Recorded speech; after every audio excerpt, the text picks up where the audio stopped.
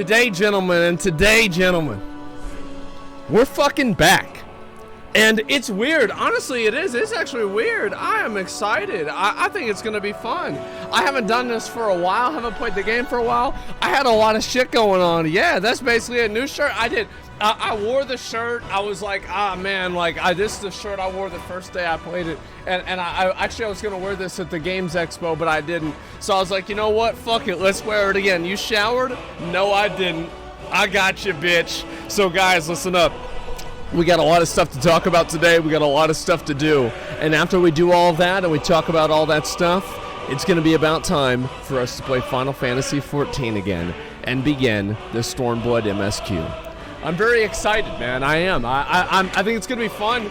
And to be honest, I'm looking forward to having the whole thing done so I can look forward to content with everybody else. You know what I mean?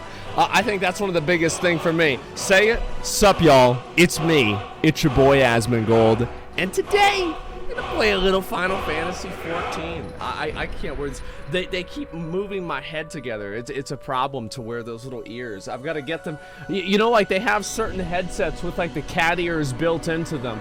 I thought about getting those, but I don't know if I want to have the cat ears on all of the time or just a little bit of the time, right? And they weren't real? No, they weren't. Actually, it wasn't. Yeah, it was completely fucking made up.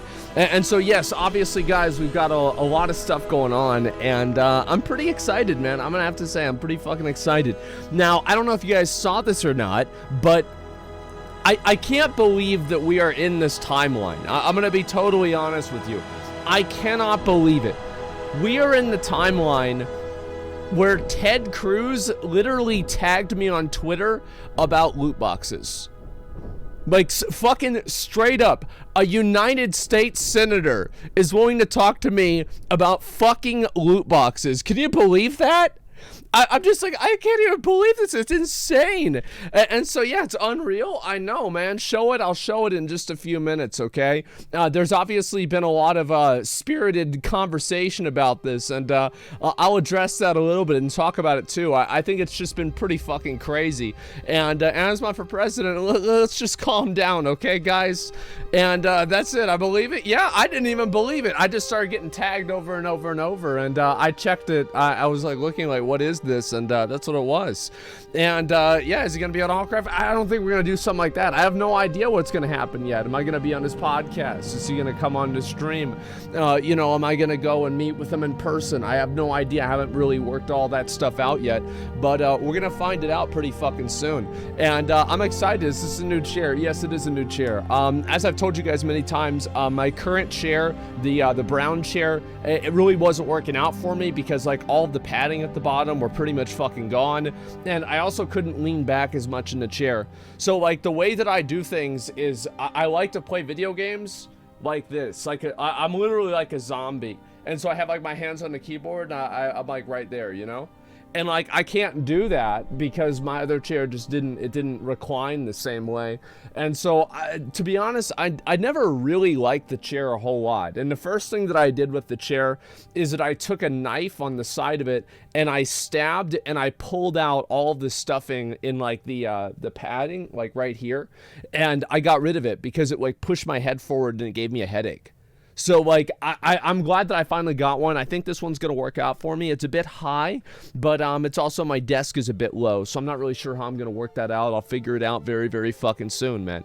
Would that mean you shower and wash your hands before? Yeah, I'd probably shower before meeting Ted. Yeah, sure. I mean, I think that'd be fair. New desk. I don't know if I really want to do the new desk yet. I mean, we'll see what happens, right? Show chair. Listen, I'm not gonna show the damn chair until I get sponsored. All right. I ain't showing that shit until I get sponsored. We'll talk about that one step at a time. All right, guys? Yeah, that's right. Yo, listen, a smart man. That's right, boys. I'm a businessman. You think they're gonna get one like that over on me? That's not what it's gonna be. And show feet then. What kind of stream you think this is? Oh my God. So yeah, listen. Listen. Everybody, people can guess, and they're gonna find out. You know, maybe at some point, because the shit's just gonna fall down. Let's be honest. That's what it always does. And so yeah, I'm excited. Glad to see you're back. Thank you, man. I appreciate that. I do. Exactly. Is this going down? Yeah, it is. And so anyway, I had a I had people tell me about this, and I'll go ahead and I'll show you guys what's going on here. It's Artesian chair. Yeah, it's the only one they had, and in the entire building at the company. So yeah, there we go, guys. Look at this shit. On the last episode, I talked with loot boxes and video games. I straight up got tagged by Ted Cruz on Twitter. Can you fucking believe that? Isn't that nuts? Can you fucking, like, a real, I didn't believe that was real either. I'm gonna be honest. I thought that shit was fake. And like, yeah, it's just nuts. Tagged and retweeted. Yeah, I retweeted it, man. I said to everybody else, never in my life did I imagine U.S. Senator would engage in conversation with me regarding pay to win and loot boxes in video games. Very excited. Now, there were some people that were unhappy about this. Now, I want to go ahead and address that, because there are some people that, you know, whenever we have one of these conversations, we talk about this, they're mad because I talked to Ted Cruz about it. Now, these are people that know how to fight, but they don't know how to win. These are people that like to talk, and they never actually play the game.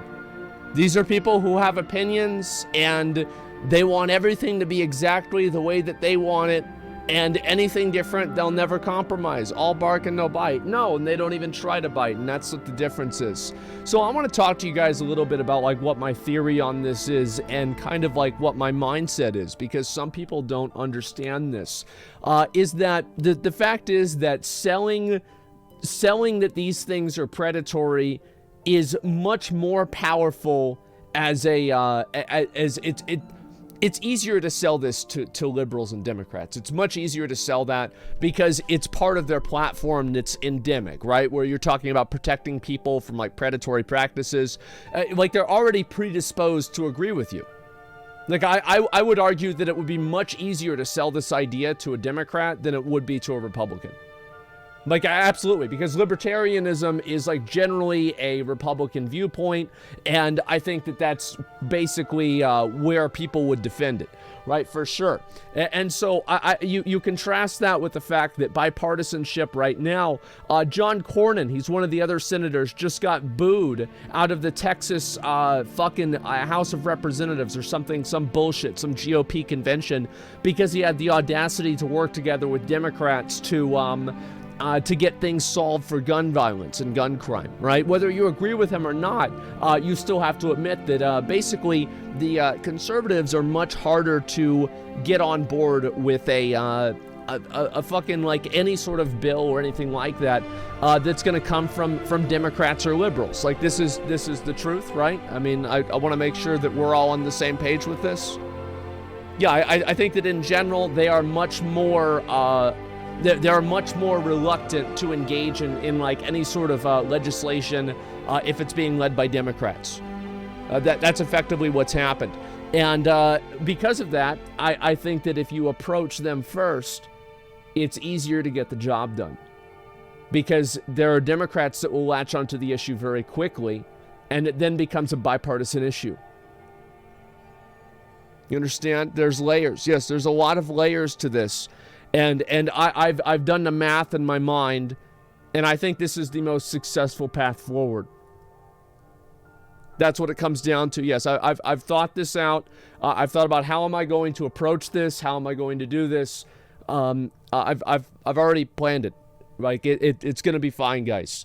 And so gotta change the minds of the hardliners. Exactly. And I think that that's the best way to do it. Also, I think that, you know, for example, there are a lot of reasons why conservatives would want to do this. I think there's a unique incentive for them.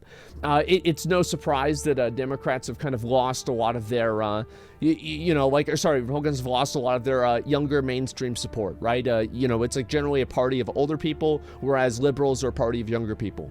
This is a unique opportunity for them to do something that helps younger people and potentially help themselves rebuild their reputation. It's in their best interest to do that.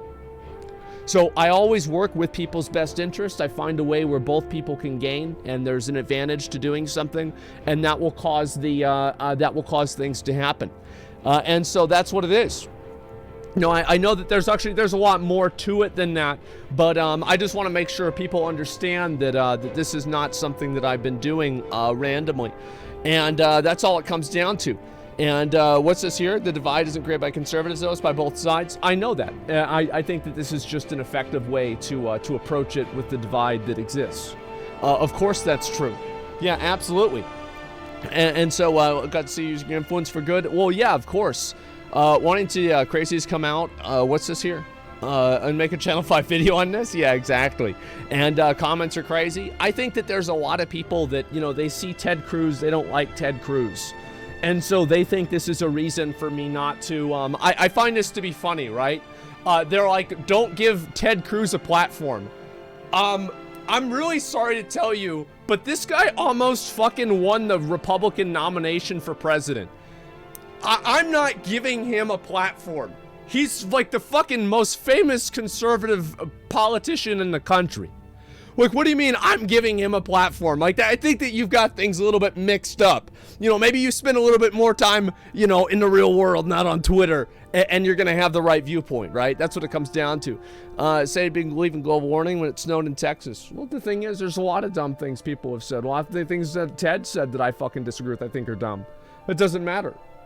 That doesn't matter to me. Like, my vision with this is I work towards what I consider to be my goal, and I do that unfalteringly. I work towards that, and I try to make an actual accomplishment. I try to actually accomplish a goal rather than fight or prove something. I'm looking at trying to actually accomplish something, and that's what it comes down to, man. Confirmed he isn't a Zodiac killer. Well, I'll depend if I do that or not. Okay, and that's it. Bars to agree with someone, and does, you're gonna, yeah, if you bars to agree with everything someone says, yeah, I mean, you can't obviously have people that, what do you call it, have people that you only agree with in your life. You know, I think that, yeah, you're just gonna be by yourself at that point. And I think also the reality is that nothing like this will ever happen, and there will be no support for it, if it turns into a party issue. And that's why I've addressed it the way that I have, and so that's what I'm going to do, and I will continue to do this. Now, there have been a lot of people who have been they've been skeptical of this. There were a lot of people skeptical of my Diablo Immortal strategy with spending as much money as possible. That caused a massive trend, and everybody started doing it. It attracted so much mainstream attention. If you ask an average person what they know about Diablo Immortal, it might actually be Quinn about the situation that happened with him. And that was my viewpoint. That's what I thought was going to happen, and that's why I did it, and it worked. And so if people don't believe me, just wait and see. Just wait and see, and we'll see what happens. That's all it comes down to. And that's a positive why. Yes, exactly. Just watch your V-Rising POVs. Hope you enjoyed the game. Yeah, we're actually going to have the V-Rising developers on my stream, I think this Thursday, to talk about the game with them on Allcraft. So I'm excited. And funniest thing is it's pay to win. Yeah, it's fun as video. Sure. People have been doing this since gacha games started becoming popular. They're making money from spending on it. Yeah, I know, but you have to admit, I did popularize it to a very tremendous degree. And so, Lost Ark numbers. Yes, I'm going to talk about that, and I'm going to go and go through all of those, right? And what my plan is that I want to, like, I want to use this as something that we can actually really work towards, because to be honest, video game players don't really do a whole lot. You know, we pretty much just sit in the house and do whatever the fuck. I saw also, I don't know if you guys noticed this, but Dr. K responded to my tweet, and he congratulated me. And I might see if Dr. K is willing to come on the stream and give his insight, because he has a specialty in addiction. And you know, as some guy who's he's a gamer, he understands it. I'd love to do that. And we have a lot of other things planned for this as well. This is an issue that I'm looking to solve. I'm looking to find a way to approach this in a position that will yield results, and I'm going to do whatever I can to do that. And then that's all it comes down to. He's another streamer. Yes, I think so. What time you starting Final Fantasy? I'm not really exactly sure yet. I haven't decided. But we'll do some other stuff first, and then probably we'll do Final Fantasy after that. That's what my plan is. Dr. K would be a winning card. I think so, too. I think Dr. K is extremely respected and reputable, and that's why I wanted to do that. The best way is what you're doing, talking to politicians. Streamers doing something. Well, the thing is, like, what use is power if you don't use it? What use is having any sort of, like, influence or any ability to do anything? Like, why do you have something if you don't use it? Like, that's the only reason to do that, right? It's the only reason to have it. And so, like, that's the point. You know what I mean? Stalling Way 2.0 coming? That's what they called Rich. Yeah, I know that. And listen, you know, I might, all right, I'll talk about what my plan is with Final Fantasy 2 as well. Let me take a drink first.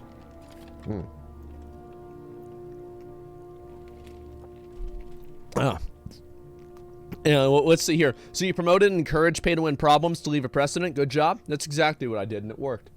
And despite everybody telling me that it wouldn't, despite everybody telling me that it would not work, this would not work, oh no, it's not going to work, it did. It fucking did work, and I knew it. I fucking knew it. It did. And now everybody's talking about it. People have like visual aids. They can see it happen. They can see it happen on a large scale. And don't expose how farther the monetization was. Yes, exactly. And everybody, well, at least everybody that consumes content. And that's the first step. Accelerationism works. Not always, but I thought this situation would work. And so anyway, Final Fantasy MSQ, what do I want to do? Basically, here's what my plan is. I want to go through the MSQ pretty much like a few hours a day. That's pretty much what my plan is. And I don't like stalling around a whole lot because it's just like, I don't see the point to that. Like, obviously, the MSQ is like good viewer content, etc. And so it's like people were like, oh, Rich is stalling to you know, keep viewers up and stuff like that. I mean, like, that's not really a big deal. I mean, I get a lot of viewers doing pretty much whatever, right? I mean, like, if it's watching videos, I get people that watch that. If it's doing Lost Ark honing, I get people that do that. People watch pretty much whatever. Obviously, there's a spectrum of this, but I'm not really that worried about it. I think that, you know, after we do Stormblood, we might do a couple other, like, smaller games. I was thinking about maybe finishing the Cuphead DLC, and maybe also doing Metal Gear Rising Revengeance. So, like, I do have other things that I plan on doing. It's not going to be just Final Fantasy, right? But overall, that's just that's the viewpoint that I have, and that's what I think the best option is. Are you going to do the extremes after every story? Yes, I am. Basically, I don't know if I'm not planning on doing Savage again on stream, and the reason why is that it's so complex that you run into two problems, right? The problem number one is that the content is very, very hard, and the learning curve for the content exceeds the attention span of the audience. So what I mean by that is that people get bored watching you progress through it because it takes so long. Now, I think that's an exception with Ultimates, right? I will do that, but this is just my experience as a streamer, and this is just kind of what I think would be the best option. And Zach Raw content, yeah, I do want to eventually do them, but it's just not going to be like mainstream content or something like that. And so, yeah, that's how I see it. You're going to try new PvP modes? Yeah, I will. I might not do it today, but I do plan on doing that. Yeah, extreme is part of difficulty for streaming. Exactly. And so, like, that way I can go into it and kind of figure stuff out, and it doesn't turn into being some, like, really big problem. You know what I mean? Maybe don't do a blind. Exactly. And that's the other alternative, is I don't do a blind, and then that leads to other problems as well, such as it not being quite as exciting to watch, right? Because you don't have those moments where, like, you know, the group figures out X or Y thing.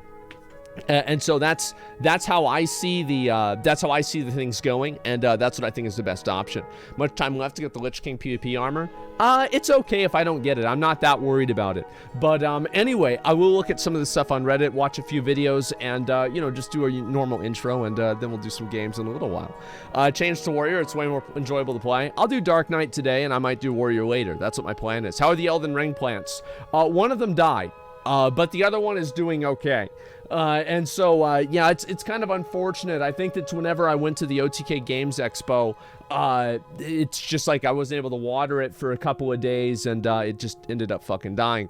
And so it sucks, but we've got the other one, and it's doing okay. And so that's what it comes down to. It didn't die. It turned back into a tree. It sucks. It's like I am just not... People ask me, they're like, oh, why don't you have a pet? Bro, I had a plant die. But I had a plant die. Like, I am just not good at maintaining things, right? Like, I'm not. Like, that's all it comes down to. Like, I'm not going to put an animal in that problem or whatever.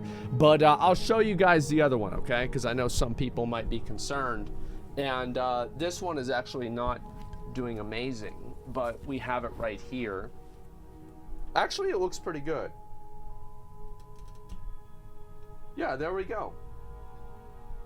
And so we've got this one right here. We've got little flowers. Don't let it die. All right, fine. Give me a second. Let me go ahead and I'll water it right now. There we go.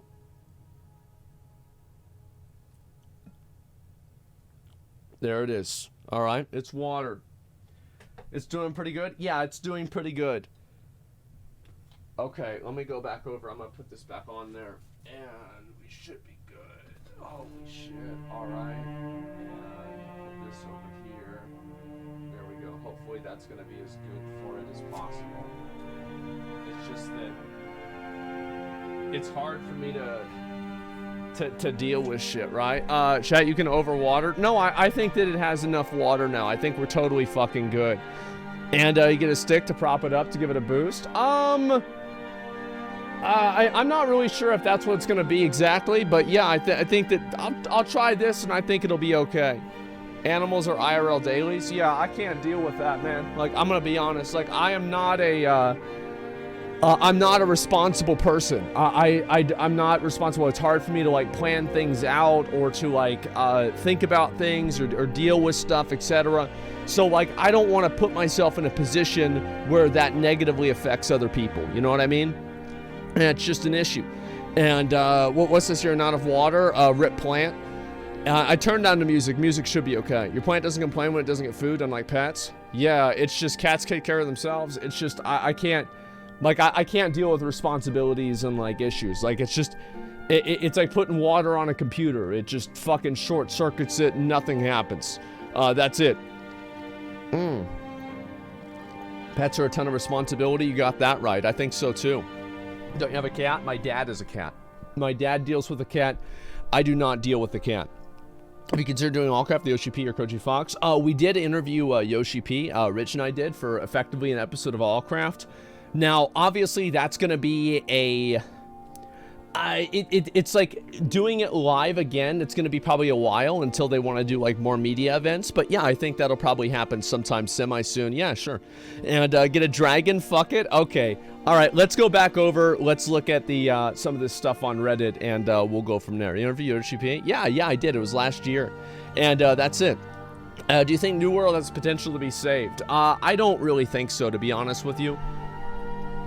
I feel like right now, there are so many people that the reason why I don't think it has the potential to be saved is because there are a lot of people out there who have already made up their mind on New World.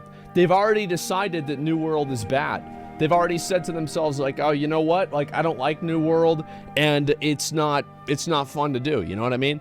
And so they're probably not going to come back and play the game again. So how do you deal with that? How do you approach that? I'm honestly not sure, if you want me to be totally real with you. I don't know. I think that they might have to do something like A Realm Reborn, where they just completely fucking reinvent the game and do that instead. That's my best opinion on it, right? Let me go through and let's look at some of the stuff on Reddit. I've said this like 10 times. Stormblood starting screen. I saw this, I think it was like yesterday whenever it got posted. And this is really, really fucking good. Like, I'm going to be honest, this is amazing. I mean, this is not really, that's not as good as it could be, but I really think this is fucking awesome, man. It's even got the little OTK thing down at the bottom. Holy fucking shit, man. And yeah, too much hair? No, that's not true, okay? I look fucking great. Top tier. Yeah, this is amazing. Whoever made this is a legend. I fucking love this. This is one of the most creative ones I've seen. Yeah, I think this is extremely creative, too. It's like a completely different art style than what I've ever done for like an intro screen before. So yeah, I like that a lot. Is there a possibility of Asmongold doing a cleanup room stream? So this is a popular request people have had. And guys, I'm going to be honest. This is the way that I live. And as I said before, it's like, oh, why don't you have a pet? Well, why don't you have a girlfriend? Well, you know, it all starts to make sense, doesn't it? And I just hire a maid. Yeah, but then I have to talk to somebody, right? I like to just kind of the thing is, this was like 7 years ago or something like that. Not 7, it was like 5 years ago. It's not that bad right now, and honestly, I have pretty much most things cleaned up, and it's totally fine. And obviously, there's other stuff over there, but I don't really think about that. Introvert issues? I don't like dealing with people. I don't like talking to people. I don't like being around people. I like being by myself in my room and sitting there playing video games by myself, right? That's what I enjoy doing. That's what I like doing. And that's what I want to spend the most of my time doing. So like anytime that I have to go outside of that, I'm not happy. I'm not enjoying it. It's pretty much always going to be frustrating, you know? And that's all it comes down to. And so, you know, it might sound good, but that's just not what's going to happen. It's carefully planned environments. Humans should not interfere on a well-balanced ecosystem. At least it collapses and Asmon will have to find a new layer. Yeah, actually, I was going to buy a house. There's a house I was going to buy, and I ended up not doing it because they fucking sold it to somebody else. I felt like an idiot because I could have taken advantage of that, but yeah, it didn't happen. And did you have the asbestos checked out? No, I did not. Absolutely fucking not. You know, talking to Ted Cruz, you're going to keep the conversation strictly loot boxes? You're going to ask him about any political topics? No, I don't know. I'll probably just talk about the loot boxes and anything that's tangential to that. I mean, it's just like kind of common sense. Like, I mean, I'm not like an expert in, like, I'm not an expert in gun violence. You know, like, I don't know. I mean, shit, it's like, oh, well, you know, this seems like it makes sense or sounds like it makes sense, but I'm not really an expert in this. I don't really know a lot about this. I think that one of the main things that people do a lot now is that they think that their passing understanding of something is the same as like an actual, like, I know a lot about loot boxes. I know a lot about video games. So why not just talk about the thing that I know a lot about? You know what I mean? Yeah, I've always been a person, I play to my strengths. That's always what my goal was. You don't need knowledge. For some people, that's definitely true. Stick to what you're there for. Yeah, it's just that's what it is. Now, if I spent more time in investigating the gun violence, yeah, I could inform myself and have an opinion on it. But I'm not at that position right now, so I wouldn't really want to bring something up that's not part of my expertise. You know what I mean? Final Fantasy XIV Best of Asmongold. What's this? Okay, I'll watch this in a few minutes. I don't even remember where this screenshot came from. If it was somebody that made this or what, I have no fucking idea. But yeah, I'll look at that in a few minutes, okay, guys? And non-Final Fantasy players visiting Asmon's Reddit tomorrow.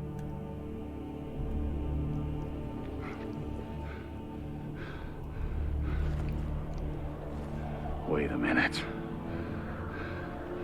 This isn't my world. Disappointed!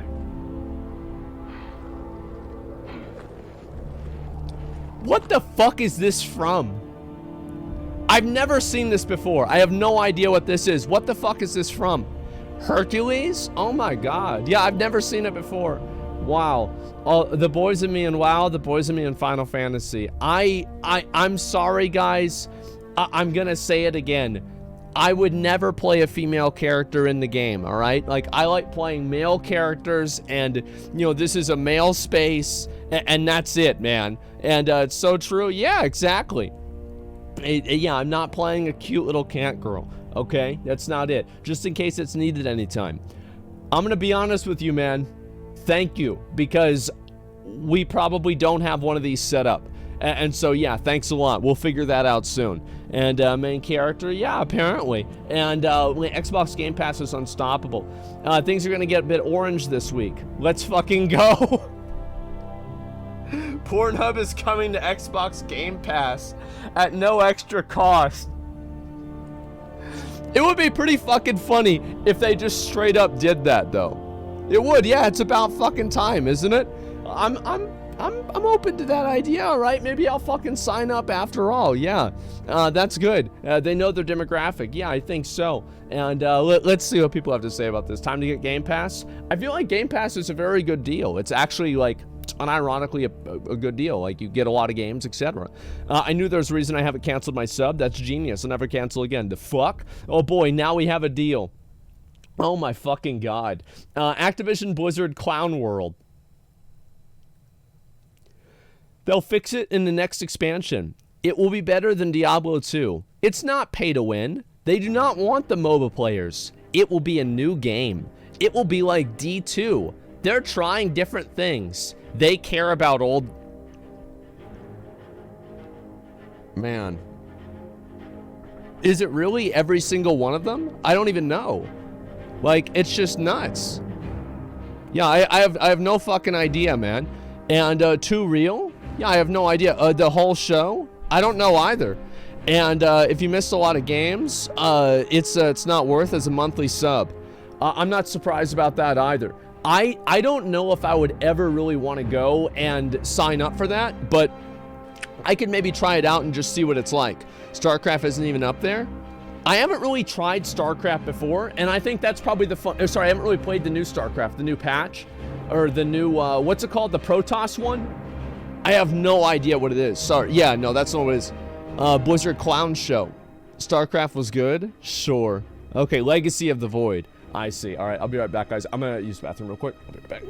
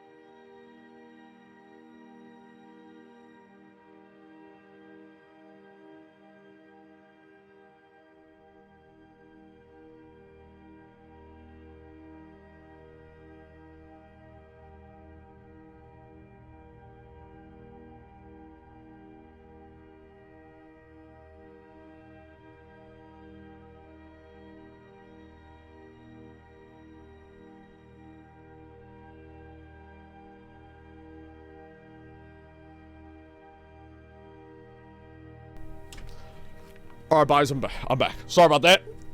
Contractual shit. Wash hands. What the hell would I wash my hands, dude? I got a clean dick.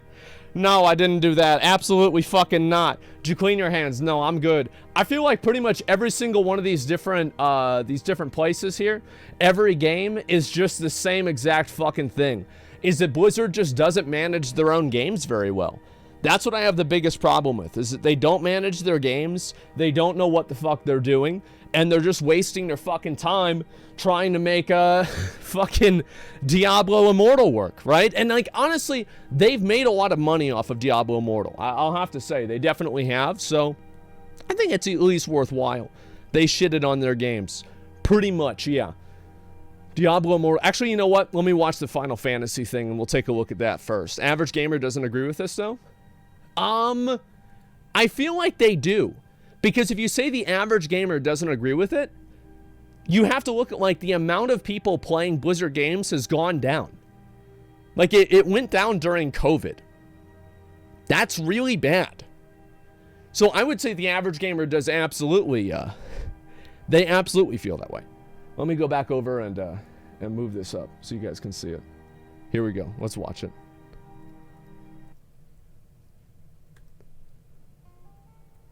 It's been quite a while.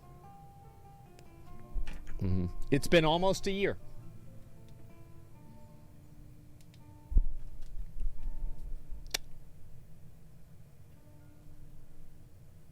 Yeah. Oh, this is whenever I announced it. On the 21st. I will begin playing the game again on the 21st. 6 days from now. I don't want to make it a big deal, really.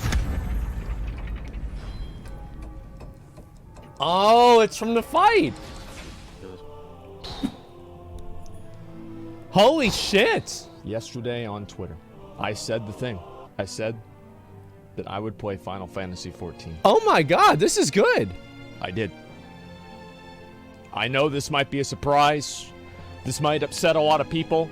And I think there's a lot of people out there that are just like people. I think that anybody that watches my stream, even if they hate Final Fantasy, they will probably show up to watch it because it's probably going to be a complete shit show. It was, by the way. It was an absolute fucking shit show. People were malding. There was like 1 million people watching the stream. It was crazy. In here in the hardest of difficulties, minimum item level, with no echo whatsoever. This is Crystal Tower, wasn't it? What an amazing raid and sound effects that this game has. It sure does. That's stupid. That's so dumb. I don't even want to look at that. That's the dumbest mount I've ever seen in my whole life. Wow.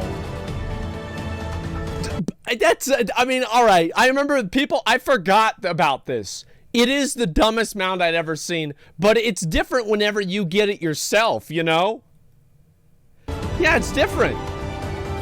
Holy fuck, man. Dude, I made so much. Like, dude, it's so badass. They decided to make, dude, my character. They put my character in the cinematic. I knew it. Isn't that cool? I knew it, dude. Wait, am I the only man in the party? Wait, I'm the only guy here. Wait, what the fuck? Yep. It's just all a bunch of cat girls. Is this the real end game right here? Oh my god. Dude, that's Oh, so yeah. good, man. That's such. Oh my god. Look at that. That's nuts. What are we on, Rainbow Road? Holy shit. Oh yeah. Dude, this part, I felt like this was actually one of the coolest parts of the game, man. I fucking love this. This is it, boys. Yeah, it felt like This it is was it. like the end of the game, you know? Superhero landing, true. I'm so glad I've got this badass armor on. My character does look really fucking cool. I love that armor. And there he is. Is there a way to turn off the sound, or is that like a... Okay. What sort of peril? She's so hot. I mean, she is. Was she gonna pat his head? Yeah, I'm not Yep, surprised there you go. like this one, man. No, it's Malachite. That was fucking badass. I remember that. Same shirt, yeah. Okay. This looks like somebody whose favorite book is Catcher in the Rye. You look like an extra in Scott Pilgrim. Looks like you're about to sell me weed. I feel like that was pretty goddamn accurate, wasn't And it? I'm 12. Yeah. Oh, that's whenever they had the little mount cinematic and everything. Fuck. Oh my Yes. god. Dude, this was the one mount, if you go back and you watch my video, whenever I reacted to all the mounts, this was the one mount that I wanted. Like, I was like, after all the other ones, I was like, man, I want this one the most. It was like, it reminded me of like Ashes of Alar or something, right? It was a big fucking deal. It looks so cool.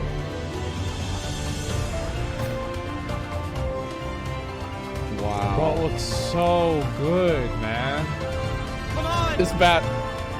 Are you fucking kidding me? .1. I've never seen Asmon's face do that before. It happened a lot. Sea lion up. Sea lion taunt. Sea lion taunt. Oh my god, this is... Yeah, oh my... Dude, this was... Oh, they've got the original video. Survive. Survive. Survive, sea lion. Anubis, Like you got zero it, man. fucking health. Anubis, do it. Do it now. This Yes! was really cool. Let's go. This was actually the most badass fucking fight we ever had. I would suck your dick right now. Oh my god, that was so badass. Damn. Able to resist Sauron's influence. That didn't last. Oh, shit. This bird came out of fucking This nowhere. guy's crazy. Are you cool? Nah, we kill his ass. I wish I could get that sword. Asmongold? Yes! This was badass. Yes! Man, I mean, like, not exactly. Oh my fucking god. And cat girls. And yes, and that shared space and that shared experience where people can become part of a community. They can become part of something else that's bigger than themselves. I think that's what the good thing about MMOs I think is. so many people have loved this game is because it gives them that ability to do that. Yeah, it's the community content. Oh my god, it was this one here. Yeah.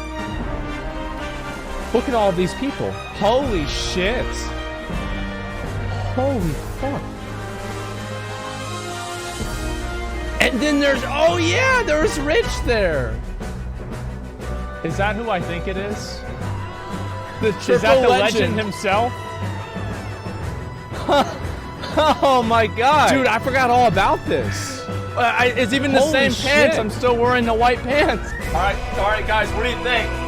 Yeah. Is it close? That was good. All right. This guy, Are you that guy's kidding a pimp. me? George Soros planted a false flag? See, that's why I joined the Immortal Fight match. Rabon's a pimp.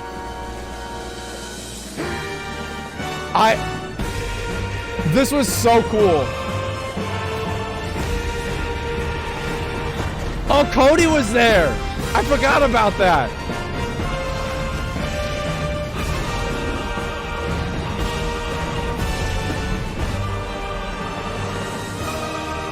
Is this the edit they did?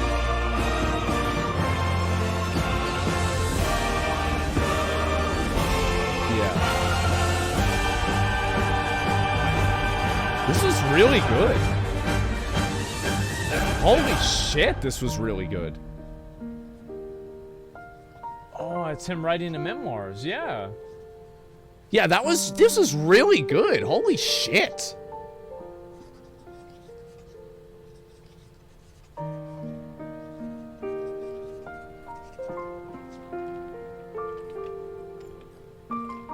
Damn. There and back again. Yeah.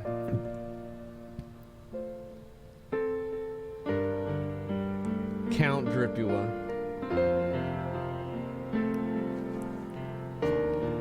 Damn. Heaven's Ward? Yeah.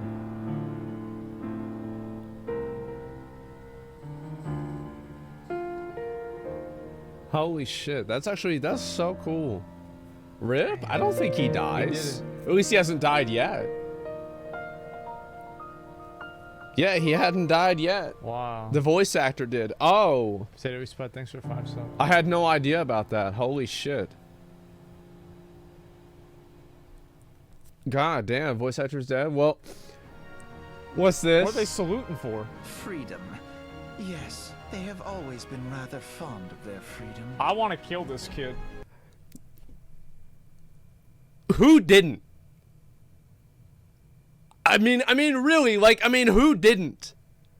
Like, straight up, like, it was the most pretentious, obnoxious, fucking piece of shit kid. And I think that the only reason people started liking him is because, number one, Estinian made him look like a jackass, so you kind of felt sorry for him because he was getting made fun of. And number two, they literally changed the voice actor. Yeah, I think that's the main reason of what happened, right? The Crystal Braves. Yeah, r/Crystal Braves. There you go.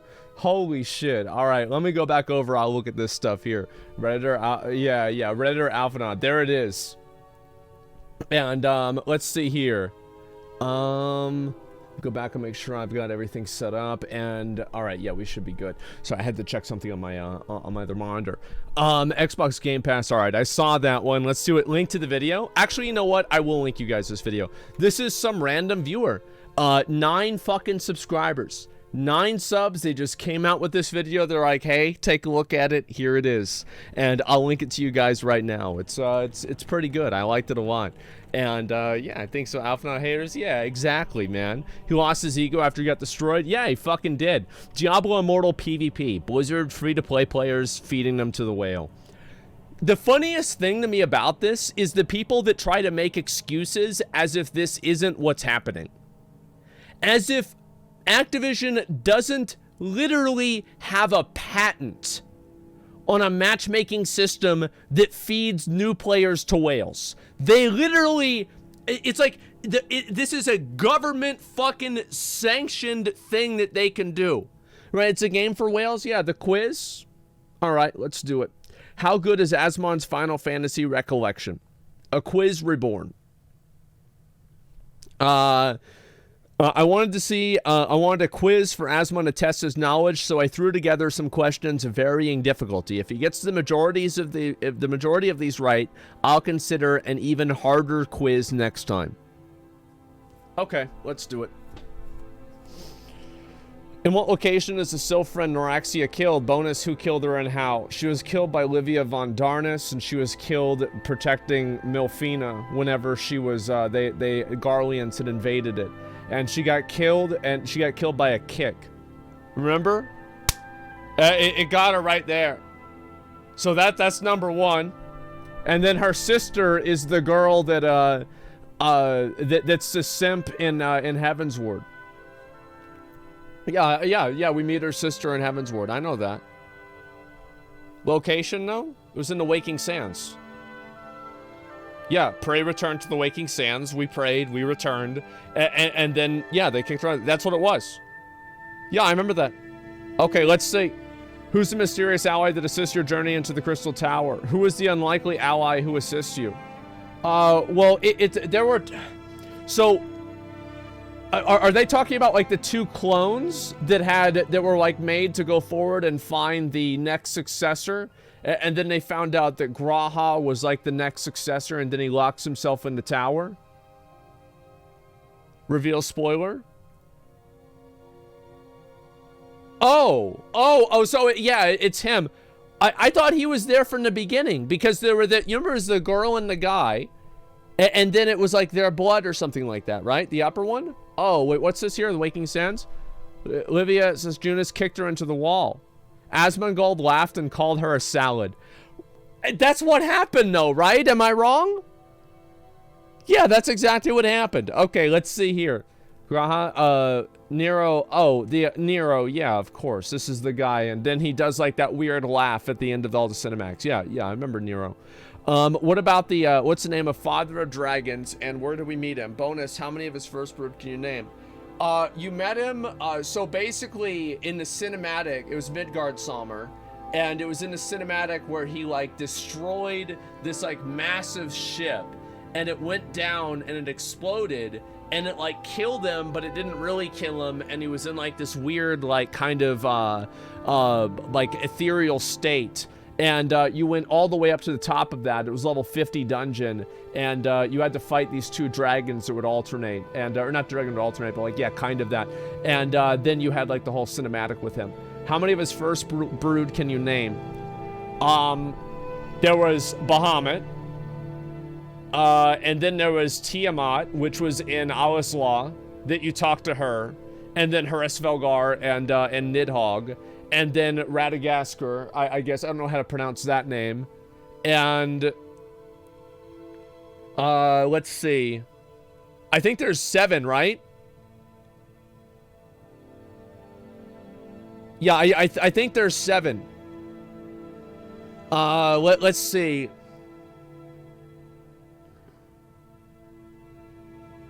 I actually don't remember the other 2. Yeah, I don't remember the other 2. Oh. Okay. There it is. So I got every single one right. Okay, good. Yeah, there we go. You don't know them? Yeah, I don't think so. Like, I kind of... The one that I thought it could be is the one that, what's his name? Fucking Ilberto transformed into. I forgot its name.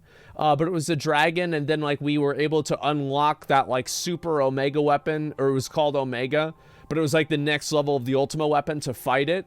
And so I thought that could have been another Shenru. Yeah, Shenru. But I don't know if that was one of them or not. What item are you pursuing whenever you're assisting the goblin Brayfox? Bonus, can you name all the items pursued in the quest line? I have no idea. Yep, I'm gonna be totally honest. I have no fucking idea. I remember Brayfox was in Heaven's Ward, and he was one of the gobbies, but I don't remember what it was. Yeah. Cheese, okay. An egg of Amandois, a meal, and wine. A mega pint. Okay. All right. Close enough. I think it was all right. This is in Realm Reborn. Was it? I thought that was in a Realm Reborn. I thought that was in the area right before you went to Ildyshire. Oh, it's the Titan questline. Holy shit. All right. Never mind. The first word spoken by Heidelin at the start of the game. Bonus, what's the name of the power that she gives to the player? The Echo is the power, and then it gets taken away by Midgard Sommer in the cinematic, by the way. And hear, feel, think, right? Yeah, I mean, that's like the meme. Like, everybody would know that. Yeah, that's it. Let's see here. The Blessing of Light. Oh, so it has like is it like it has an official name? But, like, the Echo is kind of what people call it as, like, a slang name. It's the same thing. Yeah, I'm not sure. It's a different thing. Okay, never mind. Can you name all 3 Grand Companies? Bonus, what's the highest rank a player can achieve in a Grand Company? I don't remember that one. I don't think it's Grand Marshal. There's the Immortal Flames. There is the, oh, fuck. It's like the Twin Adders. I think there's another one. That was the Gridania one. And... ooh. What was the third one? I'm trying to remember. It's like it's an Admiral something. I don't remember exactly what it is. Yeah. Yeah, I don't remember. Merle. Yeah, thing is, yeah, I don't remember what that one was. Wait, there's that one. Give me a second. I clicked the wrong one. A Champion, Moral Flames. The Maelstrom. Oh, shit. Okay, all right, I got it. What's the name of the house that takes into signs to serve Heaven's Ward? Bonus, what are the names of the true sons of the house? House Fortress. I would have known that. Like, I literally just saw the picture of the guy. Let's see. The two sons of the two names of the sons. I don't remember either one of them. I remember their personalities, but I don't remember their names at all.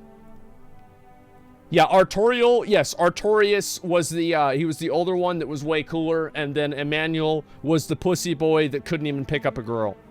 Yeah, I remember that one too. Emmanuel, yeah, close enough. By what means do you travel to Nidhogg's lair? The Airy. Bonus, what object do you gain at the end of the dungeon? You make like a ship so you can fly there, because you go there, you go to like the little ridge, and you're looking up at it, and it's like, oh, I don't know how to get there. And so you make like a special ship, and then as you go there, it's like fucking Estinians fighting Nidhogg, and then the object you get was obviously his fucking eye, because we're able to beat him because we used his first eye. And that's pretty much what happened. The Mana Cutter, it's 1%. All right, yeah, see, I didn't know what the name of it was. How many Warriors of Darkness do you battle? Which characters were they secretly associating with? Well, that was obviously Uber Danger, right? And that's, yeah, like, I know that 100%. How many Warriors of Darkness do you battle? So there's the Warrior. There's the Bitch Priest. White Mage. There's the Black Mage. I think there was a Hunter. And that's all I remember. Let me see. I forgot about the Paladin. That's right. Yeah, there was a Paladin. The Essetian Elidibus. Oh, I didn't even know. Okay, all right. Yeah, I forgot about him. Where are the Warriors of Darkness from? They were from another world that was consumed entirely by light. And then they came over to kind of save their world. Is that effectively what it was? Yeah, it was pretty much consumed by light, and it was like about like the balance of, yeah, I thought so. Okay. For reflection of a planet called the First. I didn't know what the planet was, but yeah. Sacrificing your bodies use crystals. Yeah, and you saw that in the cinematic. I think where you were like in the crystal area. And can you name all 7 trial bosses in Heaven's Ward? What's the mount that you get after getting a mount from all 7 of them? Well, we just saw that mount. Let's see. You got Sephiroth, Zurvan, Bismarck, Ravana,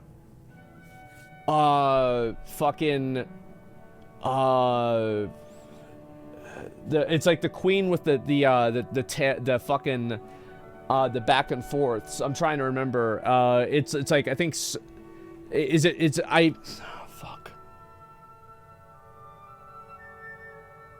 It's like Sophia. I think it's Sophia or something like that. I don't know. And so that's like, all right, so it's a 3 warring triad. There's Bismarck and Ravana and Nidhogg. Wait, is that, trial bosses? Is Nidhogg a trial boss? Yeah, I'm not sure if he is or not. Does Nidhogg count? Yeah, okay, it does. All right, let's see. Fuck. The last one.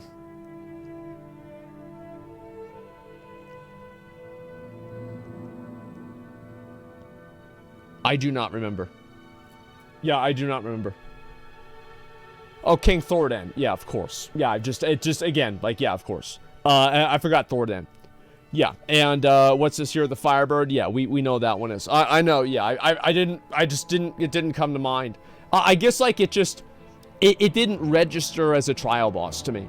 And in which dungeon do we battle Hresvelgar and prove our worth to him? I don't remember what the name of the dungeon is, but it's like the thing where you go around and you're up in the air, and yeah, I remember all that clearly. Which allies joined us? Was Hresvelgar and Shiva. Those were both of them. And yeah, Samal. Sor Kai. There's fucking no shot. Oh, which allies join us? Oh, I thought end the fight afterwards. Okay, yeah, it's Alphanon and Sir Emmerich. Yeah, there you go. I would not have gotten this one right. I remember Alphanon. I don't remember Sir Emmerich being there. I guess it would make sense that he was there, though. This is a pretty good quiz. I'm gonna be honest. I got some of them wrong. Yeah, I got some of them wrong. I'm surprised. Yeah, you did pretty good. Yeah, I got a lot right though. Yeah, I would say so. It's been a while. Like, I was gonna watch like a video to like catch myself up on everything, but I was like, fuck, it's too much work, right? I'm just gonna play the game, and you know, it is what it is. So yeah, I got a lot of them, and I think that's good enough. Really good quiz. More next time. Yeah, I'm always down to do the quizzes. I think they're fun, and we're just making shit up as we go, and we call it an expansion and deal with it. So what happens in Dragonflight, Blizzard? Well, I don't know. Oh, I don't know. You know, I don't know. Oops, I don't know. Yeah, that's about right. I mean, if we have anything like this, I'll be fucking happy. I'll say that for fucking sure. That'd be great. Oxtra's looking cute. Yeah, you know this isn't Blizzard. They never actually give her cleavage. Let's see here. The new Wyatt Treasure Goblin reverse loot drop. I saw that. Oh boy. Politics Andes, extremists, conspiracy Andes, and SJWs. Oh boy, here it comes. Yeah, I have no doubt that this is going to attract a lot of Mega Malders, man. And it's just, again, people get so mad about this kind of stuff because they just don't really,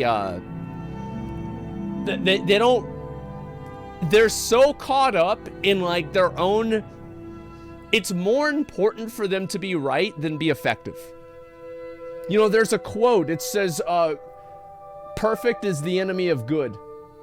It's people always want to have things to be exactly the way that they want them to be, and unless things line up perfectly, they're not going to engage with it. It's all or nothing. No, I don't think like that.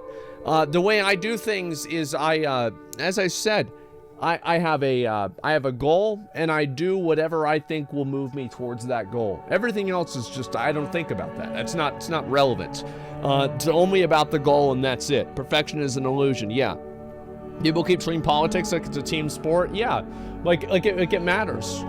More interested in their ideologies rather than actually helping people. That's actually mainly what it is. Yeah, they're more interested in their ideologies and how they feel about different people than actually making a positive change to anything.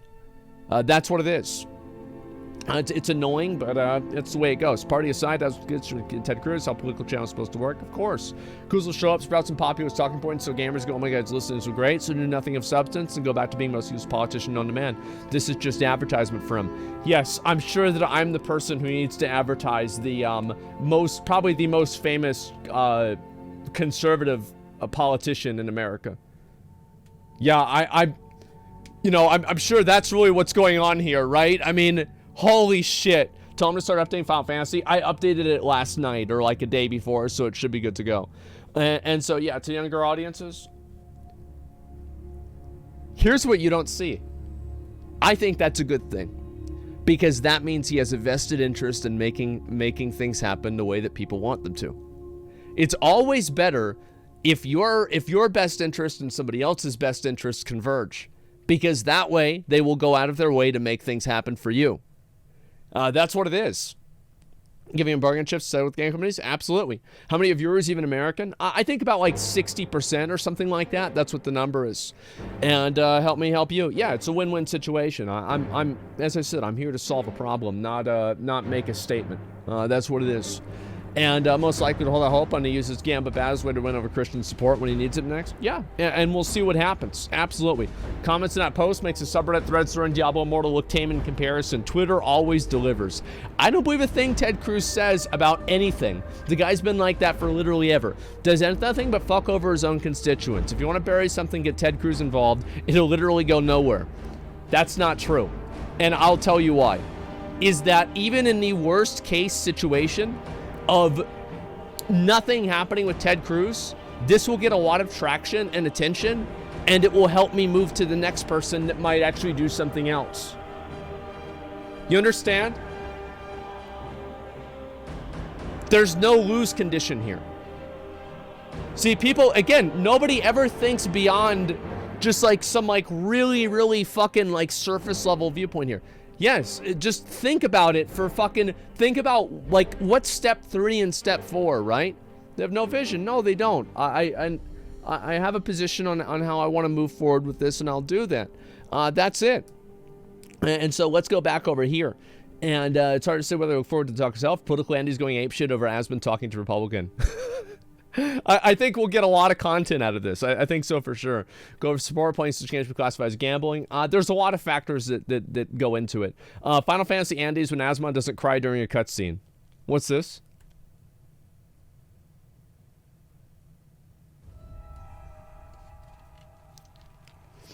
Jesus!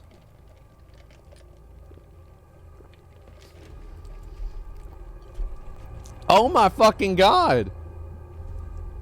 Listen, I really don't get emotional about video games or about like movies or anything like that. It's just not my it's not my personality. What can I say? It's just really not my personality. So I don't think I'm gonna get particularly emotional about things or anything like that. But we'll see what's gonna happen. Cry now? We'll see. Okay, guys. Maybe I will. And I think that'd be interesting. Started watching Asmongold because of Final Fantasy 14, so I felt like this is appropriate. I remember seeing this, and people posted that at the beginning whenever it first happened. Thank you. And preach with WoW at the moment. That'll happen. I can't say I've missed playing WoW. I've missed my friends, but I don't miss playing WoW. Yeah? Which is kind of weird, actually. After the amount of hours and time I put into that game, but yeah. Yeah, it's true. I could say wholeheartedly, I've never woke up to start the stream and been like, oh, we should play some WoW today, like check out the new raid or anything like that, you know what I mean? I haven't had that feeling a single time. It's like, oh, we should go try out Sepulchre. Put a little heroic together or something like that. Let's jump in, see what it's like. I just have not had any inclination to do that whatsoever. I would rather come in and see what the crawlers have been up to over the weekend. That sucks. Honestly, it does. Like, I played WoW a little bit yesterday. It's like, I don't exactly know what it is about WoW that, like, makes me feel this way. But I'm just really not as, I'm not as motivated to play it right now. I think it's also, I feel like WoW has a lot of things in it that are just, like, programmed to waste your time.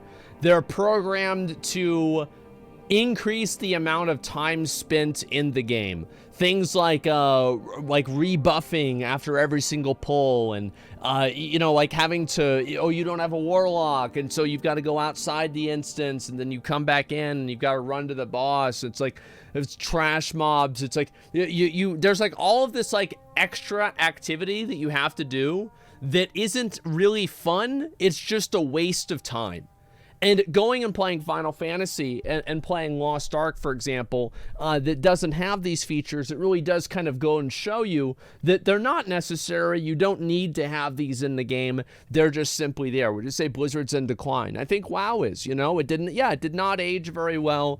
The features are not that great. Raid lockouts on old content that doesn't sync. Yeah, like the Mythic raid lockout system, which they're getting rid of, but they haven't done that yet, so it's whatever. Blizzard's way of artificially spending you more time. Well, the thing is, like, whenever I feel like something is wasting my time, well, I just stop playing it. Like, to me, that's the one thing in video games that's like a constant, is that if I feel like something is straight up wasting my time, I stop playing it. Because I say, fuck that. Like, I don't want to have my time wasted. I don't want to get fucked around. I just want to be able to play a fun game that I can enjoy, you know? Like, that's literally all there is to it. And if it's not a problem, then, you know, like, okay, cool, I'll enjoy it. But the moment that I feel like I'm getting my time wasted, I'm done with it, man. And that's how I felt with WoW. That's how I feel with a lot of games sometimes. They did fix a lot of stuff. They're making the game better, absolutely. The only stat Blizzard really cares about, $24 million in 2 weeks? Haha, suck it, nerds. Listen, Diablo 3 made $300 million in its first week. There are some people that post this, and I find that the reason that this gets posted, this Diablo 3 made $3 million in its first week, these are people that are on massive fucking copium. Here, I'll show you why. Let's see real quick. I want to go ahead and just pull this up right here, and I want to go ahead and give you an idea of what this really looks like, because there's a lot of people that just don't really seem to pick up on this. So let's talk a little bit about Candy Crush, and let's look at the revenue that Candy Crush has generated over a number of different years. So if you look at the current year, 2020, I think that's what year it is now, right? And it made $1.1 billion. But what did it make in year 2012, the year that it came out? Well, it only made $77 million. So there's already precedent for mobile games to continually make more and more money. You see what I'm saying? So, like, whenever somebody uses this argument that, oh, Diablo 3 made way more money, it's just silly. It's such a silly fucking thing to say. And also, like, if you look at the revenue made here, look at how much more they're making, 857, what the percentage is. So profit, like, think about, like, revenue is all the money that you have, and profit is the money that you have left over after you pay for everything that it costs to make the revenue. So it's basically, it's like cost, like revenue minus cost equals profit. That's effectively what's going on here. So if you look at 2012, it only made $7 million. No shit. There are a lot of people that don't understand that, okay? I understand, yes, some of us went to fucking economics class. Some people did not, okay? They fucking didn't. And I can guarantee you there's at least 1,000 of them that didn't know that. And so anyway, look, see, it made 7 million and it made 77, right? So this is a horrible ratio, but now it's at 50%. 2014, it made 500 and it made 1.3, right? So now it's half. So what you guys are going to see here is that Diablo Immortal will continue snowballing and making more money. Also, on top of that, the amount of money that it costs to develop Diablo Immortal was probably vastly smaller than the amount of money that it costs to develop Diablo 3. adjusted for inflation and everything like that too. So whenever people try to use an argument like this, I've seen some people that do this on Twitter. These are people who don't understand the way that mobile games make money. They don't understand the profits and the amount of money and like where the money comes from. They're just people that don't understand anything, and they're just they're high on copium, and they're trying to find a reason why Diablo Immortal is failing. And it's not failing. And you want to know the biggest reason why it hasn't made much money? Somebody mentioned it in chat. It hasn't been released to China yet. And people said, oh, but because Chinese people are lodging complaints against it. It doesn't matter. All it did was delay the launch by like 3 weeks. It was blocked in China. It's releasing July 7th. China banned it? Here, I want to go ahead. I want to show you. It was banned there? Okay, China Diablo Immortal. Okay, let's see here. Diablo Immortal delayed indefinitely. Delayed in China. Let's see here. Does not have a release date. Where did the July 7th date come from? Let me see here. 2 hours ago.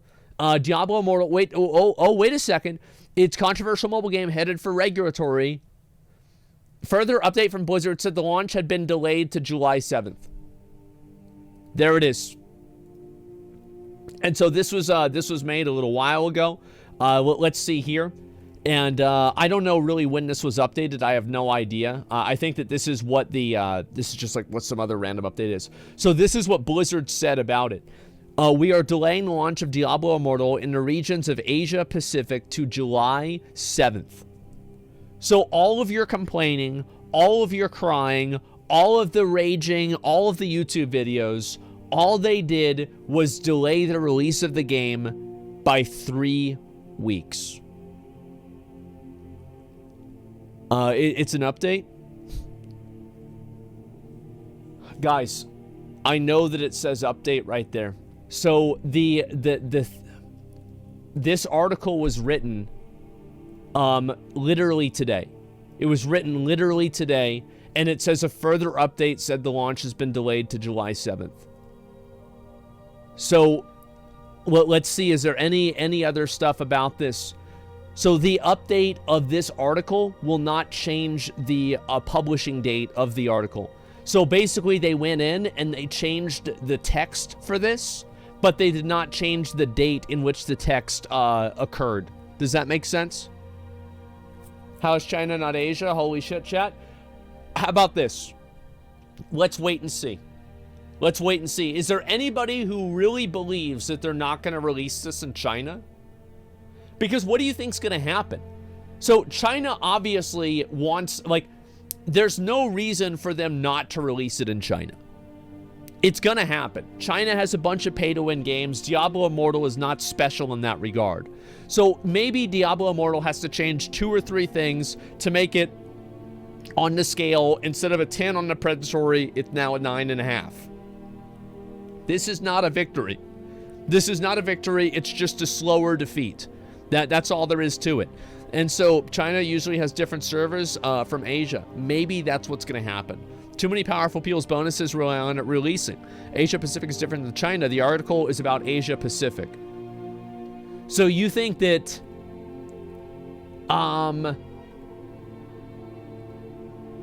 so you think that this doesn't count and it's not going to release in China? It was delayed because a worker from Blizzard wrote the anti-CCP propaganda on a forum. It's hard to really know. I have no idea. And also, I want to say again, you know, talking about the Diablo Immortal stuff, reports are costing a bunch of money. Quinn69 spent $15,000 and before destroying it in protest. There you fucking go. So yeah, I don't think this is going to go anywhere. And I see people that are talking about this, and I just think it's, again, like a lack of information and a lack of knowledge. That's all there is to it. China's part of Asian Pacific. Well, we'll see what happens. On July 7th, we'll see if it comes out or not. I'm not going to try to argue it one way or another. And Southeast Asia, Diablo 3 made more money at its launch.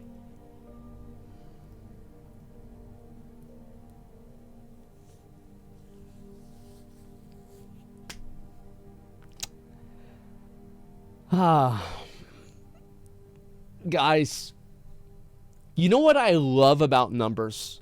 Do you know what I love about graphs? Is that they're true even if you don't want them to be. Isn't that great?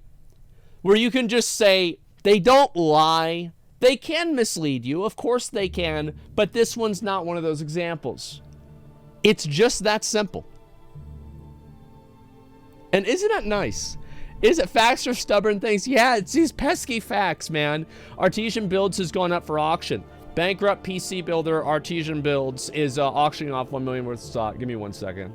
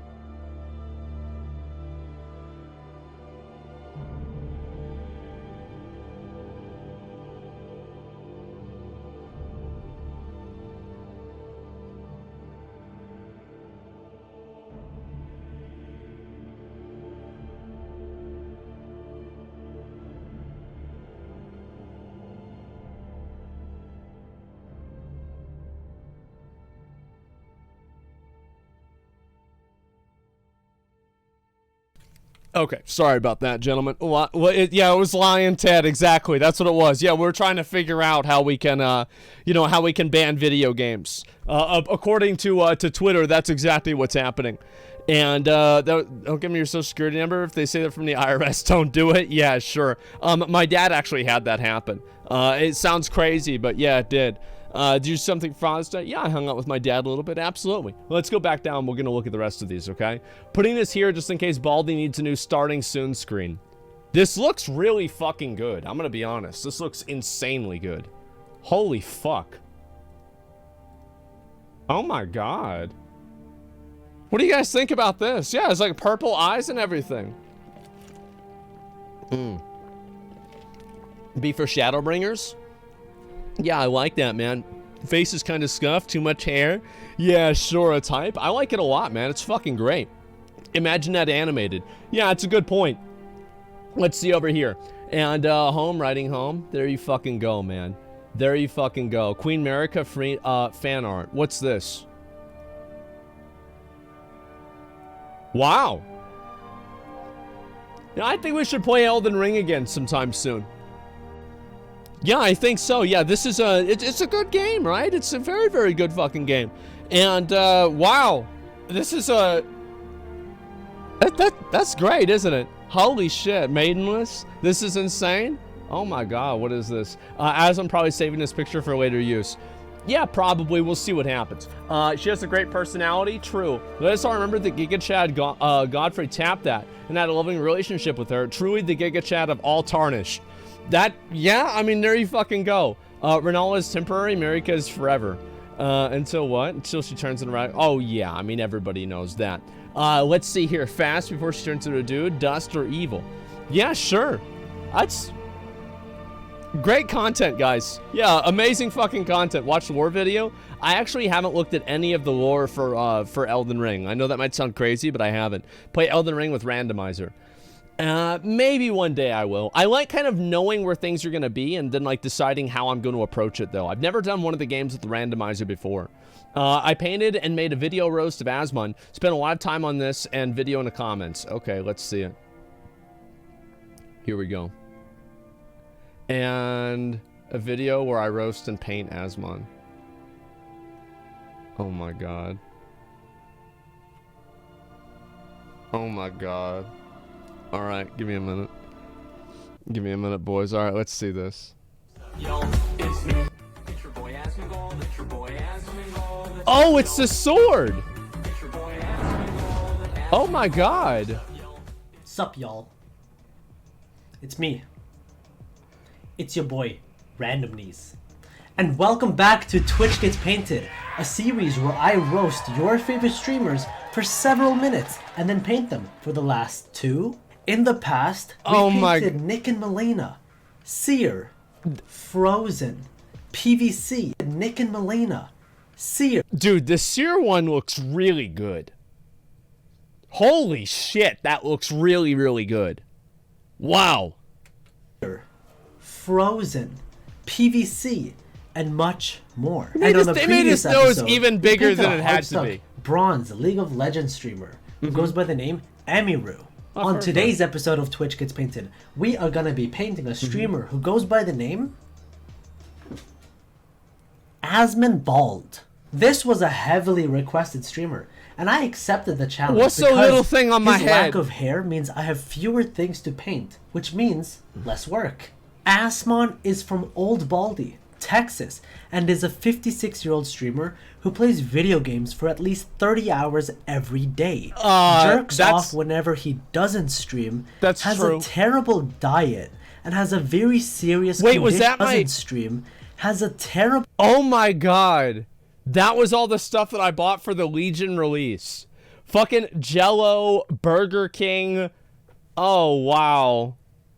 Accurate? Yeah, it was a good fucking times, man. Yeah, they were. Diet and has a very serious condition great head of called hair. recedus hairliness, which causes irreversible balding. Not to mention his Wait, eyebrows, yo.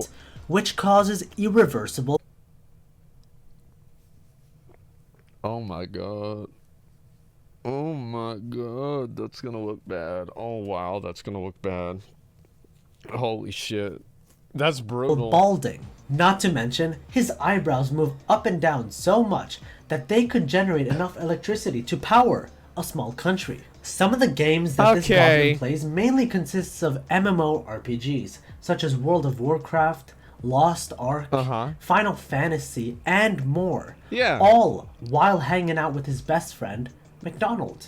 Asmond played World of Warcraft or WoW growing up, but the guides he found online were so shit that he thought he could do better. So he started making his own guides on the game, as he was arguably one of the top players in the world, being a rank 1 parser and top 10 in world for achievement points. Whatever that means. The real achievement here is how this guy managed... Okay, all right, real quick, I want to say, the fact is that, number one, this is photoshopped. Like, that hairline is 100% fucking larger. That's not... That's 100% photoshopped. Like, that's a fake picture. My forehead's not that fucking big. Number two, I forgot what number 2 was. To find a girlfriend at one point. But he's not only known for his takes on games. He will literally talk about anything and give his unfiltered opinions on said topics. Monday I had something happen that I've had to have happen.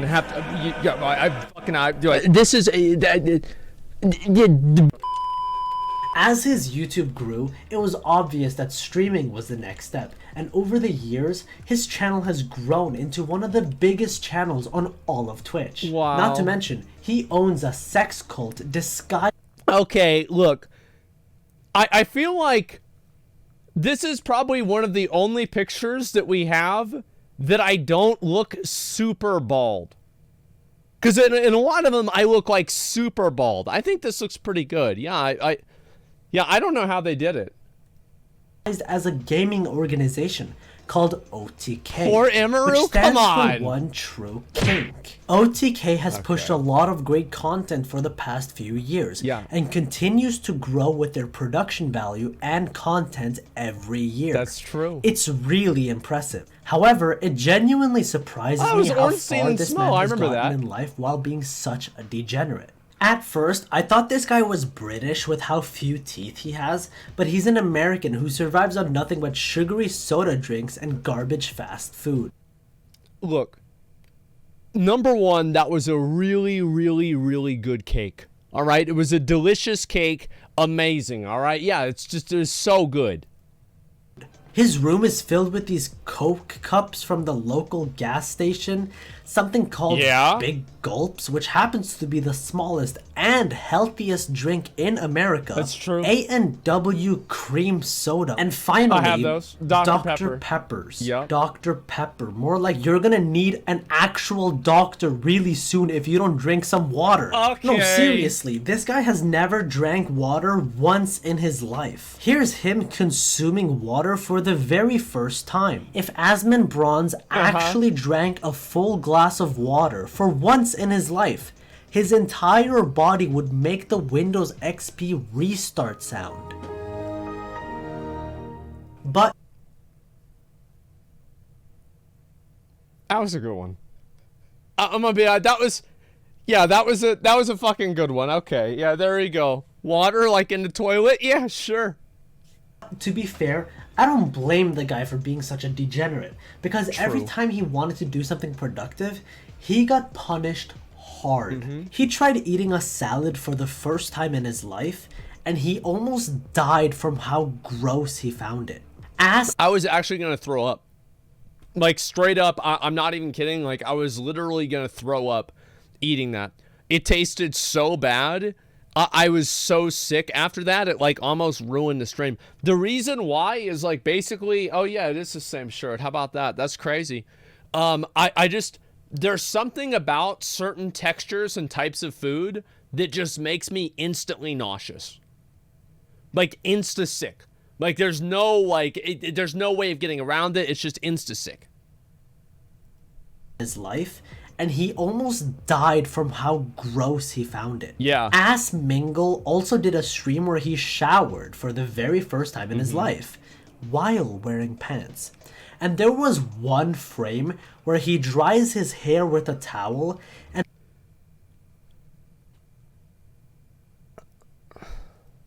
reveals his true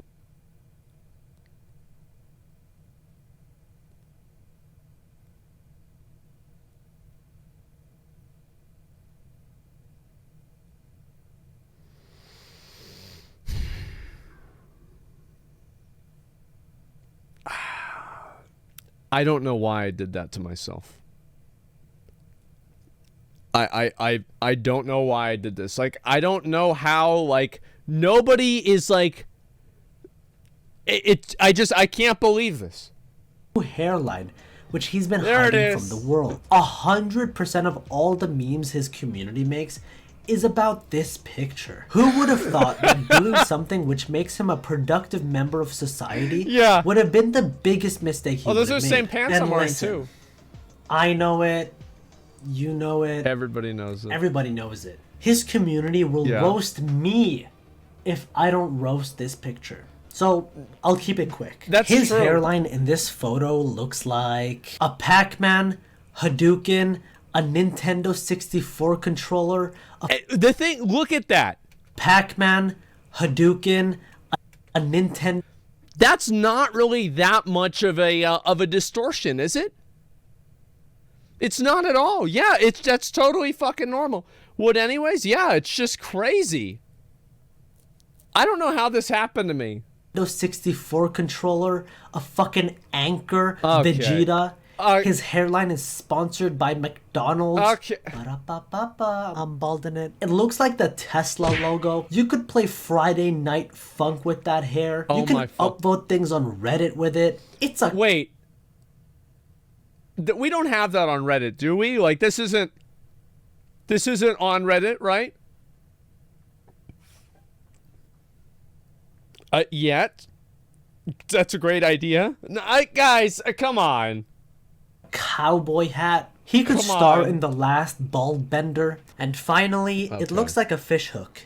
OTK even made his hairline into a hat. Which, by the way, people actually bought some of these. It didn't sell super well, but there were legitimately people that went and they fucking sold. They bought these. It's a collector's item. It's generous. Yeah, I know.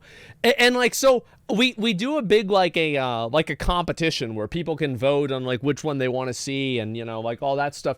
And so they do this, and this one wins by a mile. Nothing was even remotely close. which honestly just looks like a giant fuzzy dick. But that's perfect because Asmongold is also known to be a furry and a weeb. This is not like, listen, all right. This is a picture I took with Kriparian. This has nothing, dude.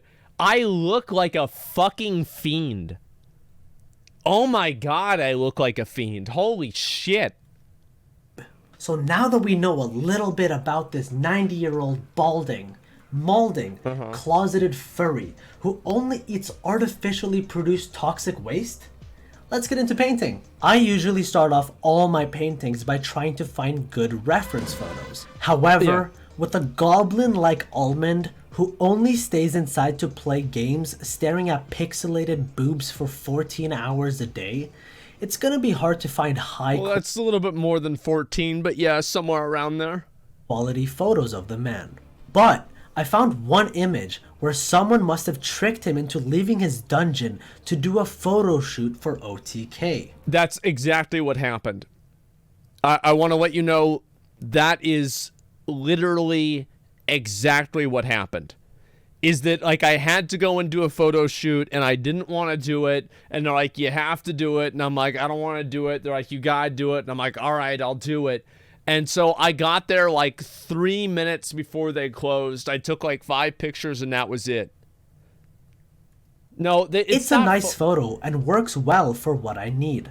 I started off by making a really basic sketch of the man, and also putting down some colors. I wasn't sure on how to do the lighting since the reference photo doesn't have any dramatic lighting, which is usually good for paintings. Yeah. Luckily, I found this image of some dude which has great lighting, and I will be applying it to my painting. The dude even looks like Asmongold. Next thing is thinking about the colors I should use for the piece. I have no idea what colors this guy enjoys, but I learned that in WoW, there's something called a transmogrification, which is just another word for pussy repellent.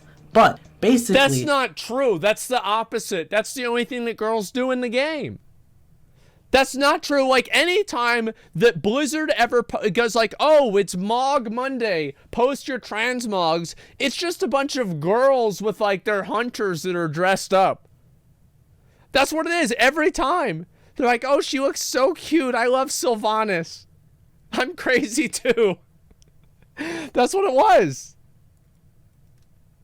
It allows you to customize your character. So Little Baldy hosts transmog competitions, which are fashion contests for people who have no fashion sense. And it seems like whenever someone has purple on their costume, it automatically wins. That's all right. That's not true. Like, I don't know where this came from. Is like this fucking idea that, like, I only let purple ones win. This is not, like, I never did this. Like, all I'm saying is there were a number of very good purple transmog sets. That's literally all I'm trying to say. It's not complicated. It's not hard. Because purple equals win, no, it doesn't. I decided that this piece is going to be predominantly purple. It's funny that a man who doesn't have any sense... This was in 2012 or something like that. And my dad bought me that axe for Christmas. He legitimately bought me a fucking axe for Christmas, and I went out and I was throwing it. Yeah. For fashion is the host for a fashion contest. He can literally be seen wearing the same shirt today that he wore 40 years ago. So my dad has pants that he wore in the 70s. Okay, like, this is not something that this is normal, okay? This is totally fucking normal. 40 years? Yeah, that's all. Decided to write same on his shirt to show that this is literally the same shirt. There's a sword called Mogudar, the blade of 1,000 dungeon resets, and it has a 0.4 chance of being dropped from an enemy, except for if you're Iron Balled. In which case, you can take that 0.4 and add a few more zeros to it. Man. Isn't that crazy? I've been farming that for 2 years. I still haven't gotten it. Like, that's really... It actually is pretty crazy that that's happened. Whenever you think about that, yeah, he's not holding back. It's nuts. Because this man has been trying to get the sword since it came out, and he still hasn't gotten it. To give you some context, this sword came out in 2012. That's 10 fucking years ago. His hairline has a higher chance of restoring itself than him actually getting that sword. He's also... No, I'll get it. Like, I will get it. Like, no, that's not true. Like, I will get it. Like, it's gonna happen. Now, has it happened yet? No, it hasn't happened yet. But it's gonna happen soon, I'm pretty sure. Next time for sure, yeah, absolutely. Mentioned that he doesn't like small swords. No. I don't know why, but it's probably because he needs to overcompensate. So, I added the sword and made sure that it was they're more nice useful. and big. Anyways, he will get the sword one day. I believe. will. It's just that when that day comes, he will look like this. Now, I realize that his chat is going to look at this painting and say, too much hair. So I turned this painting into a character creation screen, just like in the games Asmongold plays. I present to you, build a WoW streamer. Oh my fucking... We have a ton of customizability. Grease, tendrils,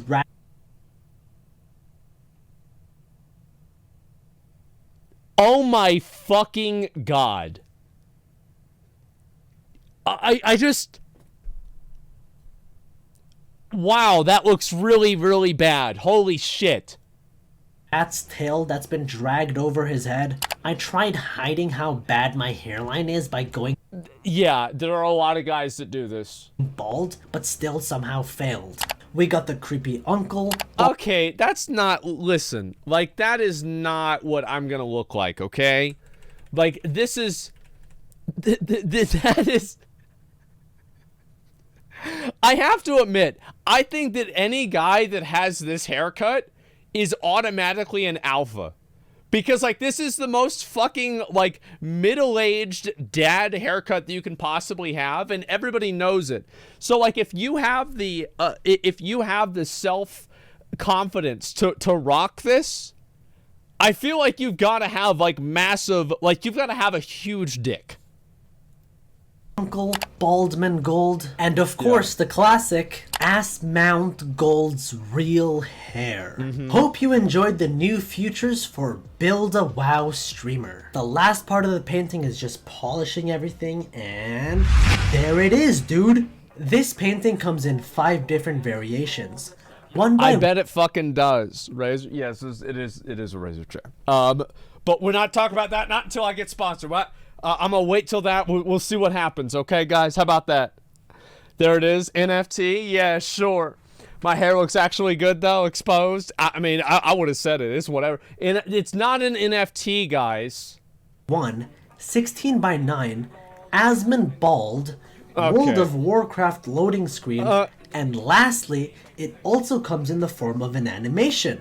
Links to these are in the Google Drive link in the description below, and the animation is available on Wallpaper Engine if you happen to use that. I also hang out on Twitch, so if you like what I do, drop by and say hello. Oh my god. I make these videos and paintings whenever I feel like it. So if that's something that interests you, make sure to subscribe. Leave a like if you hated the video. Leave a dislike if you loved the video. Please comment who I should paint next. Thank you so much for watching till the end. I love you guys, and I'll see you guys again very, very soon. Peace!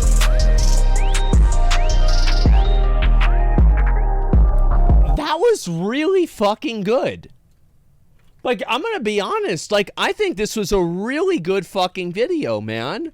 Like, this guy had, like, it's crazy. He's only got 2,000 subscribers. I'm really surprised by this. I think it's just, it was so well put together. Like, the comedic timing was pretty good. Like, this was really good. Holy fuck, man. Like, yeah, I'm legitimately impressed. Like, yeah, if he's here. Yeah, well, if you see this, man, like, this was really, really good. It was clever. It was funny. Like, yeah, it was fucking awesome, man. Nice job. Like, holy fuck. Yeah, comment it. Yeah, I give him a sub now. Check his subscribers now. He's at 2.8. What's this here? He's at 3.6. All right, guys, that's what we like to see. I'll link it again. Yeah, make sure to give him a sub, etc., right? Holy fuck, this was good. I am impressed. I am so impressed. This quality, yeah. This is a quality fucking video, man. YouTube algorithm. Yeah, it helps a lot whenever people like and give a lot of subs to stuff like that. It is. It's fucking great. Thank you so much for the fuck. Yeah, of course, man. It's fucking good. Oh my god, this is really well put together. Wow. Thank you so much. I can't believe that, like, that this happened. Like, is his hair with a towel and reveals his true hairline, which he's been... And that was the thing, right? It's like, I didn't even know that I did this. And I remember whenever I was, like, drying my hair off, I intentionally tried to not do this. And it just didn't matter. Like, people just, they just went with it. They ran with it. I could never, like, I can never get away from this now. This is my life.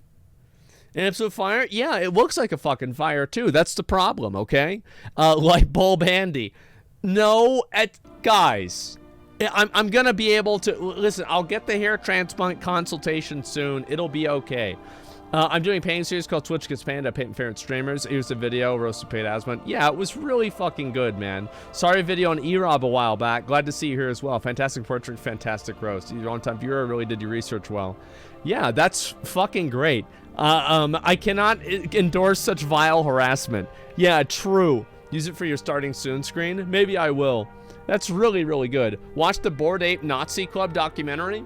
So I saw a little bit about that. I'm not going to watch it today, but like I saw, is it like a big meme or is it actually all true? Yeah, is it like a big meme or is it all, it's all true? Because like, I didn't know, like the way the comments were, it's like, are these just probably both? Like that's a, yeah, wow.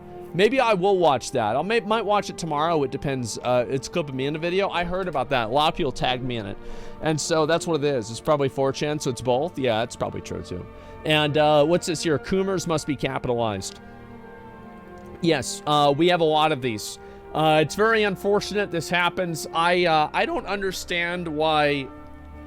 I hate this idea. It's like in the US, it's like how to make a character more inclusive is to make them ugly. Make them overweight and ugly. I don't know. I feel like this is not really... I mean, fuck, guys. You know what I mean? Like, it's... Why is this even... Why are we doing this? I mean, true? Yeah, exactly. It's too much, man. I think it's just people with, like, weak egos that, like, if they see an attractive character, they're like, oh my god, I don't look like that. I hate myself now. It's so pathetic. I really think it's fucking pathetic. Yeah, it's weakness. Yeah, it's annoying. That elf was made annoying on purpose. It certainly is. Looks like shit. This is the kind of elf that goes to Starbucks and then gets in a fight with the manager about how big the cup is. Like, that's basically what it is. And why am I fat? It's society's fault? It's somebody else's fault. That's what matters. Asmongold defeats Bobby Kotick and saves gaming. Okay, I'll look at that maybe some other time. Final Fantasy XIV, A Realm Reborn quiz. Oh my god, there's another one? Okay. All right. I'll do it. Give me a minute. Give me a minute. I'll do another one. Yep. Give me a second. You guys want me to read it? All right, I'll read it real quick. Asmongold defeats Bobby Kotick and saves gaming. In a stunning victory, Asmongold has defeated Bobby Kotick, the CEO of Activision Blizzard, in single combat, saving the video game industry from his tyrannical rule. Asmongold, real name Zach, is a popular Warcraft streamer and YouTuber. Okay, so this is just, they literally just took this off of fucking Wikipedia. The two have been locked in a bitter rivalry for years, with Kotick repeatedly trying to force Asmongold to quit World of Warcraft and join his company. However, Asmongold has always refused, vowing to never give in to Kotick's demands. The rivalry came to a head whenever Kotick challenged Asmongold to a duel, the winner taking control of the video game industry. Asmongold accepted, and the two met in combat. After a fierce battle, Asmongold emerged victorious, slaying Kotick and ending his reign of terror. The video game industry is now safe from Kotick's tyranny, thanks to Asmongold's heroic efforts. Yeah, that's totally what happened, guys. Yeah, absolutely. AI text. I mean, listen, it's better than half of the fan art on Deviant, or sorry, half of the fan stories on DeviantArt. I think that's decent enough, okay? Good bot. That's fucking impressive, I'll be honest. Let me identify your wallet. Yeah, true. Getting older as a gamer. I think there's a lot of people that they feel that way. It's like the video games still appeal to me. I feel like people think like, oh man, have I gotten out of touch with games? Do I not like games anymore? And then you play something like Elden Ring and you're like, oh no, I still like video games. They just suck nowadays. Oh wait, nope, never mind. You know, because that's what you thought. You're like, oh, I thought I was getting older. No, actually, no, never mind. Never mind. It actually is everybody else that's wrong, not me. That's what it was. Potato soon. Asmongold's Lollifellant. That's not happening. That's not happening at all. Remua summons. Final Fantasy XIV's version of Remua. Oh, that's the fucking, that's the boss in Palace of the Dead. And he was also a boss in the Crystal Tower. This guy was a real dick sucker. Behemoth, yep. Where you had to line of sight the meteor.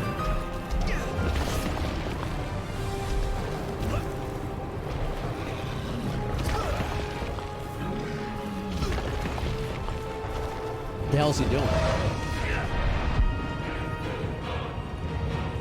Okay, that was really...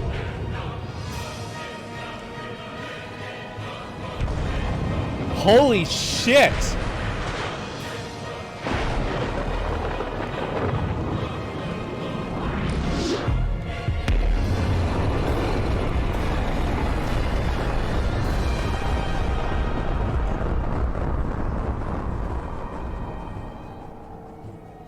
Fucking health just goes down to 0.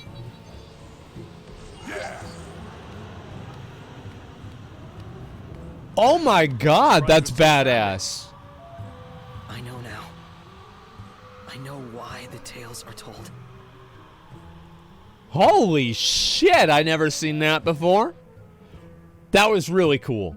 Pay a while and listen, oh Decker Kane. There's actually a video I saw, and let's see if I can find it anywhere here. I don't even know where it's gonna be. There's just so many of these. Where the fuck is it? I had it on like my watch later. There was a guy who actually made a video about his final thoughts on Diablo Immortal. This was the guy, by the way, we're gonna watch it in a little while, not right now. This was the guy that was getting farmed out by whales and having a midlife crisis over it. He was like starting to like question his own reality. And he finally, I think we're gonna see what his final thoughts on the game are gonna be. I'm excited. Free to play POV. It's just sad, isn't it? Like, imagine grinding 14 hours a day just to be defeated by Rich W. Campbell. Like, I mean, and Rich doesn't even read your name. He's just, you dead, You know, and that's it. He doesn't even read your name. He's not even paying attention. It's whatever. And let's see here. Gamers, Diablo Immortal's the worst monetized game ever. Nino Kuni, hold my beer. Seems like Netmarble will run an event where you are excluded if you don't have the crypto wallet linked. Oh, isn't this like an NFT game? I think it is, right? Yeah, it is. Yeah, I saw like Rich and like a few other people played it. It looked okay, but like, I don't know if I'd want to play an NFT game, guys. I'm gonna be honest. Yeah, I'm gonna be fucking honest. It's, what do you think we get? Quantum TV take on Diablo Immortal? I hope so. Yeah, use the evil for good, right? And $2 million in CSGO skins in an inventory was just stolen today. That's what happens, isn't it? What's this here? Ni no Kuni is my favorite Nintendo franchise. Ni no Kuni is filled with bots right now. Well, of course it is, because they can probably make money off of it.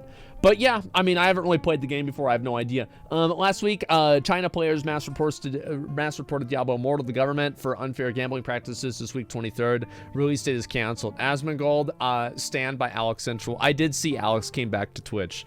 I'm glad. I mean, it's been a long time, and, you know, like, I think it's good to have him, you know, like move past, you know, what happened. It was classic WoW was a pretty weird time for people. Big if true. Average Western mobile gamer making excuses for predatory practices. Average Chinese mobile gamer reporting Immortal to the fucking government. True and real.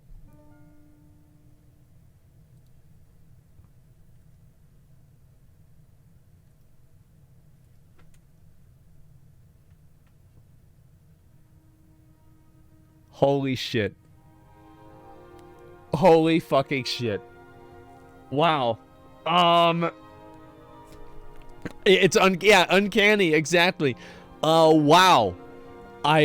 Yeah, that's exactly what it is. Wyatt Chang told me this was canon. Attention heroes, Deckard Cain needs your credit card in order to defeat Scuffed Diablo. Oh my god. Meanwhile, at the drive-thru, what's this? Yeah, this is probably somewhere in the south. Yeah? Yeah, what's wrong with that? I've tried to feed them myself, but they don't like to take it out of my hand. They're not about it. Let's see here. It's prep for Ted Cruz talk. Asmon should watch Ready Player One. I will. Chicken shit City Hall employees in Uvalde. You want to know what I think happened? I think the Uvalde police are covering up the fact that they could have actually shot one of the kids on accident. I think that's what happened. I do. They were in the building. Yeah, I think that's what happened. Now, I'm obviously like I wouldn't say like this is true, but it could be. You know what I mean? Like it definitely doing so much to cover it up. Yeah. It's an embarrassment. It's a fucking disgrace this happened. Specifically with a statement that they did not shoot any children. Yeah, that doesn't convince me. Yeah, really? They said they didn't do it. Okay, well then let's see it. Oh, you can't see it. Okay, alright, so you did it then. Yeah, I got it. And Blizzard investigated themselves. It's just, I bet there's probably a lot of... What's so bad about this situation with the police... in Uvalde, and like I don't want to get too much into politics, is that most police officers are not terrible people. These are people that are trying to do a good thing, and that is the majority of them. They're just trying to protect people. They're trying to just fucking keep the peace and do a good job. I think that they are. I think they're mostly good-natured, good people. All of the interactions that I've had and a lot of my friends have had have been universally positive. So yeah, I think so. I think that I'm very pro-police. I support the police absolutely, and I find it to be not absolutely. Okay, let me make this very clear. I do not support the police who protect people like this. I think nobody does. However, what happens is that these pieces of shit that are trying to like fucking get in the way of the investigation make every single interaction that people have with police suspect. It's like there are people here in Austin who are going to have an elevated sense of danger and distrust of the police because of what happened here in Uvalde, even though they have nothing to do with each other. It's awful. Your white brother, of course you never had bad run with the police. How stupid do you have to be? What do you mean? Like, so if it's a black person, what do they just shoot them? No, that's not the way it works, guys. Listen, I understand you spend all day on Twitter and you think that it's like open season on like minorities with police. This doesn't happen. This is not real. This is an invented hysteria. Now, it does happen sometimes, absolutely. It happens with white people too. It happens with everybody.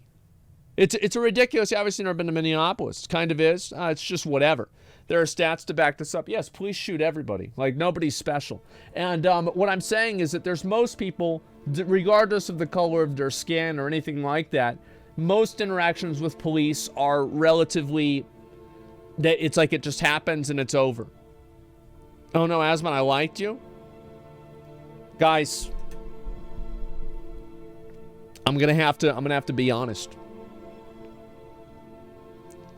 I do support the police. I do. I don't support every single one of them that does a bad thing, no. But in general, I do support the police. I absolutely do. That doesn't mean that I support Derek Chauvin. No, I thought he should go to jail. But in a general sense, I do. I've grown up in a, poorer working class neighborhood. Out of all my friends, I think that probably the least of us were white. And I've interacted and interfaced with police officers my whole life. My best advice is if you have an interaction with a police officer, be cordial, be polite, comply, and everything's gonna probably be okay. You're gonna be okay. They're not bad people, not every single one of them. Now, can you encounter a bad cop? Absolutely. But don't go into it expecting that's gonna happen. That's it. Yeah, it's just common sense, guys. I'm not going to get into this too much more, but I will read a few comments, then respond to them, then we can move on. Don't be crazy and you'll be fine. Yeah, exactly. And obey the law. Yes, just follow the law, listen to the police officer, be cordial. It doesn't mean you have to let them do whatever you want, right? Of course you have your own fucking rights, but my goal is usually just to get out of the situation as much as possible. And don't fight the police at a traffic stop. You fight them in court. Yeah, exactly. It's too nuanced for a Twitch thing. It's really not nuanced at all, I don't think. It sounds crazy, but I really don't think that it's that nuanced. Don't break the law. Don't be fucking belligerent towards a police officer. And this is like a 99% success rate strategy. This is what you should do. And absolutely, yeah, don't get it twisted. And I want to say also, anybody who is saying otherwise, I think is doing an active disservice to their audience, and they're putting them in harm's way and in danger. I think it is vastly irresponsible to say otherwise. It is bad for everybody. It's bad for the police. It's bad for the community. It's bad for everyone.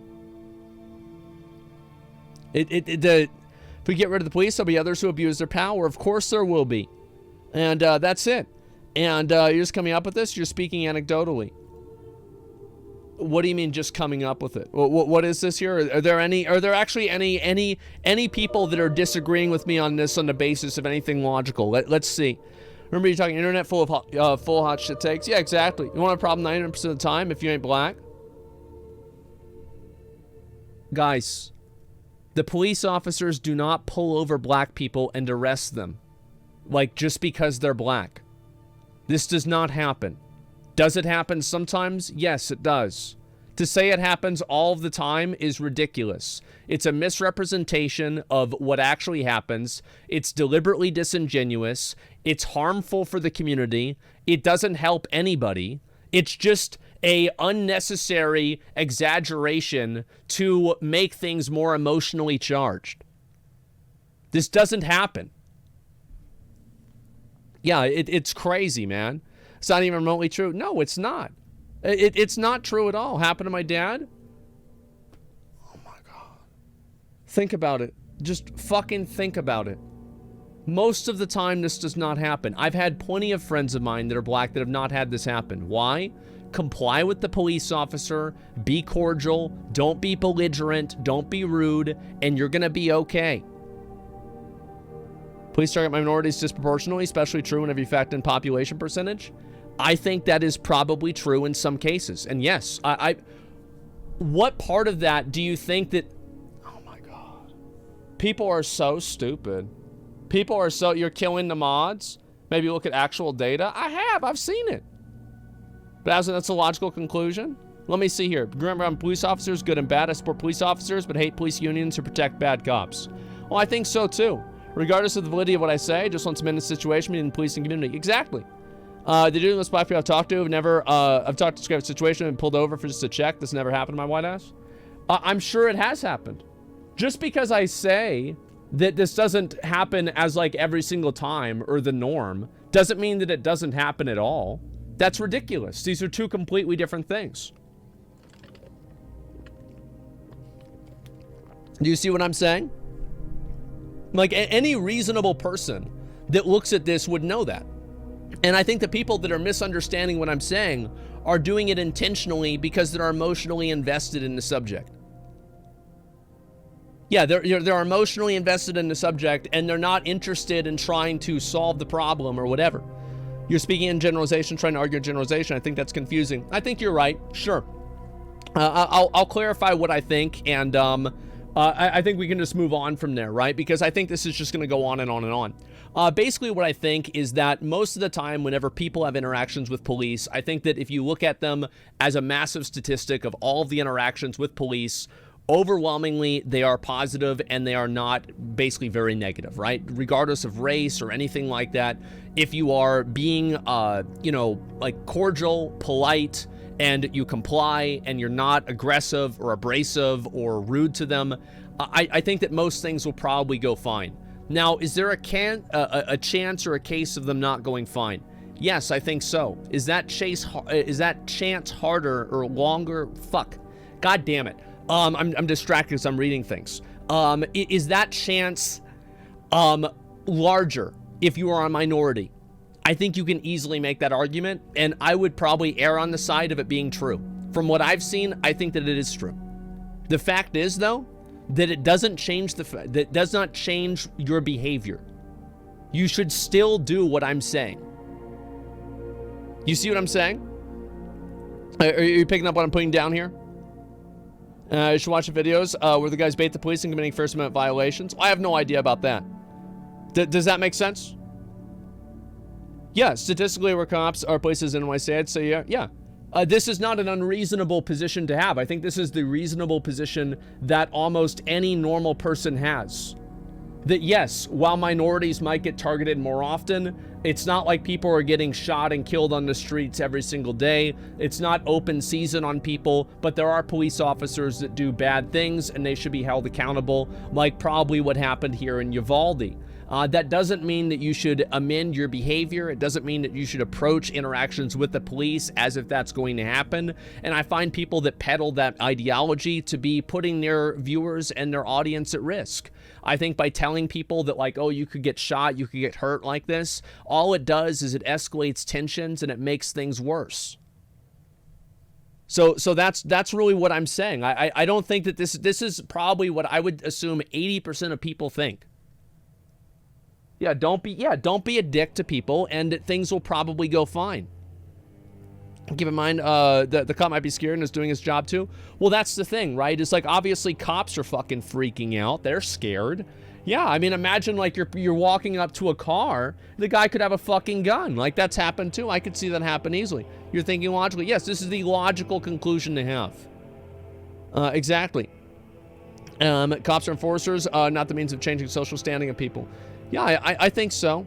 Honestly, no need to keep arguing. You said it perfectly. Yeah. I mean, here's the thing, is that speaking extemporaneously on stream, I do sometimes make generalizations, and it is not as simple. I will admit, it is not as simple as, you know, things are going to probably go fine or not, or I think things are probably going to go fine is fucking true.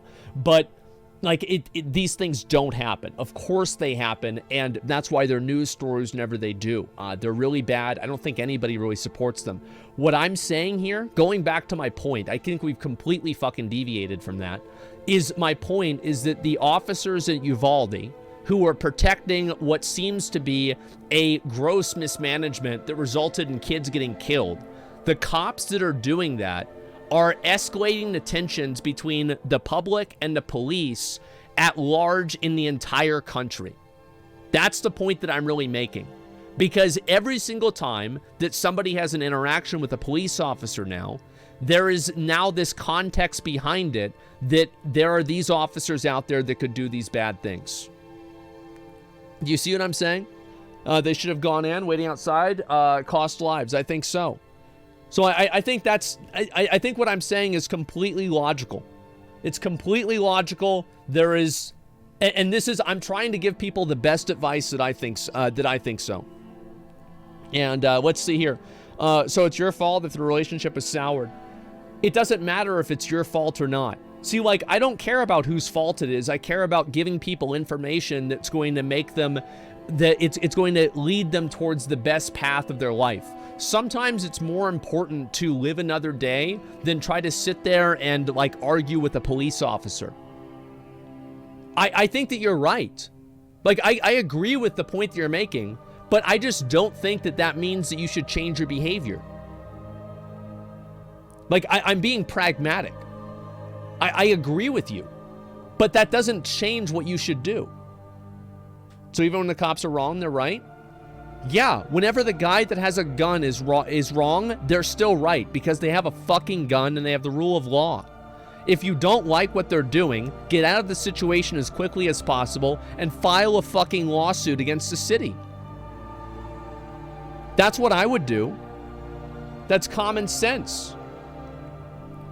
Yeah, saying stuff for being fulfilling for us, so you treat them with rudeness. Yeah, it's a pathetic take. Wait. What do you think you're gonna do? Which will accomplish literally nothing? Are you kidding me? Look, I'll show you something. Let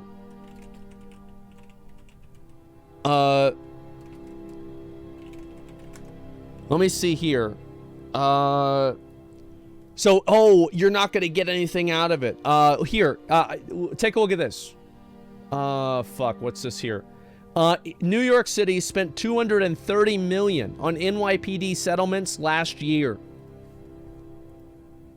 It's just simple. Like, this is the thing. It's not true. People win these cases all the fucking time. Yeah, it's taxpayers' money. Yeah, it definitely is. The money comes from taxpayers, not the cops. Doesn't affect you, does it? I agree with that. Yeah, it's taxpayer money. That's why I think bad cops are an issue. Absolutely. Yeah, most lawsuits against city fail. Only the most egregious ones succeed. 230 million of them succeeded. I think that's a pretty big number. Shit topic for your stream, bro? It's not a shit topic. I don't think so. Just because some people are too emotionally unstable to have a conversation about anything that's not a video game doesn't mean that I shouldn't talk about it. I don't like the idea that we have to lower conversations on the stream down to like this really stupid black and white level and never talk about anything complex or important because the most mentally ill 5% of the fucking viewer base is going to take it as like some extreme attack against them and freak out in chat. We just ban them and move on. I'm not going to not talk about things that are just common sense because some people are so fucking radicalized on the internet that they believe some fucking agenda that doesn't even exist. No, I'm not going to do that. This is not going to happen. I'm not going to not talk about things because people will get their feelings hurt over them. That's it. Talking about individual, but not everybody complies. Society, even if people are belligerent, cops shouldn't be shooting them.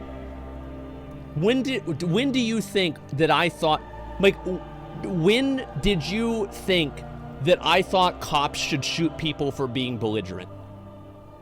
When did I say that? I never said that. Yeah, I never said this. You're putting words in my mouth because, again, you start, like, you hear something you disagree with, you create the straw man, and then you start arguing against that. Not what I said. I did not say that. Yeah, it's just crazy. Can't Twitter find a way to ban you for saying something on Twitch because they probably want to? Twitter can ban you for whatever reason they want. Why would Twitter ban me? As I said, I think that 80-90% of people, like, this is the logical conclusion that 80 to 90% of people would come to. I don't think I'm saying anything extreme. I think that this is the norm that most people live their life by, and the reality has been distorted online as if that's not the case. And because of that, it has caused a lot of people to go out and have a completely distorted view on the world, and it's been harmful for everyone. That's it. And so, yeah, there it is. Leave your own, go talk to some minorities or your friends. Well, what are you saying? Like, I mean, the statistics are like, so how many minorities do you think that I would need to talk to in order for me to say that being belligerent to a police officer is the accurate thing to do?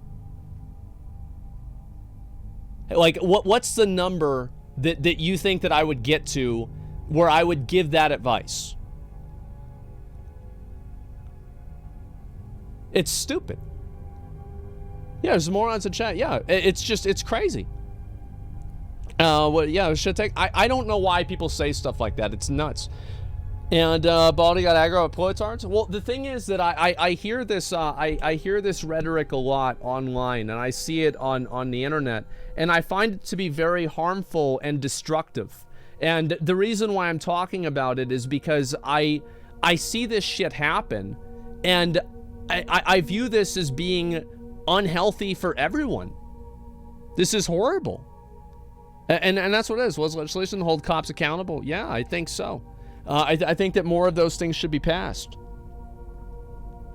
And so, yeah, record every interaction, hold accountability. I think they should have body cams, so it's not an option.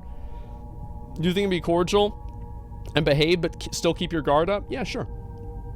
Absolutely. It's not logical thoughts based on fantasy as an opinion. Yeah, of course. And soft bigotry, low expectations, so prevalent nowadays. Oh, it's not really bigotry. I'll watch the video real quick, and then I want to move on. So why aren't you allowing reporters to stay in the building? People are intimidated. Intimidated by who? By reporters? Yeah. So we have to leave the building, is what you're saying, because people are intimidated by us. Yes. We wanted the truth. Come in and protect our children. A lot of people are intimidated. The officers. Can we have you exit the building, please? That's are you nuts. A parent, Yeah. And my kids are scared. So you're asking all reporters to leave because someone's intimidated by us? Outside, but not No, inside but the this building. is a city building, right? Are you going to pay a water bill or anything? No, I'm just asking. Well, then now you'll have to wait outside. And the reason is because you said? Because of that, sir. Because people are intimidated by us. Because why would they be intimidated by us?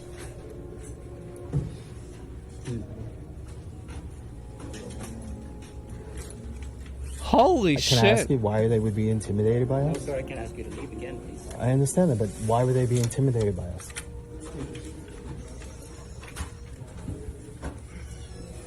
Oh my God, they're making all their reporters leave.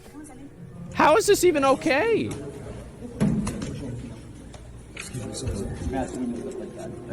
Oh my fucking God. Take the tapes to the fuck out of the city. It's nuts. Has someone complained to you, sir, about being intimidated? Yes. Like We who? actually had a lady that had a panic attack last week. Because reporters were in the room? Yeah, she just freaked out. So that means you can't have reporters? I think that's true. I think that probably did happen. That's so stupid. Yeah, the guy's following orders, doesn't like it. He has zero confidence in his actions. What it seems like to me, world record for the category deepest self-dug hole, this is just, oh my God, man. These people shouldn't be in these jobs. This is how they're reacting. Oh my God. It's just like, that's what I'm saying. It's like, this is just so bad. It's so bad for everybody whenever something like this happens. It is. And I think this is kind of like, it's kind of like, remember what I said about like the quantum TV situation? Is that like whenever somebody gets treated unfairly, that it just turns everything sour because people don't know what's real and what's fair or whatever. They have no idea what happens. So I think this is the same thing. It's kind of the same thing. Is because like these people are not being held accountable. Everybody else is furious about it.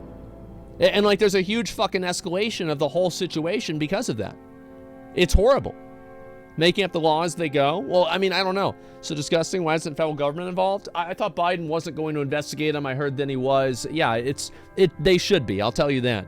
They absolutely should be. I mean, this stuff happened in Texas. Like I don't really know. To be honest, I don't really know where Uvalde is in Texas. I don't know my geography fucking at all. I only know where like maybe 4 states are. So I'm not sure exactly where, but like to know that this happened in Texas is a little bit scary. I'm gonna be honest, it is. It's scary because it's not scary because it happened. It's scary because of what happened afterwards to me. Is that there wasn't really a resolution for like why things didn't get improved. And it's like now, it's like I think to myself like, oh, there's no reason why this wouldn't happen again. You see what I'm saying? Yeah, it's awful, man. It's just a jobber. Why does he get so much hate? I mean, it's not about him. It's not about him. It's like there's 50 people. I'll take it off sub mode, guys. But you guys need to chill out a little bit, okay? If you come in being like super aggressive and abrasive, trying to like fucking accuse me of doing things that I didn't do or saying things that I didn't say, you just get banned. Like, you just get banned. I'm not going to let people put words in my mouth and tell me that I said something that I didn't say or some bullshit. It's not going to happen. So don't waste your time. Don't waste everybody's time. And anyway, let's go back over. I'll look at this one here. Zeppo and Asmon will get onto an emotional Final Fantasy scene. Okay, all right. Let me see this real quick. Can I watch this? Is this gonna be a spoiler or not? Yeah. This is people trying to rile you up. It takes a lot to rile me up. All right, let's go. Well, at least with people like this. All right, let's watch it. Asmon is not an emotional person. Okay, well, here's what he's gonna do. Yeah. Hear me out. He's gonna try to, act tough and everything. Yeah. And then when it gets to a part where he wants to cry, he's gonna hold it in really hard. Like that. And then he's gonna get up and he's gonna go to the bathroom. Ah. And that's when he's just gonna let it all out. He's just gonna cry. And then he's gonna wash his hands. And he's gonna wash his face. And he's gonna say that that's not gonna happen. No. No. Just like that. That is not gonna fucking happen. Guys, come on. Yeah, she's wrong. I'm not gonna wash my hands. Yeah, that's true. Okay, let me go back over. I will look. I saw that, like, she made a video talking about, like, me coming back to Final Fantasy. Oh, I didn't do the quiz. All right, yeah, just a second. I will do the quiz. Okay. Somebody made a Final Fantasy quiz for me. All right. Here we go. Easy, easy, easy. All right. When create a character, a player can start their journey in one of 3 city-states: Aldog, Gridania, and Limsa Laminsa. I think that's how it's said. First dungeon where players are introduced in the MSQ is called Satasha. Eorzea is known as Man of Many Faiths. While the Beast tribes worship their own unique gods, the people of Eorzea worship a pantheon of gods. What are they called? The 12. Which grand company is General Raban the leader of? The Immortal Flames. Ungus is a shady character antagonist player throughout Thauland. What is his ultimate fate? He gets executed because he was tempered. During the MSQ, the player is introduced to Science of Seventh Dawn amongst the following characters. Which one's not part of the order? Well, Sid's not part of the order. Yeah, that's all right. Some of the Science of Strange Tattoo, what do they signify? I thought that it was just because they were Scions. I never heard, wait, Archons? I didn't know that. Trying to confront the Primal Titan, the player must infiltrate Ogamogu, where the kobolds live, by using the kobolds' own aetheryte, bypassing their defenses. Which one of the Scions helped set up this complicated gateway? Yashola. There we go. Who doth speak like us? Uber Danger. Who's the leader of the Scions? Well, Milfina. Number of the Scions were part of another group called the Circle of Knowing and were disciples of its founder. The same man would end up sacrificing himself. Is this probably fucking Louis Swan? Yeah, there we go. That's obviously what it is. Fall of Dalamundo devastated the realm, but what exactly was the secret of the Red Moon unveiled? That it was a prison for Elder Primal Bahamut. What actually happened after Dalamud fell? Turn to a phoenix. Yep, there it is. That's what happened. People of Eorzea are often at odds with the beast tribes, their primals, but another force is present throughout A Realm Reborn, united with the aim to conquer the land of relative icons. That's the Garlean Empire. Who leads the Garlean Empire? Gaius von Balsar. We know him.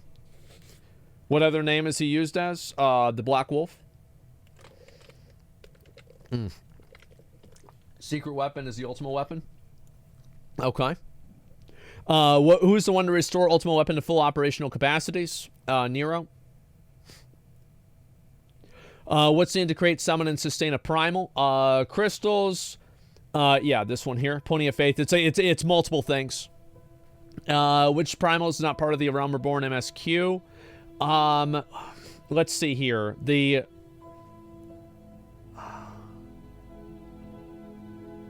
MSQ. It's not Titan. I think it's Odin. I guess it must be, yeah, it must be Odin. Okay, all right. Mordana is home to many important structures, which is named Castron Sentai Lake, which is named the Enterprise. Is it the Enterprise? Oh shit! All right, I didn't know that one. During MSQ, player is sent to Agrius on behalf of Ishgard to investigate the dead worm. The player is stripped of their blessing of light. Yeah, that's what it is. By a secret of the patch, Realm Reborn, a faction is secretly trying to take hold of power. Those are the Monetarists. That's like George Soros and Hillary Clinton and all them. Yeah, I know about that. Which Assetian does Moonbreeze stop? Wait, yeah, Nebralis. And that's whenever you go into the thing and you fight him. Okay, emote only. All right. Ever since the beginning of the player's journey, the inner voice that speaks to him is probably Hydaelyn. I'm assuming that's probably... I do the same. I did this in school. I would read... I would read half of the question and then answer it, and then half the time I wouldn't read the other half ever, and I would be wrong. Did you guys do this? Which of the following is not a DPS class? Oh, wow. I actually don't know this one. I think it's this. Conjurer. Yeah, see, I didn't know that. Which level do classes turn to jobs? Level 30. 2 tank classes featured in a Realm Reborn. Warrior and Paladin. Level 3 Limit Break. Do whenever it's used by a healer. It's without weakness. Which job uses lances? Oh, fuck. Oh, they said job, right? So it's a trick question because it's supposed to be Dragoon, but Lancer is like the class that evolves into Dragoon. So it's a trick question. Which of the following actions is unique to tanks? Shirk. Which of the following actions is unique to healers? Oh, wow.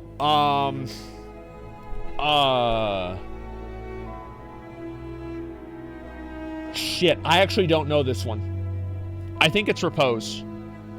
Okay, I got it, yeah. Good work. All right, before heading into Heaven's Ward, let's finish some content outside of the MSQ, all right? Which reason is it in? It's in Thanalan. Yeah. What's the highest possible amount of MGP reported from completing mini Cactpot? It's 10,000. Oh, it said second highest. Fuck! I didn't read it. Oh, I'm a fucking idiot. God damn it. I'm the dumbest person that's ever existed. What happens rewarded those exact winning number? You get the ring. Mad Bird ring. Okay. Which of the following is not a gate in the Gold Saucer? Leap of Faith / Chocobo Rescue. It's just Gergerger, the proprietor of Coastal Assault. He's a Lalafell. Okay. What's the name of the area in Lenoso where people can fight other people? I have no fucking idea. I think it's this one. I would have never guessed that. What's the name of the South Shroud residential area?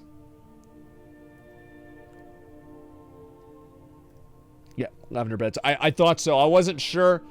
But I think that's what it was. Just characters not part of the Crystal Tower expedition.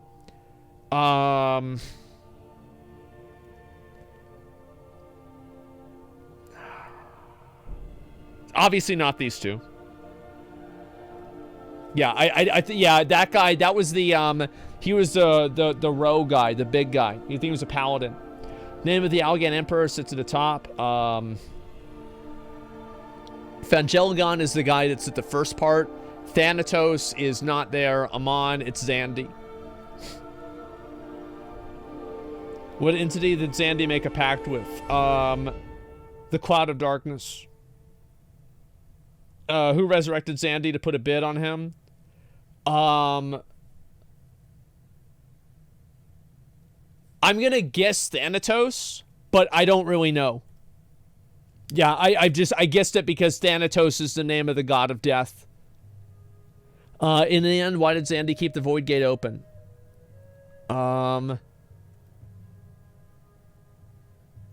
I think it's because it couldn't be closed. Oh wow, I didn't know that at all. Holy shit. Yeah, I wasn't paying attention to this shit at all, apparently. Which era? Probably the 4th, I'm guessing. No, yeah, so I don't fucking know that. Purpose of the Crystal Tower. To harvest the power, right? Yep, there we go, from Dalamundo. Okay, yeah, I did not fucking remember that. What's the last encounter within the second coil of Bahamut? Well,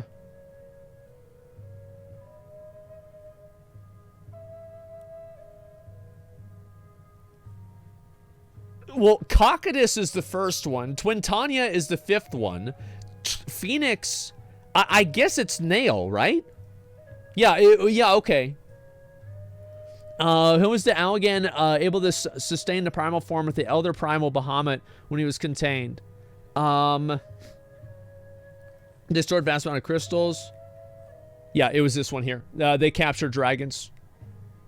Forced into exile following the events of the Bloody Banquet, Warrior of Light. Who first lends them their hand? Horchafont, we know that. Who's the Ascian of White? Elidibus. Alright. That's pretty good. Aside from the Crystal Tower one, I think we did okay. How about that, boys? Not bad. Yeah, there we fucking go. And yeah, not bad. It's been a year. I haven't looked at this shit in a whole year, so like it's not gonna be perfect. Wowhead? What about Wowhead? What happened on Wowhead? And don't panic. I'm chilling, dude. Yeah, I remember more than most players. I think that it would not be surprising if that was the case. Let me see if there's anything interesting on Wowhead. I don't really think that there is, but we'll see. World of Warcraft, Dragonflight, wait. What? No way!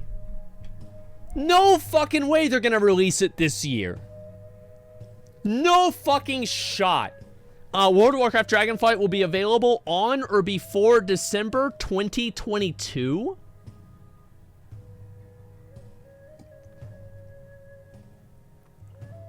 Oh my fucking god. What do you guys think about this? They're rushing the shit out of it? So the pre-order, what do I get for the pre-order? Take Wing to a New Beginning. So what do I get out of this? Let me just go ahead and double check. Actually, let me make sure real quick it doesn't show anything on my screen, okay? I don't know if it does. I'm assuming it doesn't. I just want to double check real quick. Okay, no, it doesn't.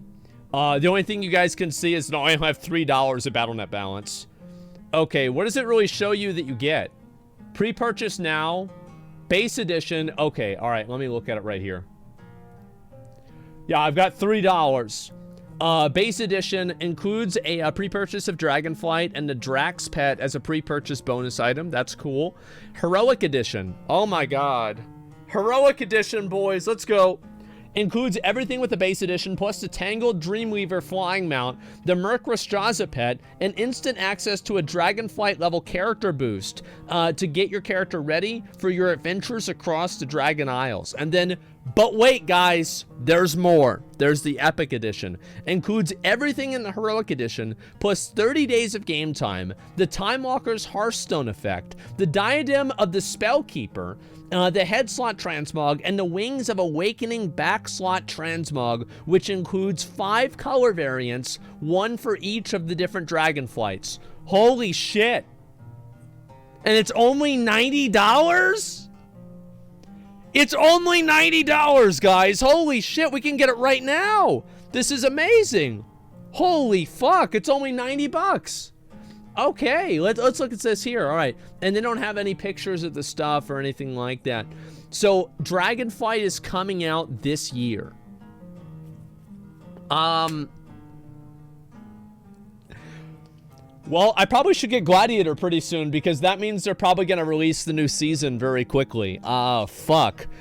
Rich is right. You think they're trying to release it as fast as they can? I think that's good. Just move out of Shadowlands as quickly as possible. If they do that, I think that it'll be great. Yeah, we're canceling Final Fantasy, guys. Obviously, we've got to play Dragonflight now. It's just nuts. Is there a 6-month thing? Yeah, it's like, it's... What they're saying is that the expansion will be released. Like, we will be playing Dragonflight before the end of the year. And keep in mind, it's the 21st of this month. So this month is already mostly over. So we're talking like 5 months out, and we're going to be playing an expansion? Blizzard. Blizzard. Guys. Come on. Come on. Let's be honest here. You know what I mean? Like, yeah, let's be a little bit honest about this. I don't know, guys. I'm not immediately believing it. I'll say that for sure. But if they do release it and it's good, I mean, I'll be fucking impressed. I will be really fucking impressed. So, and yes, and it's good. I think that's also a very big factor that you need to keep in mind. And I have to, what's this here? Stick to that timeline, or can they move it? They can move it. They can move it. It'll be fine. But it's just a shock, to be honest, that they're even thinking about releasing it this early. Announcement on the same day that I'm returning to Final Fantasy XIV. So you think that Blizzard held off on making this announcement because I am so important and influential that they didn't want to do it. They saved it to announce this to take the wind out of the sails of the excitement of Final Fantasy. You think that happened? Yeah, I think I'm that important too. I totally agree with you. I think I'm incredibly important, and that's absolutely fucking true. Let me go down here. I wanted to look at one other post here. I want to do this before I look at a couple of videos, okay? And this is about something. So Twitch has changed its ad revenue, and it happened a couple of days ago. I didn't get a chance to bring it up. But yeah, I want to talk about this just for a second. And before Alpha Live, I think the Alpha should come out live, and should come out pretty soon. Probably one of the most important people in MMOs. Yeah, but I'm just a guy, you know what I mean? That's 22 Yeah, that's all there is to it. And I've had less ads on Twitch recently. Yeah, they're trying to find more reasons for streamers to run ads, because that's how they make money, obviously. Let me go back over here and try this. Gambling streamers destroy the ad revenue? No, they don't. Watch this. Listen to what Tim says. I haven't seen it. A month? That's $22 a month? Twitch, dude. Oh my god, man. I mean, like, how the fuck is that decision made? I can't even believe that.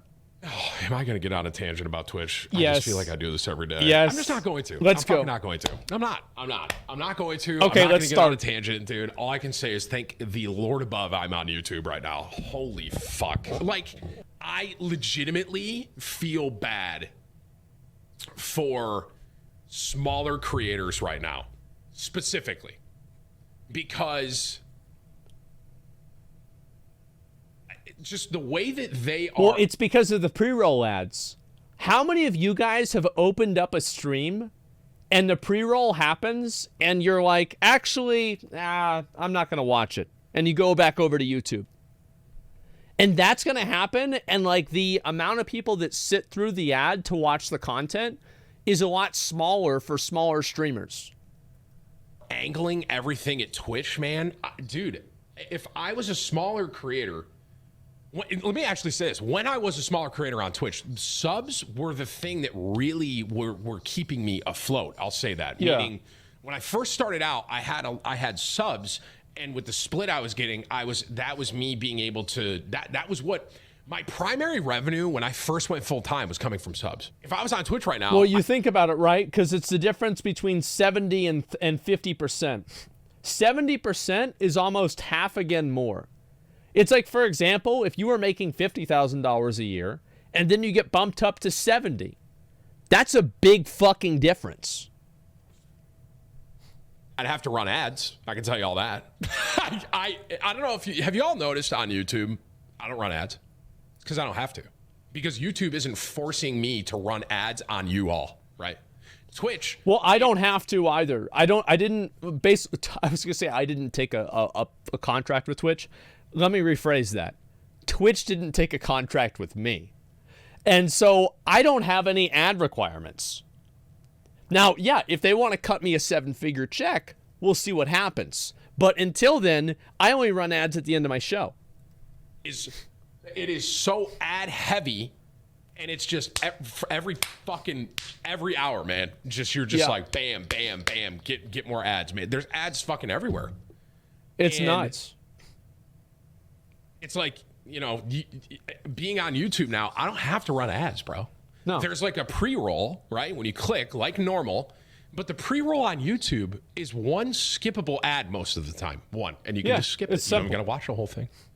When you go over to Twitch, bro, I click on a stream. I get hit with 6 ads as soon as I open a stream.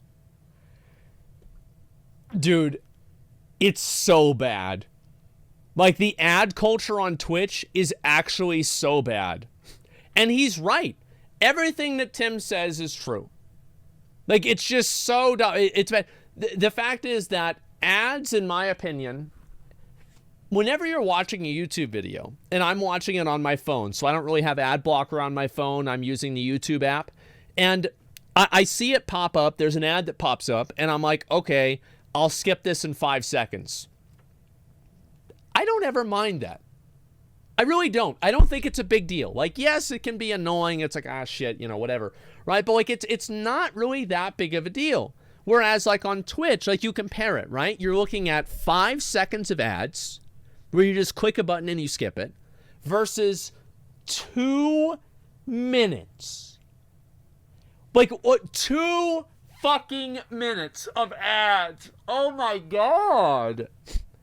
It's just brutal, man. They started going after certain ad blockers. Yeah, I had to get 4 to 5 different add-ons of ad block just for Twitch recently. Here's what I do, okay? If I have to watch an ad, I usually just go back to YouTube or I watch something else instead. You can't skip 5 seconds on YouTube anymore either, at least here in the UK. Oh, no, you can here.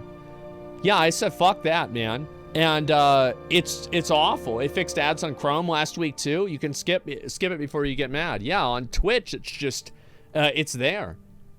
Legitimate question. I don't use blocker and I never see ads on Twitch. You might be in a country that a lot of ads aren't there for.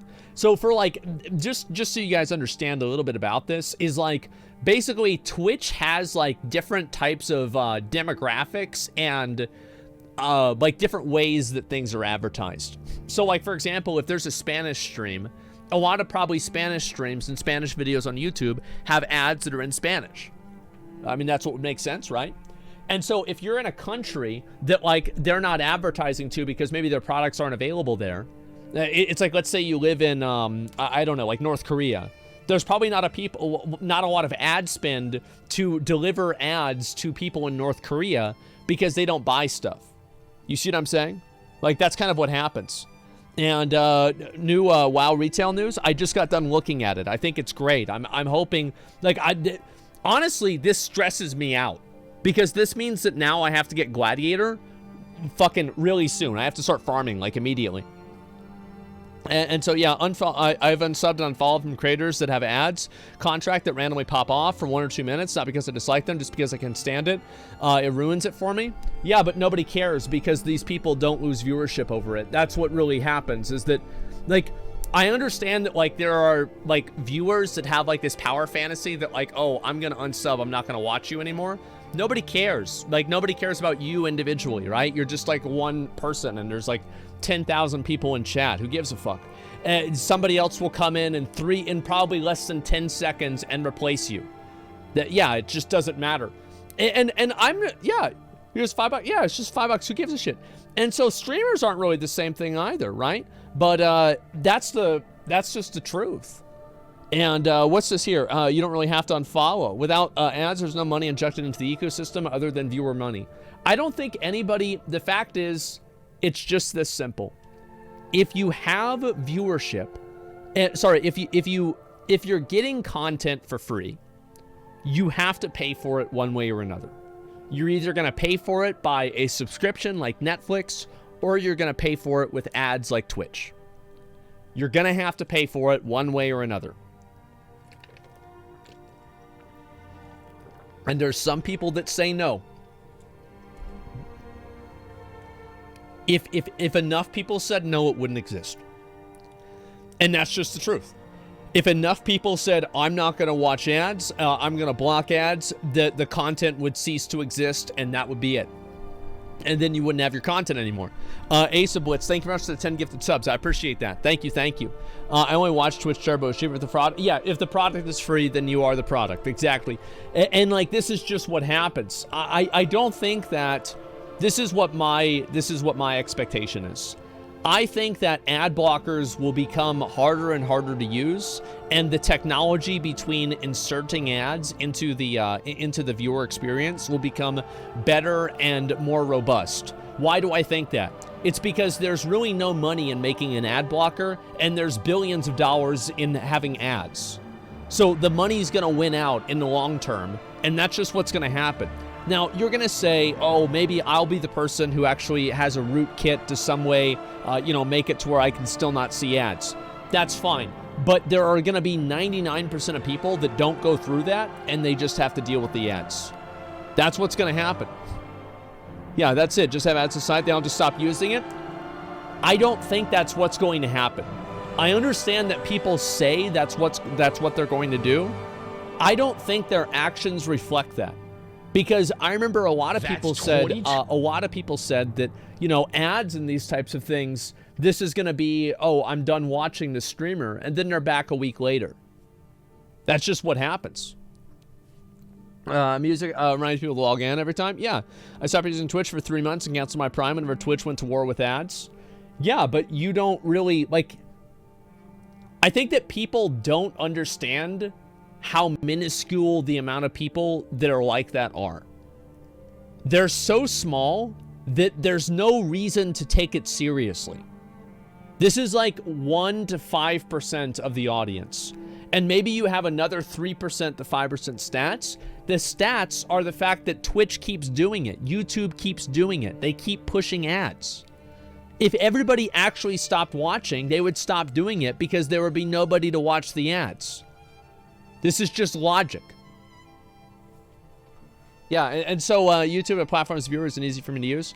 Here's the truth. I do think that ads in the future will be effectively unskippable, even for the most invested people, right? And I don't think that we're at that point, and I think that we won't be at that point for a while. We'll talk about that whenever we get there. But what I do think is that YouTube right now does provide a better viewer experience for viewers that want to see ads or that want to watch content but don't want to see ads. I think that it's less intrusive, and it is in general easier to use. Ads in games too, yeah. And pay to skip, there you go. The same thing when people say they'll never go back to a restaurant, like they don't care. Yeah, it doesn't matter. People have a very self-inflated view of their value in the world, right? A lot of people do. And so they have like, oh, well, I won't let this happen, or I don't like this. Like, nobody gives a shit about what you want, right? You're just one person. Who cares? I'm the same way. And I'm on YouTube, and they're dropping the ball. Can't stream on YouTube without hurting your uploads. I don't know. I mean, just a good point. Viewership from videos is going up. I also unlist the streams. Do I keep them public? I have no idea. Did he already comment on Dragonflight news? Yes, I did. I talked about that. Disagree to that. There will always be a way. Tech always finds a way, even if it's convoluted. Yes, but like, okay, give me 1 second, and I will make this argument.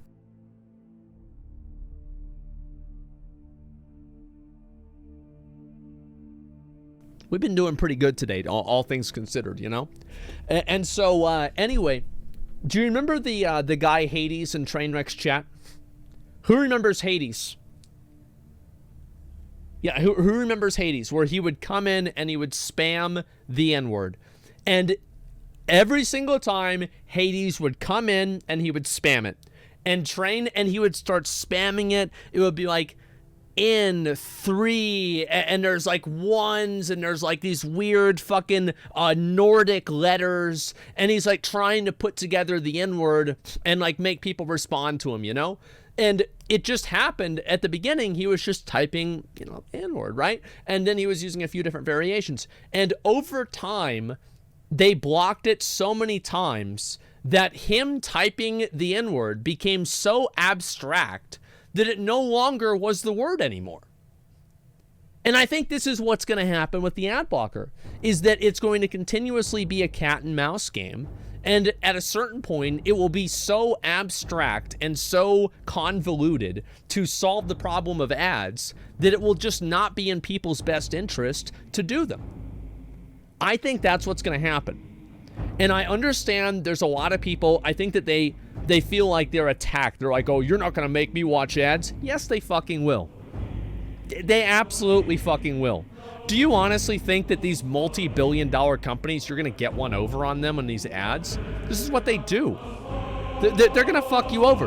Like, they already have technology. There's already patented technology that allows a device to read your face and look to make sure that your eyes are watching the ad. You thought it was Black Mirror? This shit is real life. It's already happened. Yeah, on phone, yeah. This is only the beginning, guys. This is only the beginning. Yeah, that's what I think so. But then why is music piracy still a thing and so easy? It's because it's probably not as big as it was. That's why. I think a lot of people don't do music piracy anymore. I think that they just use Spotify. Like, I found that, like, most friends of mine that used to use, you know, Pirate Bay or, like, download music, they just have Spotify now or some other subscription service because it's more convenient for them. But yeah, Spotify, in my opinion, is so good that it made me, you know, from somebody who would, like, download it, like, from, like, LimeWire and shit, now I just pay Spotify. It's way better. It's much easier to use. It's much more convenient. And it's just better. It's a better service. And so, yeah, that's what it is. Piracy is a service issue, not a money issue. It's both. Anyway, so all I'm really trying to get at is that I think that if Twitch wants to continue trying to push this whole idea with, like, oh, everybody has to watch ads, etc., all they're going to do is alienate more and more viewers, and eventually YouTube does have a better and less annoying ad structure, and YouTube will continue to grow at Twitch's expense because viewers don't like watching ads. Viewers are much more accepting of ads than they used to be, but they still don't like watching ads, and it's still not good for the platform. So yeah, I think that it's a bit of both. So let's go over here. I'm gonna watch this right here. My final thoughts on Diablo Immortal. Oh boy. Oh boy. Here we go. You'll rewind a bit so the ads don't make us miss things. Yeah, sure. Dragonflight, I want to say again, before I go and I watch this, I'm going to say, yes, I do know that Dragonflight is coming out this year. I find it to be extremely early. I think that it will not be ready, and I think this is Blizzard trying to... I appreciate the fact that they are being very aggressive with this. I think it's interesting that they're trying this. I'm impressed that they even had the audacity to put this on their fucking website. However, I'll believe it when I see it, and I don't know if I'm ever going to see it. You know? Like, that's about it. So, yeah, that's all there is to it. Like, I hope it's going to be good. I think that they should delay it if it's not ready. I don't think that they should hold on to... It is so important to make sure that a game comes out and the first impression is not bad. So, I don't know. Whenever the alpha comes out, I'll play it, and that's going to be about it. I think they'll announce alpha soon. Yeah, I will play the alpha for sure whenever it comes out. Sign of desperation from Blizzard. That's fine. They should be desperate. You want them to be desperate. Here we go. My experience and final thoughts with Diablo Immortal.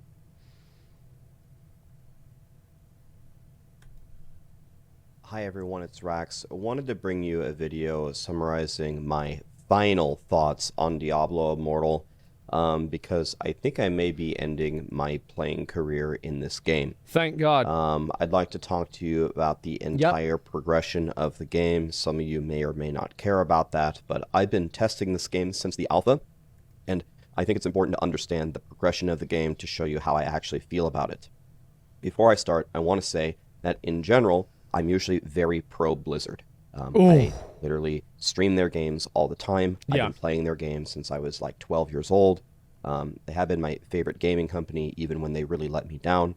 I still try to stick by Blizzard.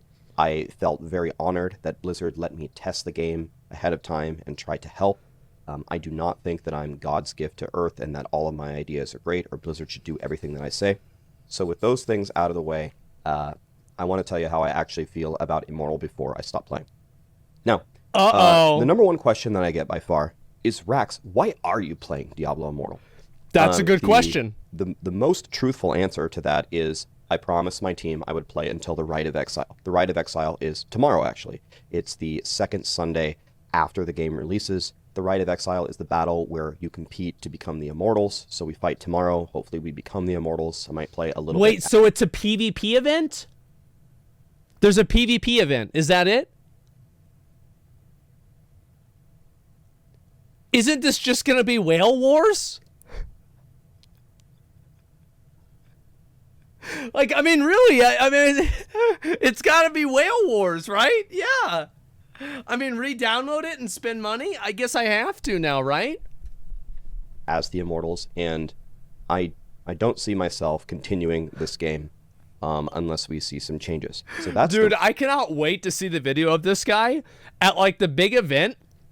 That's like, you know, the big PvP event, just getting absolutely fucking dumpstered by Mega Shields and Rich Campbells. They didn't even notice him. He's not even there.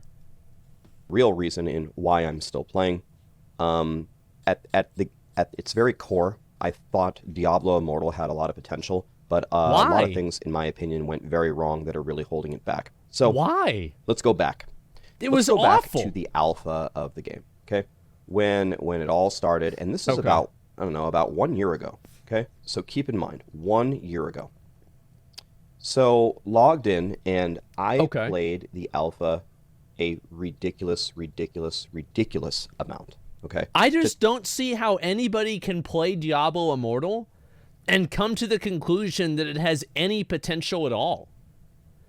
There's nothing unique or special about the game. The systems are just copy-pasted from Diablo 3. There's like pretty much like almost no raid content at all. The PvP is just a pay-to-win fucking grind fest. Like, I don't understand. Like, what were you looking for? What were you expecting? Test the game. To give you an idea, I was Paragon terrible. 150. Mega Shields video? No, I didn't. Rob was Paragon 149. And the next highest in the world, any testing region, was, I think, Echo Hack at Paragon 102. Wow. So Rob and I were Ultima blasting the alpha. Okay. So 1 year before the game's release, excuse me, we play the alpha. Okay. And the game, it certainly has its problems. Compared to other mobile games? Crusaders were 1,000 times stronger than every other class. The battlegrounds were extremely unfair. If you were really powerful, you can just one-shot everybody. There was no pay-to-win in the alpha. Obviously, there was no resonance, so your combat rating was... So they took the thing where classes were overpowered in the alpha, and then they made it to where you had to pay to have that happen. I get it. Okay, that's smart. Really, all that's of your a good power. idea. And there were no caps in the game. Yeah. You could just play and play and play and get stronger. Yeah, yeah. Another big thing to understand is because there were no caps. No cap. It was all based on combat rating. And because zone events weren't the zone events that you're used to now, the game was completely different. Because there was a huge incentive to play. There was a huge incentive to log in. And so there was no resonance. Events, because in order to increase your combat rating by upgrading, you needed yellows, which dropped in the zone events. Right. So what the game was it was a very social MMO that rewarded playing. Yeah. It was, think of all the top players as a little school of fish. And they would look at all the zone events, the carriage in the cemetery, the big monster in... A little school of fish. What do schools of fish get eaten by? Vane, the Pages, and Zoltan Cool. Since they came up so frequently, we would move as a school of fish between the different difficulties and the different zone events, and we would work together to maximize our yellows to keep upgrading to pump our combat rating, right? Okay, we were doing sense. all the events in the game that Blizzard had designed. We were getting a lot of legendaries. We were having a lot of fun. Yeah. And everybody knew everybody. That's like, nice. You would be moving along again as the School of Ish, and then you'd see Echo Hack join. Like, oh, Echo Hack woke up. Oh, here comes Lexi. Oh, here comes Mr. K. Here comes Z. They all woke up, and now we're blasting as a bunch of friends. When the zone events are down, we would all split up into different dungeons. There were no set items at the time. We'd all split up and do whichever dungeons we want to do, and that's how we spent our day. Okay. So sure. Can you imagine our opinion seeing this in the alpha? No pay to win, no residence. The zone events are really fun. We're all playing together. There's a huge sense of camaraderie. And we think to ourselves, with 1 year of development on top of this game, they could make the game amazing. And we have huge hopes that this could be a fantastic game on launch. So they fucking bait and switched them. They didn't have any of the pay to win features in the game. And it was like, yeah, guys, it's going to be really good. And then they add in all the pay-to-win stuff at the end. Oh my god. So when I was done testing the alpha, I'll show you something here. I made this Word document. Why am I not surprised? It's 19 pages long. Put a lot of time into it. I played for 400 hours, Paragon 150. I have super high combat rating. I played 2 classes. I became the Immortal. I played a bunch of Battlegrounds. Here's what I think about the classes. Here's what I think about all the different activities on how to make it better. Attacking, defending. Here's the bestiary. Here's bounties. Here's the campaign. You get it. There's 19 pages of stuff here. And do you think Blizzard read this? What do you guys think? Do you think that they read this or not? No? I think there's probably one developer at Blizzard that read the first page. There's probably, they read the first page, they're like, oh, okay, all right, yeah, we might look into this later. And then they didn't look into it later. At the very bottom, I put, here's a nice-to-have list. I wish we could fix the keyboard in the game. I can't talk to anybody. Equipment manager, we actually got this. Option to auto-skip cutscenes, we didn't get that. More battleground maps, we didn't get that. More diverse dailies, we kind of got that. Factions need to be rebalanced, they fixed that, etc. Okay? I'm not the end-all, be-all. I'm not the smartest tester. They shouldn't just do what I tell them to. But I did play the game incessantly. I do have, I think, the players and Blizzard's best interest in mind. This is how it felt in alpha. It got a big, gigantic green check mark. Okay? Now imagine what happens on launch. Now let's see how the game looks that you guys all saw. So we have the PC beta, first of all, and I understand what the term beta means. People like to always remind me what beta means. It means it doesn't, essentially means it doesn't work, right? And you need to test it. That's pretty much the games even whenever they're on live. Beta is just like a name. And that's about it. That we need to fix it. That's fine. However, I do find that there is one thing that I expect. If the controls don't work, that they will be fixed promptly. If I can't move and shoot, then you would fix that, right? That's to me the bare minimum. That seems important. Right? Yeah, if I tell absolutely. you I can't move, 100%. Attack. The rest of it can take forever, and I guess I just don't completely understand how it works for a gigantic behemoth company to make a change. But 3 weeks in, I still cannot move and shoot on my Demon Hunter. That to me is heartbreaking. I can't tell you how many times I've died in a battleground. I've died on a. Can you use the store though? Yes, you can. So, is it really a problem? Yeah, you can still work. Yeah, the store works. So yeah, it's don't complain. Yeah, the shop works just fine. Why are you thinking about shooting and running? What are you shooting? Stop. Just go, look, open up the menu, go to the shop, and play the game. The boss. Yeah, come on. My ability to shoot the wrong way just because I can't move. So that to me has been a big letdown that I still can't move 3 weeks after the game is launched. And then of course we have the caps everywhere. There's this chain reaction. Everything is capped. They capped our upgrades. They capped how much stuff you can get per day. The materials. Yep. And so this has completely destroyed the incentive to play. Right now, for the second time already in my Immortal career, without playing a crazy amount of hours, I could have played so many more. For the second time. They should have added a legendary gem for Demon Hunters that was only obtainable if you got your legendary eternal legendary crests, and then that would solve the problem. Immortal career. Let me go back and listen to that again. It destroyed the incentive to play. Right now, for the second time already in my Immortal career, without playing a crazy amount of hours, I could have played. Man, Immortal career. I really feel bad for this guy. Straight up, I honestly, like, obviously it's funny to, like, meme about and everything, but, like, imagine being this excited for a game, and then this is what happens. Like, he actually hoped that it would be good. He dared to dream. And he woke up. It's so many more. For the second time, my Demon Hunter has absolutely nothing to do.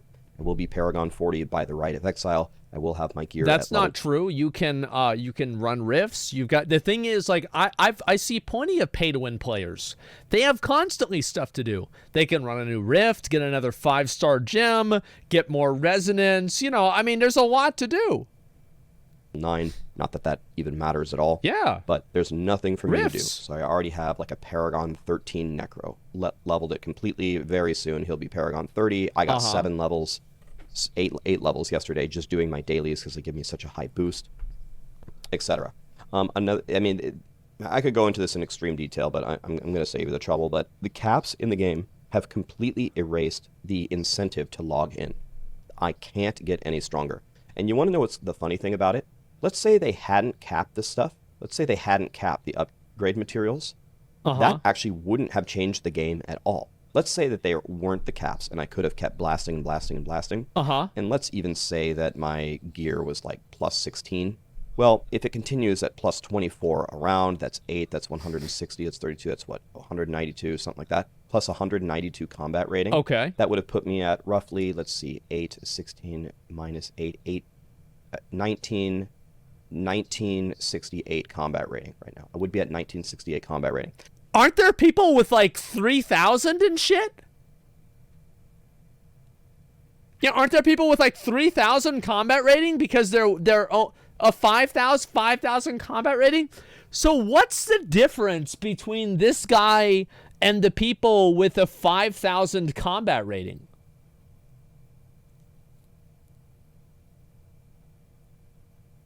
I wonder what that is. Dragonflight release date? You know where they that don't have puts a me release in date. reference to the whales? Nowhere near them. And then you might think to yourself, well, maybe they put the caps in the game to thwart botting. No, that doesn't. He's starting to wake up. And then you me in reference to the whales? Nowhere near them. Why did you think that this wasn't going to happen? He's waking up. And then you might think to yourself, well, maybe they put the caps in the game to thwart botting. No, that doesn't thwart botting. It doesn't stop it. It actually promotes botting because the botters are going to be a higher paragon than me if they aren't banned, and they are going to get the upgrades before me. So not only does it not hinder botting, it helps botting, and you would have never helped me catch the whales. This combat rating doesn't help me because combat rating doesn't help anyway. Why would you assume that helping you catch up to the whales was a goal that they had? Why would you even, like, where did this idea come from? It's capped in PvP, and the only thing that matters is resonance, which is pure pay to win, and playing the game doesn't help you increase your resonance. So all these caps not only ruined my experience, it didn't help the whales, and it didn't stop the botters. Nothing. I do not understand why these were here. To me, unless I'm missing something, all it did was ruin my experience. This topic has been talked about so much. I don't want to sit here and talk about it 10 million times. Pay to we win. all know the game is very pay to win. You can't win anything as a free-to-play player or even a medium spender unless your server completely sucks. If you won as a free-to-play player in anything, it just means that you don't have any spenders on your server. That's the only thing that it means. You have absolutely no chance of beating them. Their power level is way too high. That's mobile gaming, bro. That's mobile gaming. Like, I don't know why people are getting upset about this, guys. That's mobile game. That's what you do in a mobile game. Yeah, it's that simple. It's mobile gaming, guys. They could have picked a much less predatory model. This is the model that they chose. I understand that the developers don't choose that. That's fine. They got nothing to do with that. They just make the game. Yeah, so I know. Let's try to go back into the actual game. And another thing that I don't understand is the zone events. Yeah. They nerfed it extremely, right? They nerfed it. They almost never occur, and they also just don't matter anymore because of these caps. I could skip every zone event for the rest of my life, and it's not going to matter. I can still be as strong as a free-to-play player can possibly be, which I am right now. If you look at my Demon Hunter cannot get stronger. I just like how low, how much do you have to disrespect your own time to be a free-to-play player in a mobile pay-to-win game? Like, why would you do this to yourself? It's like you're eating dog shit, and you're like, no, it's chocolate. I know it's chocolate. There's gotta be some. I'm eating chocolate, guys. It's a delicious cake. Why are you doing this to yourself? "Quote unquote" free-to-play player. It's spent 40 sad. bucks on the first day. I got absolutely nothing. I said that's enough. I'm not going to spend any more. Haven't spent a cent since. I'm as strong as I can possibly be as a free-to-play player. I don't understand why So we he's not very crucified strong this then. and why we changed this. Because this was the most fun part about the game. It made it a social MMO. I saw all my friends all the time. We were working together to achieve a common task. That's nice. This is where this is what we did. This is what made the game fun. That's Why did you nice. make all these fun zone events if we weren't meant to do them all the time? Now, to be very clear, I understand that these zone events were happening way too often, and they didn't like maybe the structure of it. But this is way too severe of a change. You made them the most fun, most exciting thing to worthless. Well, the thing is, like, the problem is if they make the zone events, think about it like this, okay, guys? So if you make the zone events really good, that gives the no-life free-to-play players even footing against a whale. Because, well, the whale's not playing all the time, but they're not doing zone events. So, like, but the free-to-play player, they can do zone events and they can catch up. So why is being on even footing of a whale bad for a mobile game? Because, again, this is just how mobile games are, guys. That it's just, listen, mobile games, it's just, they're pay to win. It is what it is. It's just, that's the way they are. That's all there is to it. So whenever a free-to-play player beats a whale, that whale is sad. You understand? This can't happen. Like, this cannot happen. You never want a whale to feel bad. Okay, I want to go ahead. I want to show a picture. I actually made this picture a while ago, and I want to give you guys an idea of pretty much this is the... I don't know why I made this. I'm not really sure. But this right here is the target audience. This is the target audience right here. And I made this, yes, I drew this whole thing myself. You have to protect the whales. And if the whales lose, then they go extinct. And you don't want the whales to go extinct. Just don't get it. So, in conclusion, I wrote another document on release. I wrote another 8-page document talking about the caps and the Paragon and the zone events and bounties and the bestiary and the layers. Heavy ornate chests and charms that don't do anything. The battle pass, the battlegrounds. They made the battlegrounds better. There's still some problems. There's still too much CC. The bandages weren't working. It's way easier to defend. I don't know why battlegrounds go down. The pay-to-win ruins it. You can't queue with your friends, etc. So I made another document and I sent it to Well, the Blizzard thing is, if you can queue with your friends, then you can have a higher level of teamwork, which could make the whale have to... It could create a situation in which the whale could lose, right? Because, like, if you're queuing in there with all your friends and, you're teaming up on them, etc., you could kill the whale maybe because there's, like, a bunch of people attacking him at the same time. So that's not...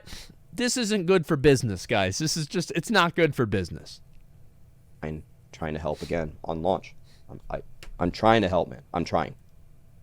But I think after 3 weeks of this, I still can't move. I'm still crushed by the whales and everything. I'm almost to legend tier in PvP, trying to do it as a free-to-play, sub 400 resonance player. But it's... Why? Why are you... Like, I feel so bad for this guy. But, like, at the same time, like, why are you putting yourself through this torture? Through this stress? Like, what is the point of this? He likes the pain. He's making a point? I guess so, yeah. It's just sad. It's fucking just so sad. hard, man. It is so impossible for me to make a significant difference in these battlegrounds. I multi-shot a whale. It hits them for 5% of their health. They auto-attack me once, and 90% of my health is gone. The PvP is essentially...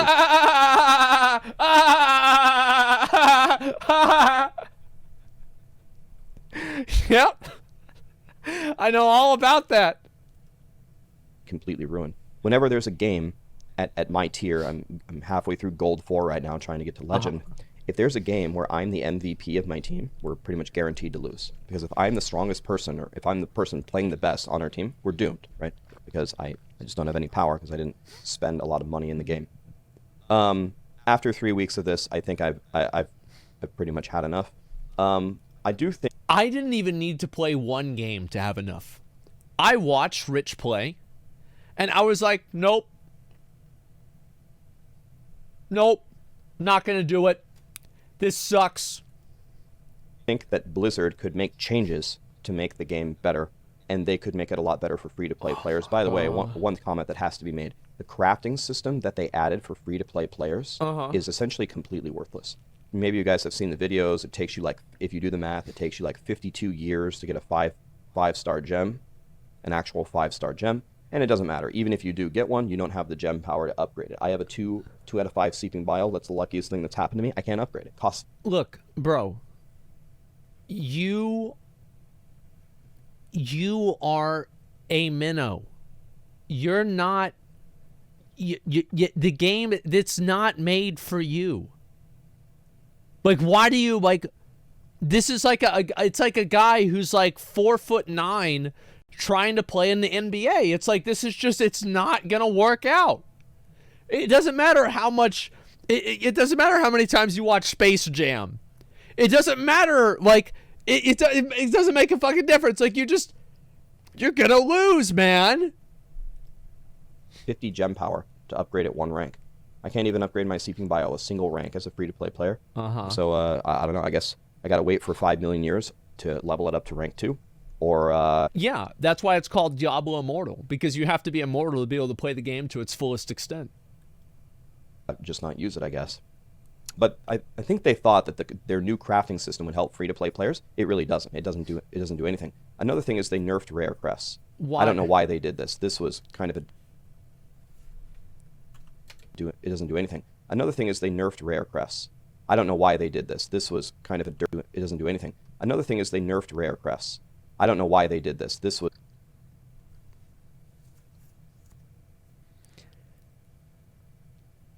I can think of why. Yeah, I can think of why. There's a couple of reasons I could come up with, yeah. It was kind of a dirty move. Rare crests were the only hope that we had, and rare crests can no longer give you 2-star gems. They can only give you 1 star. At least according to the tooltip, and I've never gotten 2-star out of them. So you nerfed rare crests, and you replaced it with a crafting system that doesn't help us at all. In fact, both the times that I crafted my random 1-star legendary, my random legendary, which is once every 10 days, both times I got a 1. Once every 10 days you can craft a 1-star legendary? Bro, like, this is actually worse than real life. Like, I'm sorry, this is like, it's just, oh my god. What is this? I wonder why? Like, I don't... It's just sad. New Bellier video on it. I might watch one more about these. These are just amazing. 10 years wasn't enough. 1-star gem. So I worked for 20 straight days to get 2 1-star gems, which is like 2 gem power. Wait, what? Worked for 20 straight days to get 2 1-star gems, which is like 2 gem power. Listen, man. Work smarter, not harder. Yeah, you've got to work hard. You've got to work smarter, guys. What do you expect? Which is absolutely nothing, so I gain no power whatsoever. You could make it better for free-to-play players, but if I were to put on my Blizzard executive hat right now... Why would you make it better for free-to-play players? You only get one chance to make a first impression. What is the impression of the game? I think, based on everything that I've seen, the internet speaks very loudly, so maybe there are a lot of people that aren't on the internet. They aren't on Twitch. They aren't on YouTube. They aren't on Reddit. And they are actually enjoying the game. And that's fine. And by the way, it should be said, you can enjoy the game, download it for free, not spend any money, enjoy the game, absolutely, as long as you don't want to be competitive. If you don't want to win anything, then... Yeah, if you're fine losing all of the... That's actually a very good point. If you're fine losing all of the time and being whale fodder, you can play Diablo Immortal and it won't be that bad. If you don't mind being farmed out by a whale for fucking... You'll love Diablo Immortal. I'll be right back.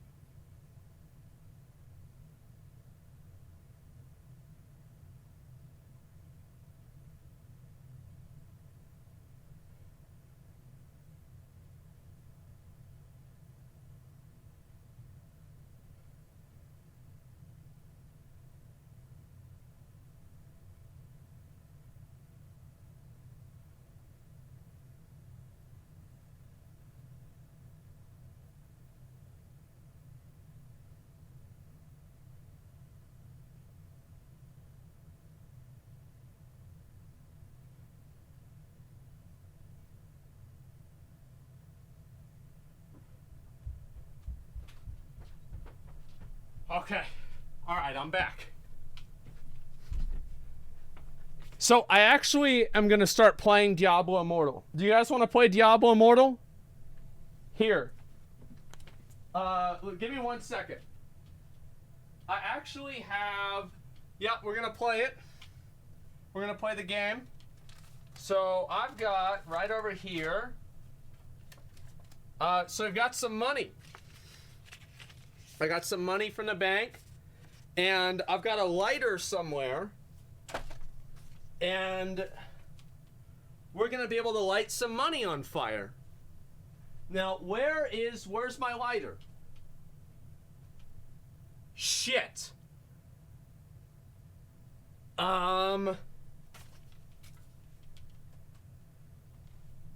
Okay. Sorry, guys, we can't play Diablo Immortal today.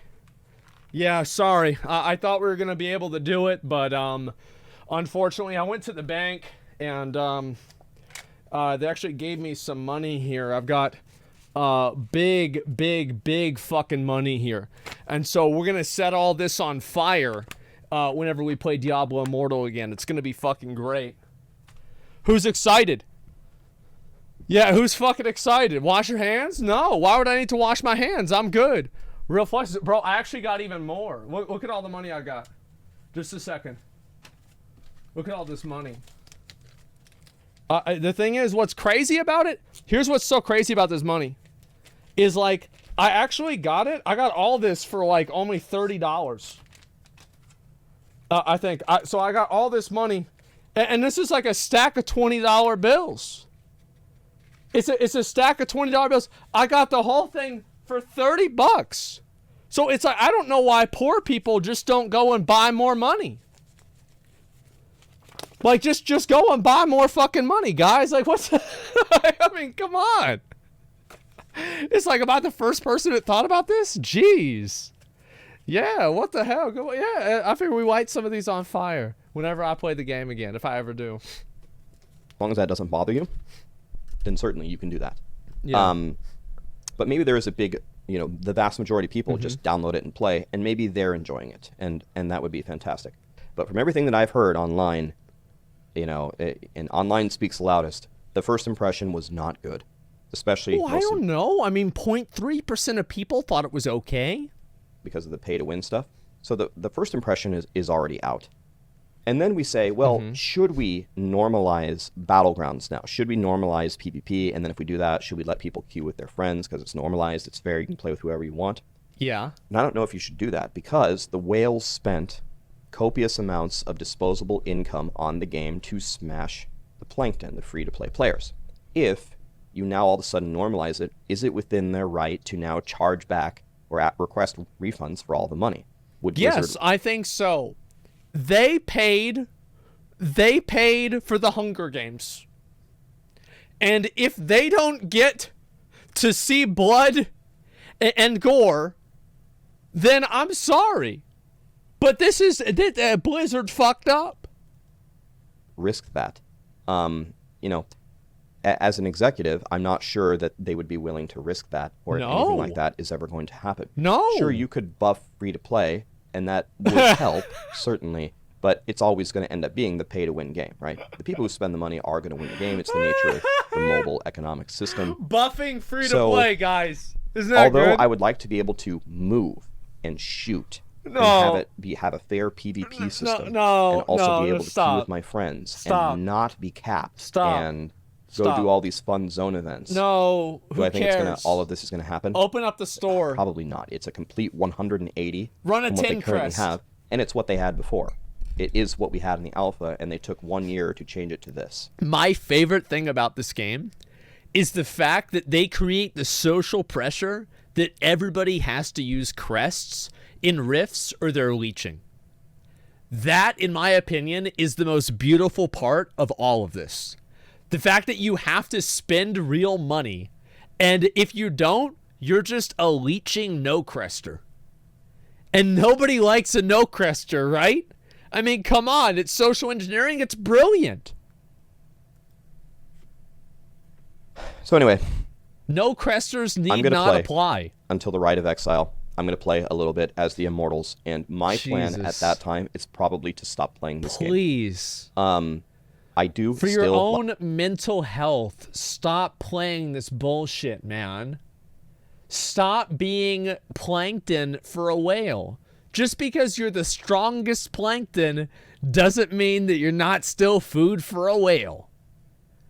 It's just, it's so demeaning.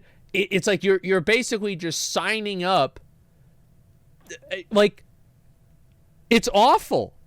It's just like, it's like, stop doing this to yourself.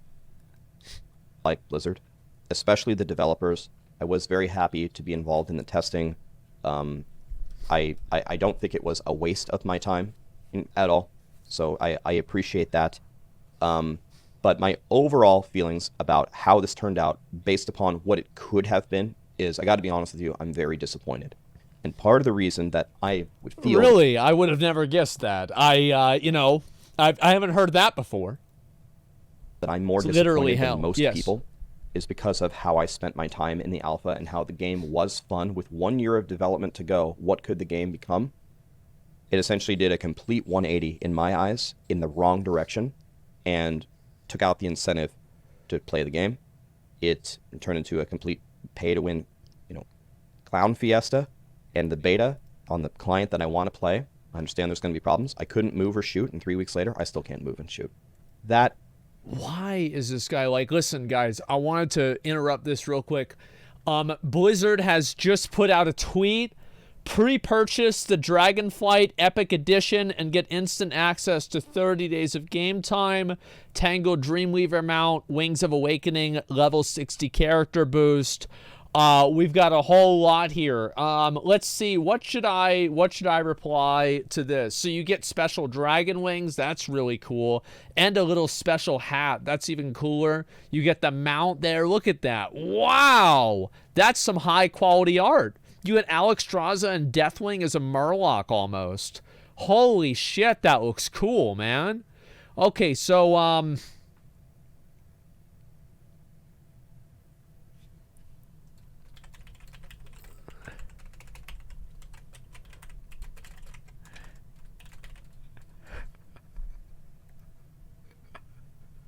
it's like 800% value to me, boys. I'm in. Oh my god. Oh wow. Can you believe that? It's 800% value, yep. is extremely disappointing to me. I think it's a big missed opportunity. One thing that I would like to say, before I go, something positive, is Blizzard did make some good changes. The class balance in Diablo Immortal is one of the best I've ever seen for any release. Any class can do some very great things in both people. Which is in their best interest. Because if there was a class that was underpowered and somebody spent $10,000 on it and they couldn't dominate whoever else that's playing on another class, well, then that whale isn't going to be happy. So they actually do have to balance the game so all whales can be equal. PvE and PvP, that's incredible. They did a really good job there. All whales are They equal. did polish, believe it or not, they did polish a lot of the bug fixes that we found in the alpha. So it's not like they sat around and did nothing or just built a system to make a lot of money. They did make the game better in some aspects. But I think that they did just sit around to make a system to make more money. I completely disagree with Rax that this is a fundamentally good game. I think that it's a bad game. You can argue that it's good for a mobile game. I will not. I'm not going to fight you on that. I'm just gonna, okay, fine, right? It is, in my opinion, an objectively bad, copy-pasted piece of shit game that the only redeeming quality about it is the fact that the combat does seem to be relatively responsive. I think there's too many That's core it. fundamental problems. And the that were campaign is introduced relatively that, well at least for done. me as a player, I'm just one player, are making it not that fun. Those are my final thoughts on Diablo Immortal. What do you guys think? How are you honestly interpreting this game? Are you having fun? Have you already quit playing? And we'll be going into Diablo 3 Season 27 very soon. We'll go into the Diablo 2 Season 2 ladder. Jesus, man. Jesus. Can somebody please introduce this man to Path of Exile? He doesn't deserve a Season 27. Diablo Immortal does not deserve this guy. Please. Could somebody please tell him that there's another path? He doesn't let us pray for his soul to find peace. Race and try to smash our existing world record. This is fucking Maybe sad. Blizzard will let me alpha test or beta test D4, or who knows? Maybe they're going to see this video and then they're going to hate me forever, and I guess that's just something I have to live with. But they don't care. They don't care, man. Yeah, there might be a few developers on the Diablo Immortal team that are mad, but half of the developers on the Diablo Immortal team are like, yeah, I mean, shit, dude. We tried, but the guys at the top, they said it's got to be different. Like, they probably agree with them. you want a tester for D4? I'm here all the time. Thank you, guys.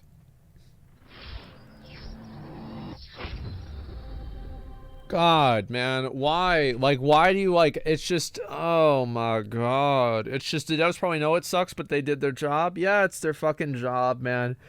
It's just so sad, man. Like, I watched this video and it's like, bro, like, this is just, it's just fucking depressing. Like, he just hit 100 subs. Wow, all right, good for him. Fucking, can you please? Now you're making enough fucking money. Stop playing the shit, bro. Play PoE. It's so much better. It's an actually better game. Play PoE. Look, if you have to play a game like this, it's got bullshit in it. Play Lost Ark. Like, Diablo Immortal is like the worst of all of them, man. He needs to play something else. Yeah, it's nuts. There's a video. Give the guy some support. We've watched another one of his videos before. I mean, fuck, man. Like, I feel bad for him. I really do. It's like, imagine being excited for a game. Like, imagine being excited for a game, and you think for, like, years, it's like, oh, man, this is going to be so good. And then it comes out, and it's not good. You know, like, who can relate to that? Fuck, man. It's just, I feel bad for the guy. I really, honestly feel bad for the guy. What's this here? He just called me out responding to Asmongold's video. Let me do this other one too, because I have to watch this. Apparently Europe, I saw this yesterday and I was gonna watch it.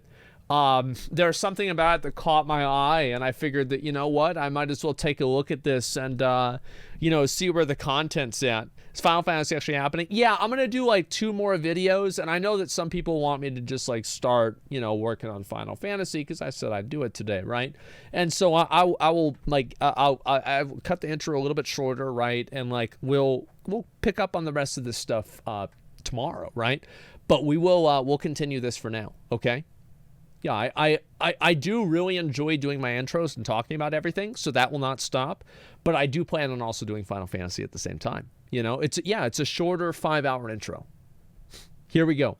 Europe is banning all gacha and MMOs. Let's find out. I covered an article from Games Industry on my other channel, where I post videos like this pretty regularly, actually, that confirmed there were a grand total of 18 countries that were backing a report calling for countries to regulate loot boxes in video games. I've actually, you know, in like the time that I've spent trying to learn about this kind of stuff, I've been reading that report and a number of other reports as well. I'll have to show you guys what some of this stuff is. According to that one, here's some numbers for you guys. 23% of kids in Scotland ages 11 to 16 gambled on loot boxes. 23 fucking percent. And on top of that, over half of the top 100 grossing games on the Apple and Google Play Store had loot boxes on them. Yeah, only 23%. Yeah, basically, that's what it was. And then on top of that, inside of those, it was like 58 and 59% respectively on the Google Play Store and the Apple Play Store. 88 or 85% of them were marketed for ages 12 and over. Yeah. So they're marketed for kids. You know what? Yeah, I've got the receipts, boys. Include gacha games like Genshin Impact, Punishing Great Raven, Azure Lane, Arknights, but more than that, non-gacha games like Overwatch, Apex Legends, League of Legends, or Lost Ark. This report, this decision by an overwhelming number of countries spells potential doom for the entire online gaming industry. Well, here's what's going to happen. Zervirus, thank you very much to the 10 gift the community subs. I appreciate that. Here's what's going to happen is that once enough countries ban it, it will cease being profitable to develop the game, to develop a game that works that way. That's what's going to happen. So, like, if it becomes so, if enough countries, like, you can't get money. It's like, imagine, oh, I can't get money out of the US. I can't get money out of Canada. It's like, maybe you can still get China. Maybe you can still get, like, a couple of countries in Europe, right? Maybe Middle East. Other than that, you can't do it. It's no longer financially lucrative and viable to develop a game like that. That's what happens.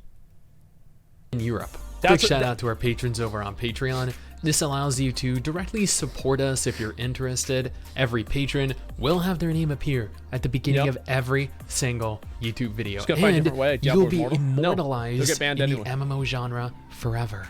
Now, according to Games Industry, 18 different countries have backed a report calling for loot box regulations, dubbing the practice of gacha games exploitative and offering ideas on how they can improve in-game transactions. Yeah. And you know what?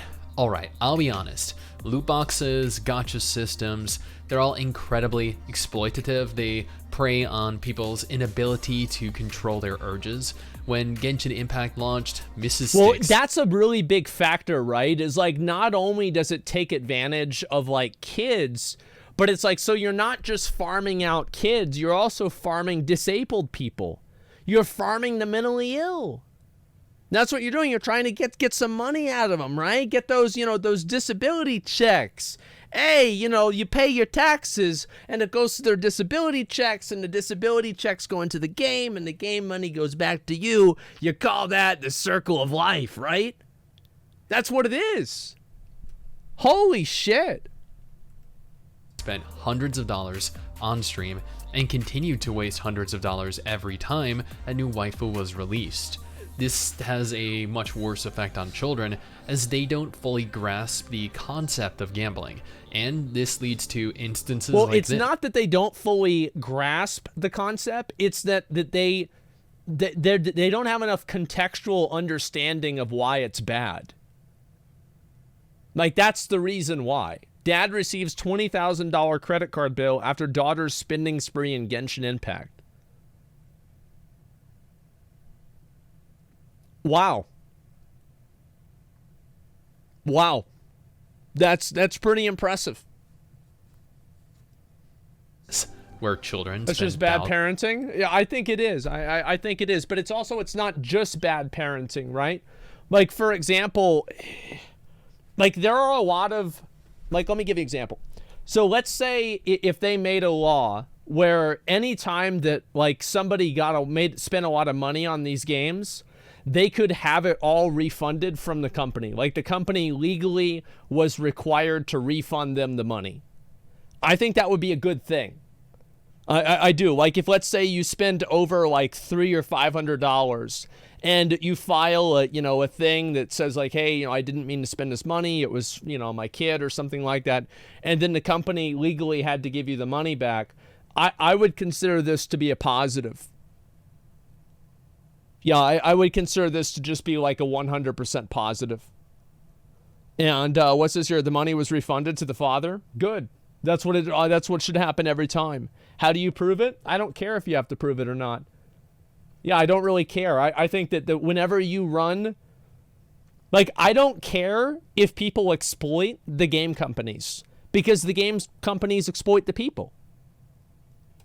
You see what I'm saying? I don't care.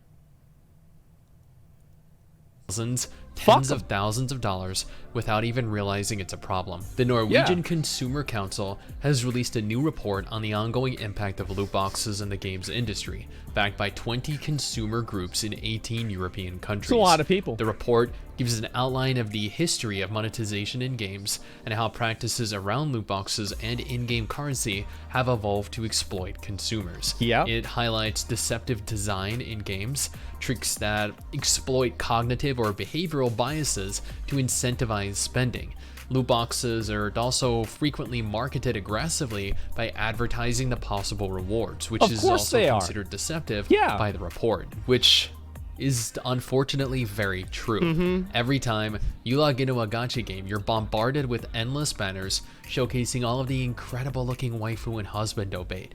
Did you know that for the next 4 hours only, you can get these XP items, these gems, 800% value currency at a 60% discount? 800%. But you have to act fast because after the 4 hours are up, it's gone. The deal will disappear forever, and it works. Typically, it does. If I were to go about purchasing, the thing is, like, the reason why they use these sales techniques is because they work. Those separately, it might cost me over $10, but with this $4.99, it's only one time, right? And it isn't going to put me out of pocket. It's only once, guys. Oh, hold on, wait. There's actually an even bigger package that could save me even more money. You get double the XP items, double the gems, double the in-game currency. Yeah, you'd be losing money if you didn't buy the biggest package. You also get various different gear upgrades and a 4-star hero. It's just smart. And it's only $14.99. Yeah. Dude, this is actually a steal. Holy crap. And what a great deal. It expires in 1 hour. This doesn't leave me very long to contemplate my options. No, you just buy it. And that right there is just a single example. One that I've seen happen all too frequently. 2 case studies of particularly predatory practices are also included in the document. It details how loot boxes are implemented in FIFA 22 and in Raid Shadow Legends and the problems that it presents. And oh god, Raid Shadow Legends. Hi there, we do not sponsor. We cooperate only with those YouTubers who play our game and want to be our influencers. We do not pay money for it. Wait, what? Yeah, you do. Like, what are you talking about? Like, what was this a response to? What the fuck? The game that paid YouTubers and streamers thousands of dollars to fly out to events, then proceeded to claim that they've never sponsored any creators. What? You couldn't have made a better case for suspicious malpractice. And this is where things begin to get interesting. The report rounds up by listing several actions that the industry and its regulators can take to improve the landscape around loot boxes. This includes banning the aforementioned deceptive design, meaning either gacha games, games that implement any form of loot box, remove the feature entirely from their core, or cease distribution within their country. In essence, it's gone. Denoting all in-game purchases in real-world currency. That's a big one. That would be really fucking cool if they did that. They make it to where you have to do it with real-world currency. where it's not like you can't have any gems or, you know, relics or platinum coins or jewels or anything like that. You can only buy it with USD. Yeah, that would be massive. Explicitly stating exactly how much money X item or Y service will cost, not implementing loot boxes in games aimed at minors. This is more or less similar to the first fix by removing loot boxes from any games that are not aimed at adults specifically. More transparency around algorithms that determine the outcome of a purchase. This is never going to happen. More enforcement around consumer rights in games, and you know what, neither will this, because these companies bank off of abusing their players and taking significant advantage of them. Of course they do. It adds that if these remedies do not alleviate the issues, the industry should consider a ban of paid loot boxes in games altogether, which would... Yeah, I think that's what has to happen, because like what they're gonna do is that like as soon as these regulations come out, this first round of regulations is just simply, it's like a cat and mouse game, right? Where what the ultimate reality of what's going to happen is that they will just be banned. Because as soon as they make it against the rules to do X or Y thing, then they're just going to try and do Z instead. Well, then you have to just like put a categorical ban against the whole thing. Who's enforcing it? The government is. Obviously. Who else could possibly enforce it? As you no doubt feared, mean the removal of every gacha game, every game that utilizes loot boxes or practices rewarding players with random items, currency, waifus, and husbandos outfits for real money. If these alterations to gacha design do not alleviate the issues present, then it will be solely up to the individual discretion of the company to decide if the European market is worth the removal of a core part of what has made the entire gaming scene adopt this business model. Additionally, the UK is calling for evidence on loot boxes ahead of reviewing whether or not loot boxes are the equivalent of gambling, and Australia also has a similar proposal to this pending currently as well. It's coming, boys. It's coming. Like, it's going to happen. It's going to be. The governments regulate a ton of markets every day. It's because people don't understand that. You know, like, they don't know about the regulations that do exist. So they just assume that, like, regulation means that, oh, like, the government is just going to, like, make it, like, really bad or something like that. There are a lot of regulations that happen for good reasons. And you are very, very happy that, that these regulations exist. Let me tell you that. Why should I suffer? Because stupid people can't control themselves? People questioning enforcement already being invaded by these game companies, by the way? Oh, yeah, of course. And so why should you have to suffer because of this? Number one, I don't really consider it suffering whenever people want to save you the money. And also, like, it's because it's bad. It's deliberately misleading. Like, why do you think they're hiring psychologists to get people addicted to the games? It's because they're doing it on purpose. They're doing it on purpose. They're trying to do this. Could lead to a catastrophic shift in game design and the potential ruin of many gacha games, including, once again, non-gacha games like Lost Ark or Overwatch or even League of Legends around the world. What do you guys think, though? Because realistically, is this... That's right. All they have to do is ban it in like a few of these major countries. Like, if they banned it in the US and the EU, these games would cease to exist. Because, like, they can't, like, the amount of money that they need to develop the games, they can't recoup that money anymore. Because there are so few places that they can monetize. Yeah, there's a critical mass for this. Wrong. China's big. Oh, no, games like this will still exist. But they won't be made in the US. Yeah, of course games will always exist. Negative thing. And that's also assuming China won't get rid of it too. Because as soon as one country does it, a lot of times other countries do it too. They say, hey, look, these guys are doing it. Maybe we should do the same thing. There's no certainty that China's going to let people continue doing that too.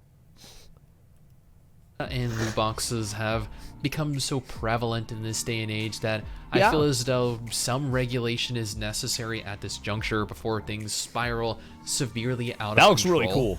We've all seen the various malpractices that, Cooney Crossworlds has been engaged in and bore witness to the horrendous state of Diablo Immortal. Heck, I knew people in Perfect World and Tales of Pirates over 14 years ago that spent tens of thousands of dollars on RNG packs to get the best gear obtainable in-game. And while I feel pretty strongly about monetization and business models in video games, I feel the same about play to earn, blockchain, and NFTs as well.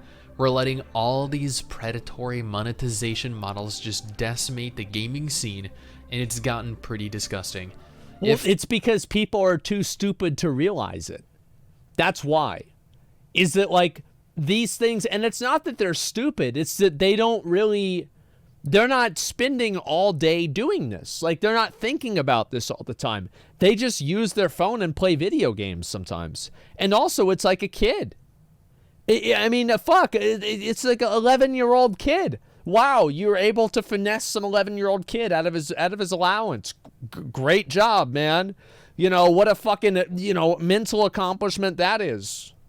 If more countries do impose restrictions on practices like this, though, we might finally see a positive shift in the industry. But maybe that's just me. Again, what do you guys think? I think that'll think? happen. I do. I do think it'll happen. It's just bad parenting. So, give me 1 second. I covered it. Oh shit, the Diablo Immortal Indefinite. It's too long of a video. I'm not going to watch that one right now. What about IRL loot boxes? They're basically loot boxes. Yeah, I think you could say that IRL, card packs are to some degree gambling too.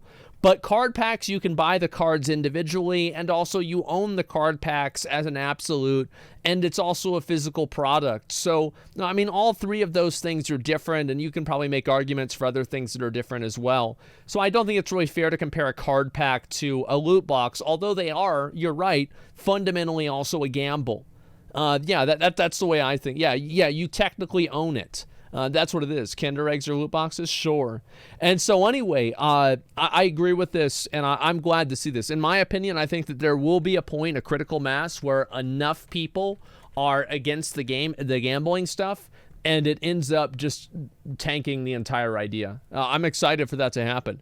Cards are tradable and increase in value as well. Yeah, exactly. Nope, a value of a product depends on your own wants, so no more collecting things at all. Guns, bank, money itself. That's not how it works. I understand that you're trying to draw this illogical comparison, but I don't really, as I said, these silly logical extremes, these things don't work on me. Yeah, they don't work. Like, you're not gonna like trick me into this or whatever. It's not gonna happen.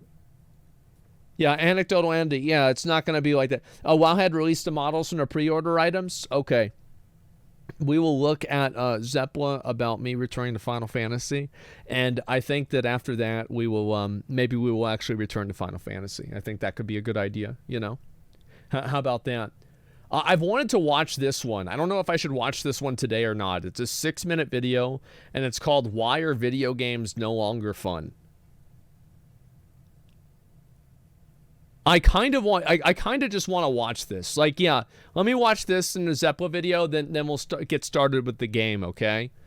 Yeah, I'm actually curious, especially in the context of what we've been talking about. But yeah, MMO Byte, like, they do a lot of videos for, like, obviously MMO stuff, and I usually watch their content for, like, keeping up with a lot of these, like, smaller games that I don't really hear about. And so, yeah, they're definitely a good resource to find that out from. I've watched a number of his videos before. And is it Mobile Game Simp? I don't know if he is or not, but I've seen a few of his videos, and I think they're good, And that's all that really matters to me. All right, here we go. Cywell bot video. I have that there, but, like, yes, I don't know if you guys have seen this, but let me go back and pull it up here. It looks like Lost Ark has actually gotten control of the bots. They've gotten control of a lot of the bots. This is a massive accomplishment for Lost Ark.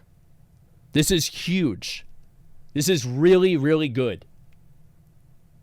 Like, I think this is great. Yeah, it's minus 500,000 bots. Which, by the way, that's the number that I thought it was going to be, right? So I'm feeling pretty good about that. I was fucking right. Here we go. Are video games still fun? No. I hate video games. They're not fun. They're for nerds. I don't mean that in the sense of like, is GTA 5 a fun game? It objectively is. Going in as Trevor and going on a rampage still gives me a small rush of serotonin. But now the game's been out for 7 years. Yeah. And a rampage just isn't as fun as it used to be. And I Alt F4 and go back to do something else. That's where I think the main problem is. Mm-hmm. Not as fun as it used to be. One of my best friends told me on Discord the other day that he was taking a break from Discord and his PC as he found it boring and wouldn't be online as much. That's sad. At first I was wondering what he meant. Then I started to think about what he said, and I ended up agreeing. Let me give you an idea of what he meant. Okay. How often have you finished school or work and you go and sit by your PC or console and were so ready to have some fun, and then you just sit there for hours waiting for something to happen? I do that a lot of times. Like, I'm gonna go to, like, I was gonna watch Netflix or something like that, and then I just fall asleep on the futon. I mean, that happens pretty regularly. Yeah, fuck. I do that and read Reddit, yeah. You have games to play, and they're good games. They're just not fun anymore. I sit here most days looking at my desktop with hundreds of games on it, and I spend most of my time just on Chrome, watching Netflix or YouTube. And I don't know why. I want to play these games, and sometimes I even open them, but I never make it further than an hour before I get bored and go back to endlessly scrolling on TikTok. So. Well, it's probably, I think a lot of it might be like psychology. It's that, like, these movies and, TikTok and Twitter, they're designed to stimulate your mind at a much higher rate than video games are. So, like, they're not really addicted. You become, like, addicted to the, like, mental stimulation pace. And I think that's why TikTok is something really popular. Now, I don't know if that's true. I'd have to ask Dr. K about that. But because he would know. I don't know. But, like, that's just a guess that I'm making. I've been rambling about things not being fun. So, what is fun?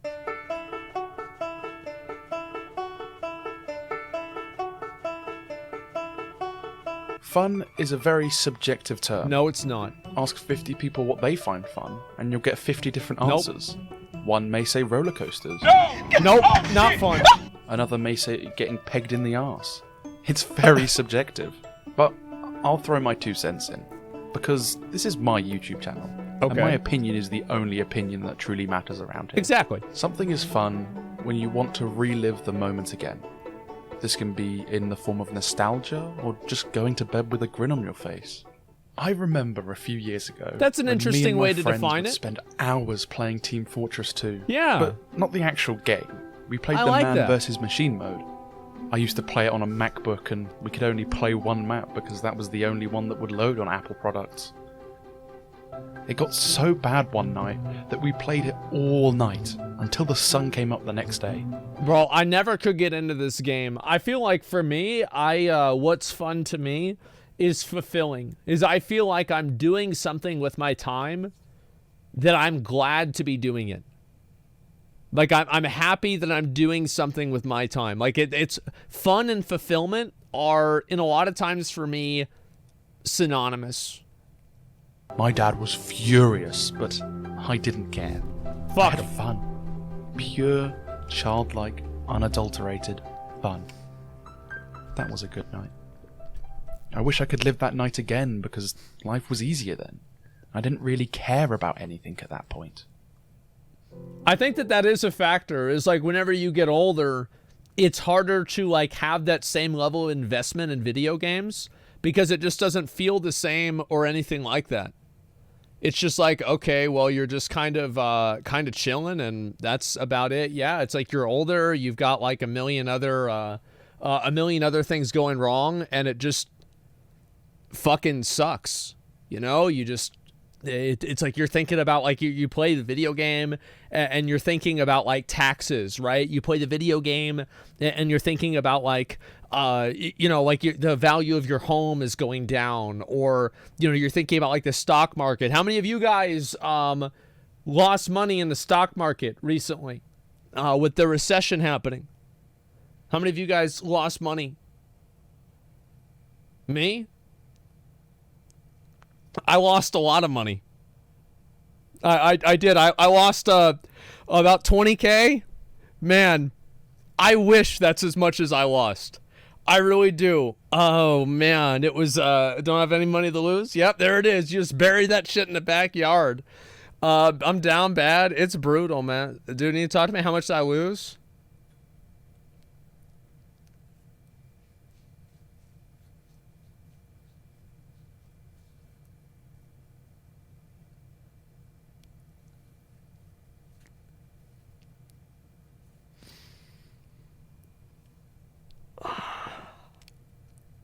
It's over $150,000 in a month. Yeah. It's a lot. It's a fucking lot. That's not too bad. Yeah. I mean, it could be a lot worse, right, guys? I mean, shit, it could be a lot worse. That bad, huh? Yeah, it's whatever. I mean, who gives a fuck? The thing is, guys, I live on like $2,000 a month. Like, actually, it might be $3 now because I paid for the honing stream. Yeah, it'd be maybe 3.5. But yeah, it's whatever. It's not that bad. Nostalgia is such a double-edged sword when you get older. On the one hand, it reminds you of good times in the past that you look back on fondly. But on the other hand, it reminds you of good times in the past, and it makes you sad because you can't have those times again. Yeah, I always feel, I think about that a lot. You know, I get like depressed, right? Thinking about, man, like my life whenever I was like, let's say 14 or 16 or 17 or like 21 was like so much better than like my life is now, right? I mean, like if I could go in a time machine, I would do immediately, right? And it's just, it sucks, man. Like Palmer with the 5 gifted subs, I appreciate it. Thank you very much. Yeah, it's just, it's fucking sad. God, midlife crisis at 25. I remember, like, I don't really... What's weird about it is, like, I don't really get sad about it anymore. Like, I don't really get sad about it anymore because it happened and it was so good for so long. It was good forever, man. Yeah, I don't get sad about it anymore or, like, miss it really that much anymore because it's just that it's like, yeah, I've accepted this. It is what it is. It's hard to do that, but, you know, I've tried my best. Not saying that there can't be any good times in games nowadays. There can be. Me and my friends discovered a game called The Forest a while back, and the whimsy came back. We had the biggest smiles on our faces for days. Building huge bases, fighting off gruesome cannibals, and just generally being idiots. No, I think that's true. Like, I've had a few games that did that for me. I remember Final Fantasy was great. I'm still enjoying Lost Ark. You know, like, there's a few other ones, too, that Rust, like, dude, whenever Rust came out and I played on that Screamer server, man, I had so much fun. It was awesome. Valheim was another one for me. Yeah, it was crazy. If you want a game to play with your friends, I highly suggest playing The Forest. It's the most fun I've had with my friends in a long time.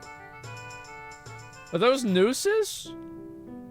But it's still got stale, and now we almost never touch the game, except from when we all say we should play it again. Yeah. We play it for a day straight and then never again, because it doesn't bring back the memories we used to have about the game. And that's what the problem is with modern day video games. They don't leave a good enough memory. This is the problem I have with Pokemon. Every time a new Pokemon game would come out, I would buy it. I would never know why, because some of the recent ones aren't even that good. I've recently realised it's because I'm trying to bring back those memories of Diamond and Pearl that I had on my DS as a kid. See, like, I'm older than this guy, right? I remember whenever I had the original fucking Game Boy, the brick. and I had fucking Pokemon Blue. I had the first one, man. And it was so great. It was amazing. But it's just that, like, to me, I don't know. It's like, I don't really, I don't know. Like, I'm not really trying to relive that again. Like, I'm actually, for me, like, I'm waiting on the next, like, the next grand adventure, the next unknown frontier. Because, like, I don't want to go back and do something that I already did before. I want something new. I want something that I can once again be a novice in. Not knowing anything about type weaknesses or strategy, and just solely training my starter to a monstrously high level, beating all enemy Pokemon in one hit. But none of them can do that. There's also the fact that we change as people over time. True. Games will always be just lines of code made by companies who just want to make a profit. True. But it's the players that change too. I know that's a cringe thing to say, but it is true. I'm not who I was when I was 12 playing TF2 till sunrise. I pretty I'm a much am. older, wiser person. No. We can't bring back those fun Can't memories relate. because we aren't the same people. It would be lying to say that I'm happier now than I was when I was a kid, playing Overwatch in 2016 with Lewis, raging when we lost and screaming when we won. Video games have provided people with some of the happiest memories. I think one thing, you know, now that I'm thinking about it, like, one thing that really affected me is, like, it's like the contextualization of time. Because whenever you're a kid and you're playing video games, you never really think about, like, how long is this going to happen? You just always assume it's going to be forever. You never think that, like, oh, there's going to be end in sight. Like, oh, it's not going to be like this at some point. You know, whenever you're a kid, you're like, man, I'm going to just, you know, play video games with the boys, and we just do that for the indefinite future, right? And that's it. That's all it's going to be. And, like, sometimes, like, whenever I was young, I would remember, it's like, this might not always be the case. And it's like, you know, whatever, right? It's like, oh, we can enjoy it now. And we did. But it's like you don't really think about it. I don't think you're old enough to really know what it's like to have it not happen anymore. You know what I mean? Anyone could ever ask for. But they've not been able to fill the same place that they used to. That's why I think video games just aren't that fun anymore. Yeah, I can see that. I think this was pretty good. I think it's a mix of a personal reason and also a game reason. Yeah, it's a depressing video. I mean, I could see why people would say that. Sounds like he's depressed. Yeah, here you guys go. You guys could give him a little bit of support. I mean, I think that videos that talk about this stuff are important. I like them a lot. It's getting old. Yeah, it's a doomer video. I think that, you know what? Whenever I was playing Elden Ring, I was like, man, no, it's not me. I thought it was me. It's not me. It's the fun. Nope, it's the other games. Yep, Elden Ring, it's great. It's a great game. I'm having a lot of fun. Yeah, it's not. Nope. It's that's what happened with me. Is it's the other games. It's not me. You guys have that happen with, like, maybe another game or whatever? Yeah, I think so. And Elden Ring is the exception. Yeah, so it's not entirely just the game itself. All right, let's watch this, and then we're gonna actually play some games, right? We're gonna play some Final Fantasy. We're gonna get into it today. Money and greed have ruined the industry. Yeah. Just a little bit. Just a little bit. Just a little. Just pay like 800%, 700%, 500%, $15. And then there's a bonus pack. And then, well, if you get it from GameStop, you get a special code, but it's $2 more. So you got to go get it there. And then, oh, shit. Right? And like, that's kind of what happens, man. I know it exactly. All right. Give me 1 second. Let's watch this, and we're going to start the game. Because I know I've been delaying for a while. And I want to get into it and have a little bit of fun. And there it is. Activision Blizzard shareholders approve proposal for report on abuse and harassment. Well, it's in the shareholders' best interest to downplay any abuse or harassment that happens at the company, because it would make the company look bad, and that would make them lose money. It's that simple. Here we go. So, obviously, some of the big news today is that, well, maybe I should just let Baldy's back again. our boy tell you what the big news is. It's a 40-second clip, okay? It's a 40-second clip. All right? Yeah. Uh-huh. It's something I'm fairly excited about. You can probably guess what it is if you already know. Uh-huh. Our boy. Guys, it's been a long time. It's been quite a while. Damn. Damn. It's been Who was almost that a guy? year. It's been almost a year. Damn. Yeah. Yeah. That's crazy. It's been that long, too. Holy shit. Final Fantasy returns on the 21st. Final Fantasy returns on the There it is. 21st. Game again on the 21st. Coming back. 6 days from now. Yep. I don't Coming want to back. make it a big deal, really. Like, I want everybody to know about it, obviously. But Oh, yes. he doesn't want to make it a big deal, but I'm going to make it a big deal. I'm Yeah. gonna start playing the game again. I will continue the story. Yay! That's today. Isn't that crazy? Yes. That's the plan. What a coincidence. All right. Well, you don't have to make it a big deal. I will happily do that for you. I'm so happy because, well, it was really fun to watch him go through the story. And with Asmon comes a shitload of players usually as well. We are in a little bit of a content lull right now. I don't know if you noticed, but this tends to happen in between major content patches. That's what always happens in every game. So yeah, he's gonna go do a Storm of Ball. Yes, a Stormblood. I heard somewhere else, people told me that he is only gonna do Stormblood, and like he might do the rest later. Is that true? Is that what he said? I'm gonna do it in blocks. So like I want to make sure that I knock out one MSQ, and then I might do a couple of other games in between that, and then do the next one. That's why. And like the logic with that is like, obviously people like watching a lot of different games, so it's like if I only play one game the whole time, I think there could be people that like I want to see X or Y, Z thing, right? Like they want to see other stuff too. So it's about mixing it in. I think that's a smart way to approach it. I don't know if that's true or not. One patch per year, Do I think you'll enjoy Stormblood? Yeah, I think so.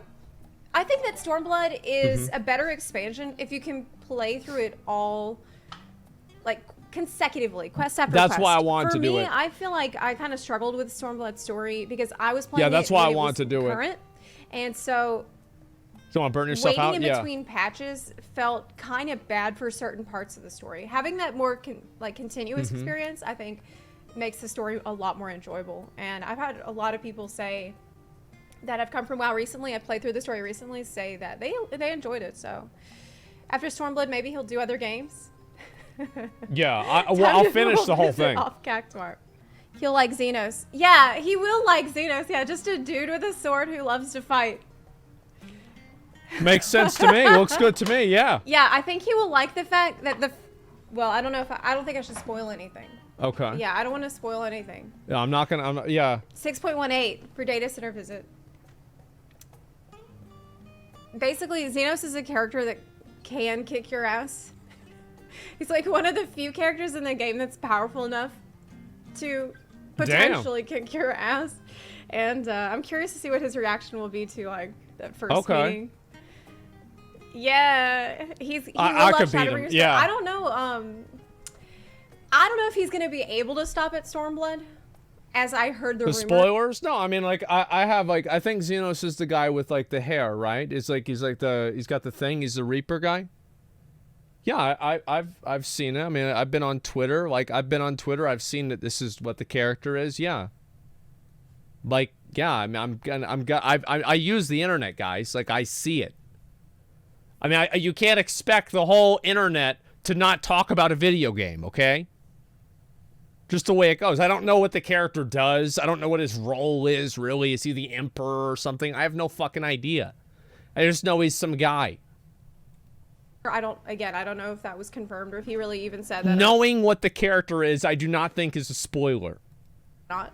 But I don't know if he's going to be able to stop at Stormblood without going on to Shadowbringers. But considering how the popularity of this game sort of ebbs and flows with content patches, major content patches, it's not that bad if he chooses to come play the game during a major lull. Yeah, I think in so. Content, and then like wait until there's another major lull. That would be beneficial to pretty much every Final Fantasy XIV creator who has to deal with like the waxing and waning of popularity of the game. Like that's always one thing that sucks with like certain games, right? Is like whenever you play the game and it's like, oh man, like it's like this is like your main game to stream and nobody really is wanting to watch it, right? Because it's the same stuff over and over and over. You constantly feel like you have to pull a rabbit out of the hat or like entertain people and they're losing interest. It sucks. Like I noticed that was this thing with WoW too. Like every game has this problem. That's just been something I've had Suska's to learn not to consistent deal with viewership. in Yeah, the yeah. years and years that I have focused. I think anybody only feel on that Final way. Fantasy XIV, and this is something that can sort of alleviate that.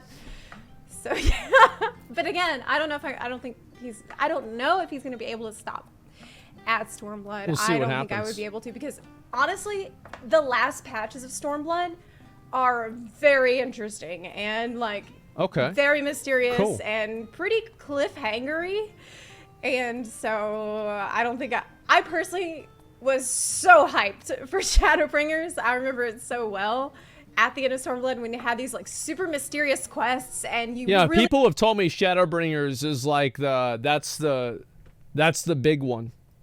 want to know what's going to happen next. So that's going to be not a very easy place to just stop. Yeah. If he wants to take a break. But I And understand for Walker's him, good to you know. yeah, I heard. Final Fantasy 14, doing all the main story, it's pretty big Uh-huh. time commitment, so it makes sense to me that he would maybe want to break up the expansions into like different Yeah, convenient exactly. blocks of time for Yeah. him. But yeah. Because I'm it's also like not just doing the main story. Like I'm gonna want to do the raids, right? I'm gonna want to see what happens in the game. Like I want to I want to know because if I don't know, then other people won't know, and then it's like because I give a lot of commentary on like games and about like just things, right? So the more that I know, the better my commentary can be. Doesn't that make sense? Yeah, because I have more context. It's gonna be awesome. I can't wait. Someone in the comments said, it's been almost a year. Man, what could it be? A haircut? It's been longer. I have not gotten a haircut in like 2 years. Shower? But it's good old Yeah, it's been like 2 or 3 FF14. years.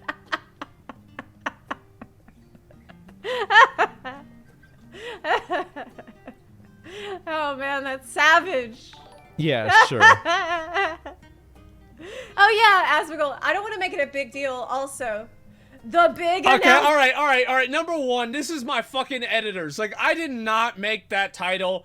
I don't even know what happens on my YouTube channel most days. Like, I don't even know, like, people tag me in every once in a while about, like, video. Well, I can't believe you fucking said this. I can't believe you titled your video like this. This is such bullshit, Asmon. And I'm like, I didn't even know this happened.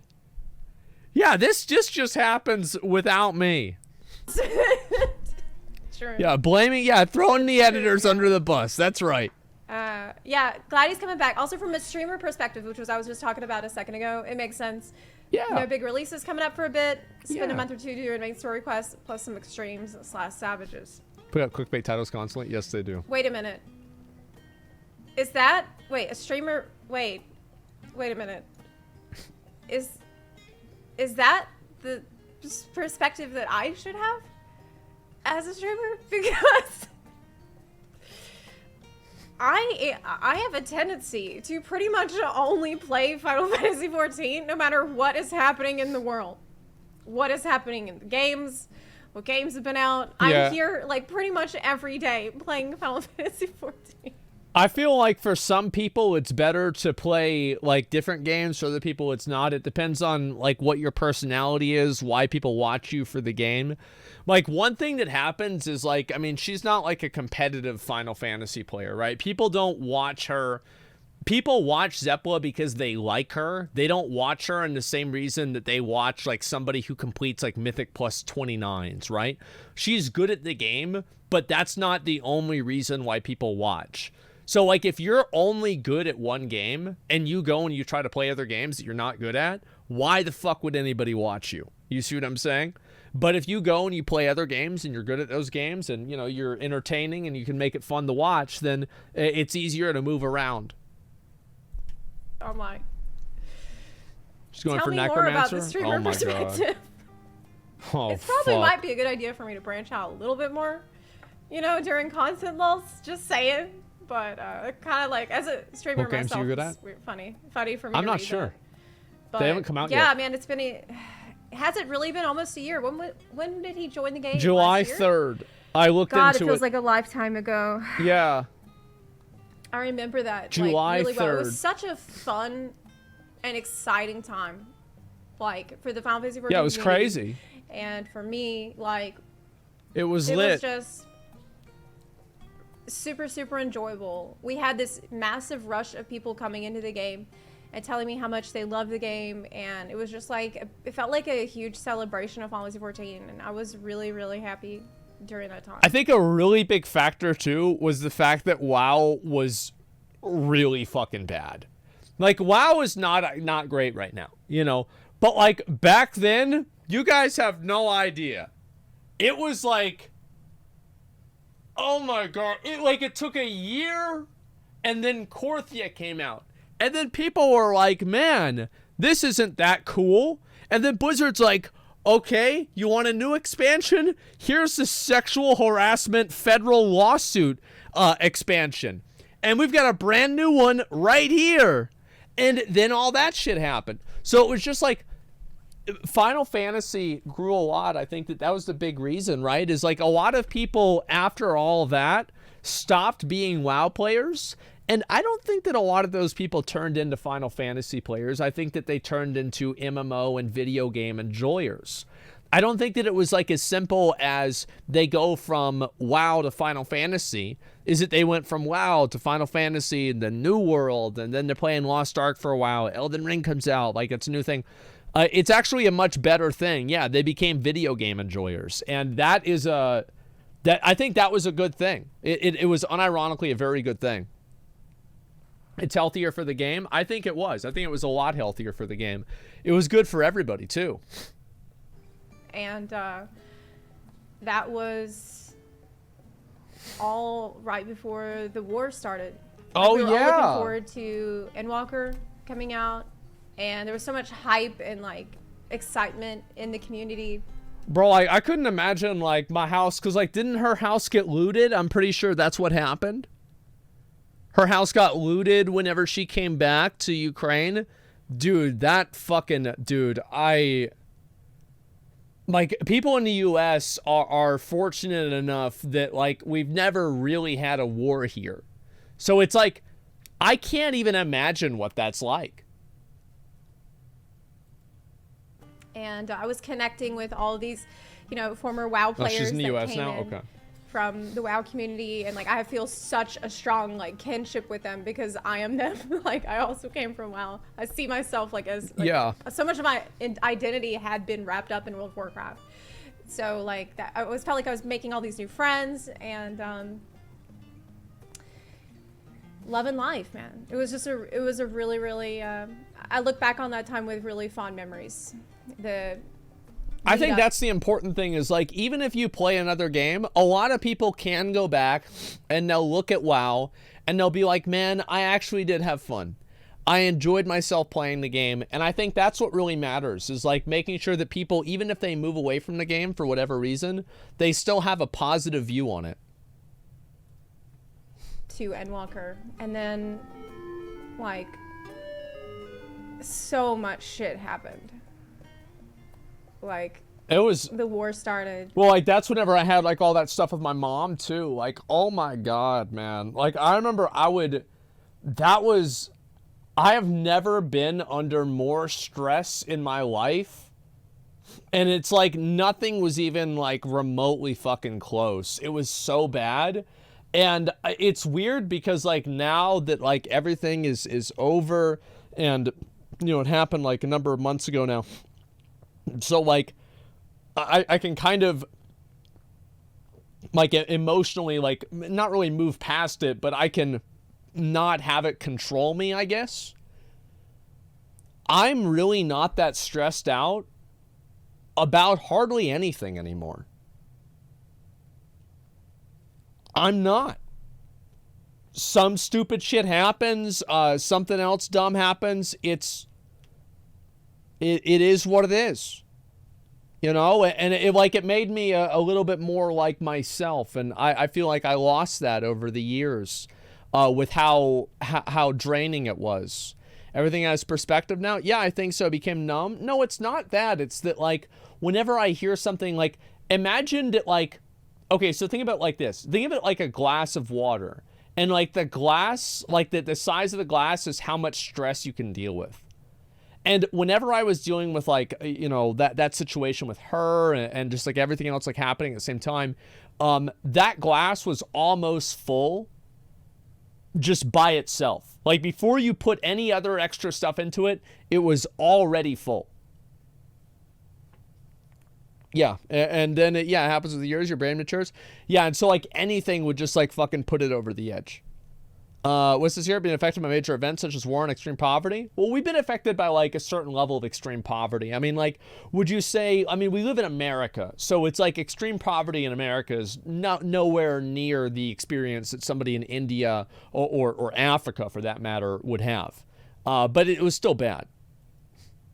And since that, I feel like time has just been flying by, like, in at light speed. It's been a while. I feel like all the months since February have, or even like December or January, have just blended together and blurred together. It's felt like that for me too. And I feel like that whole period of time, like, I don't even remember whenever I started streaming again.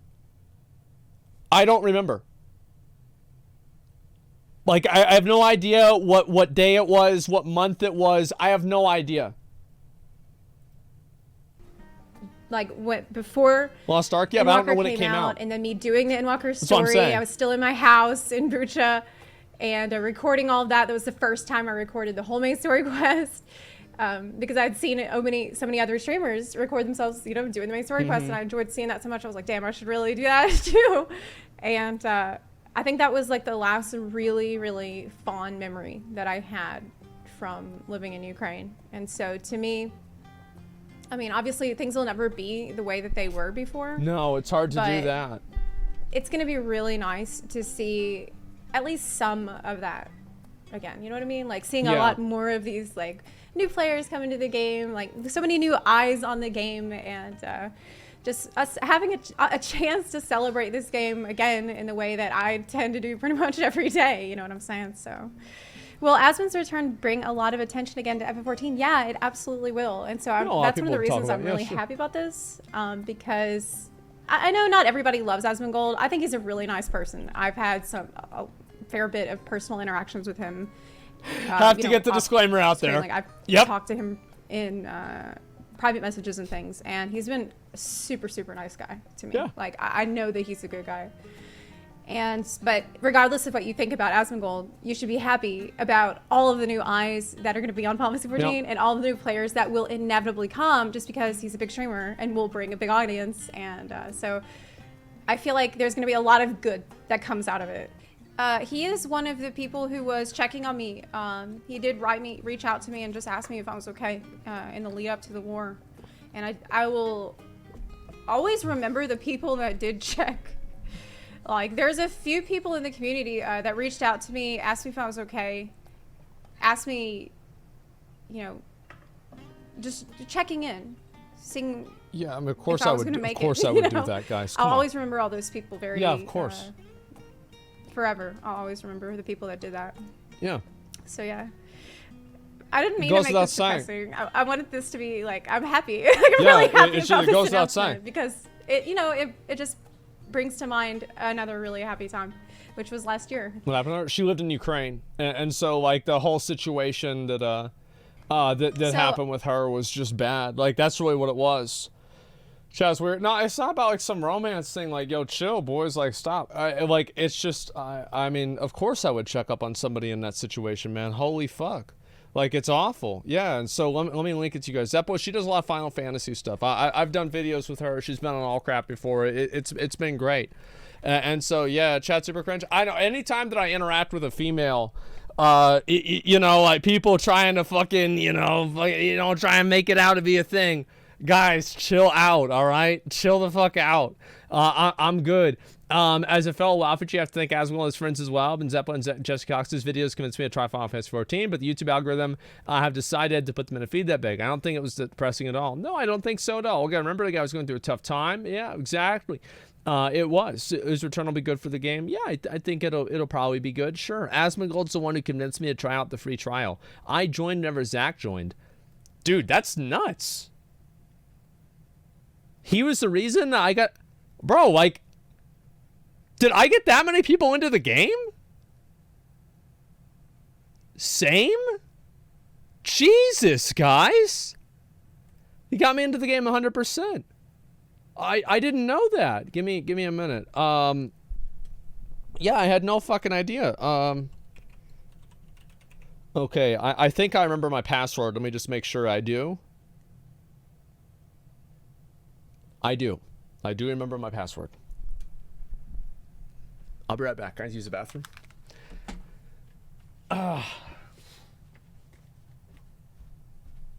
Yeah, actually, wait a second. Yo, do a poll, and I want to see how many people started playing the game. Like, it's like, did you start because of my stream, right? Like, what's the percentage of that? I'm actually really curious. I'll be right back.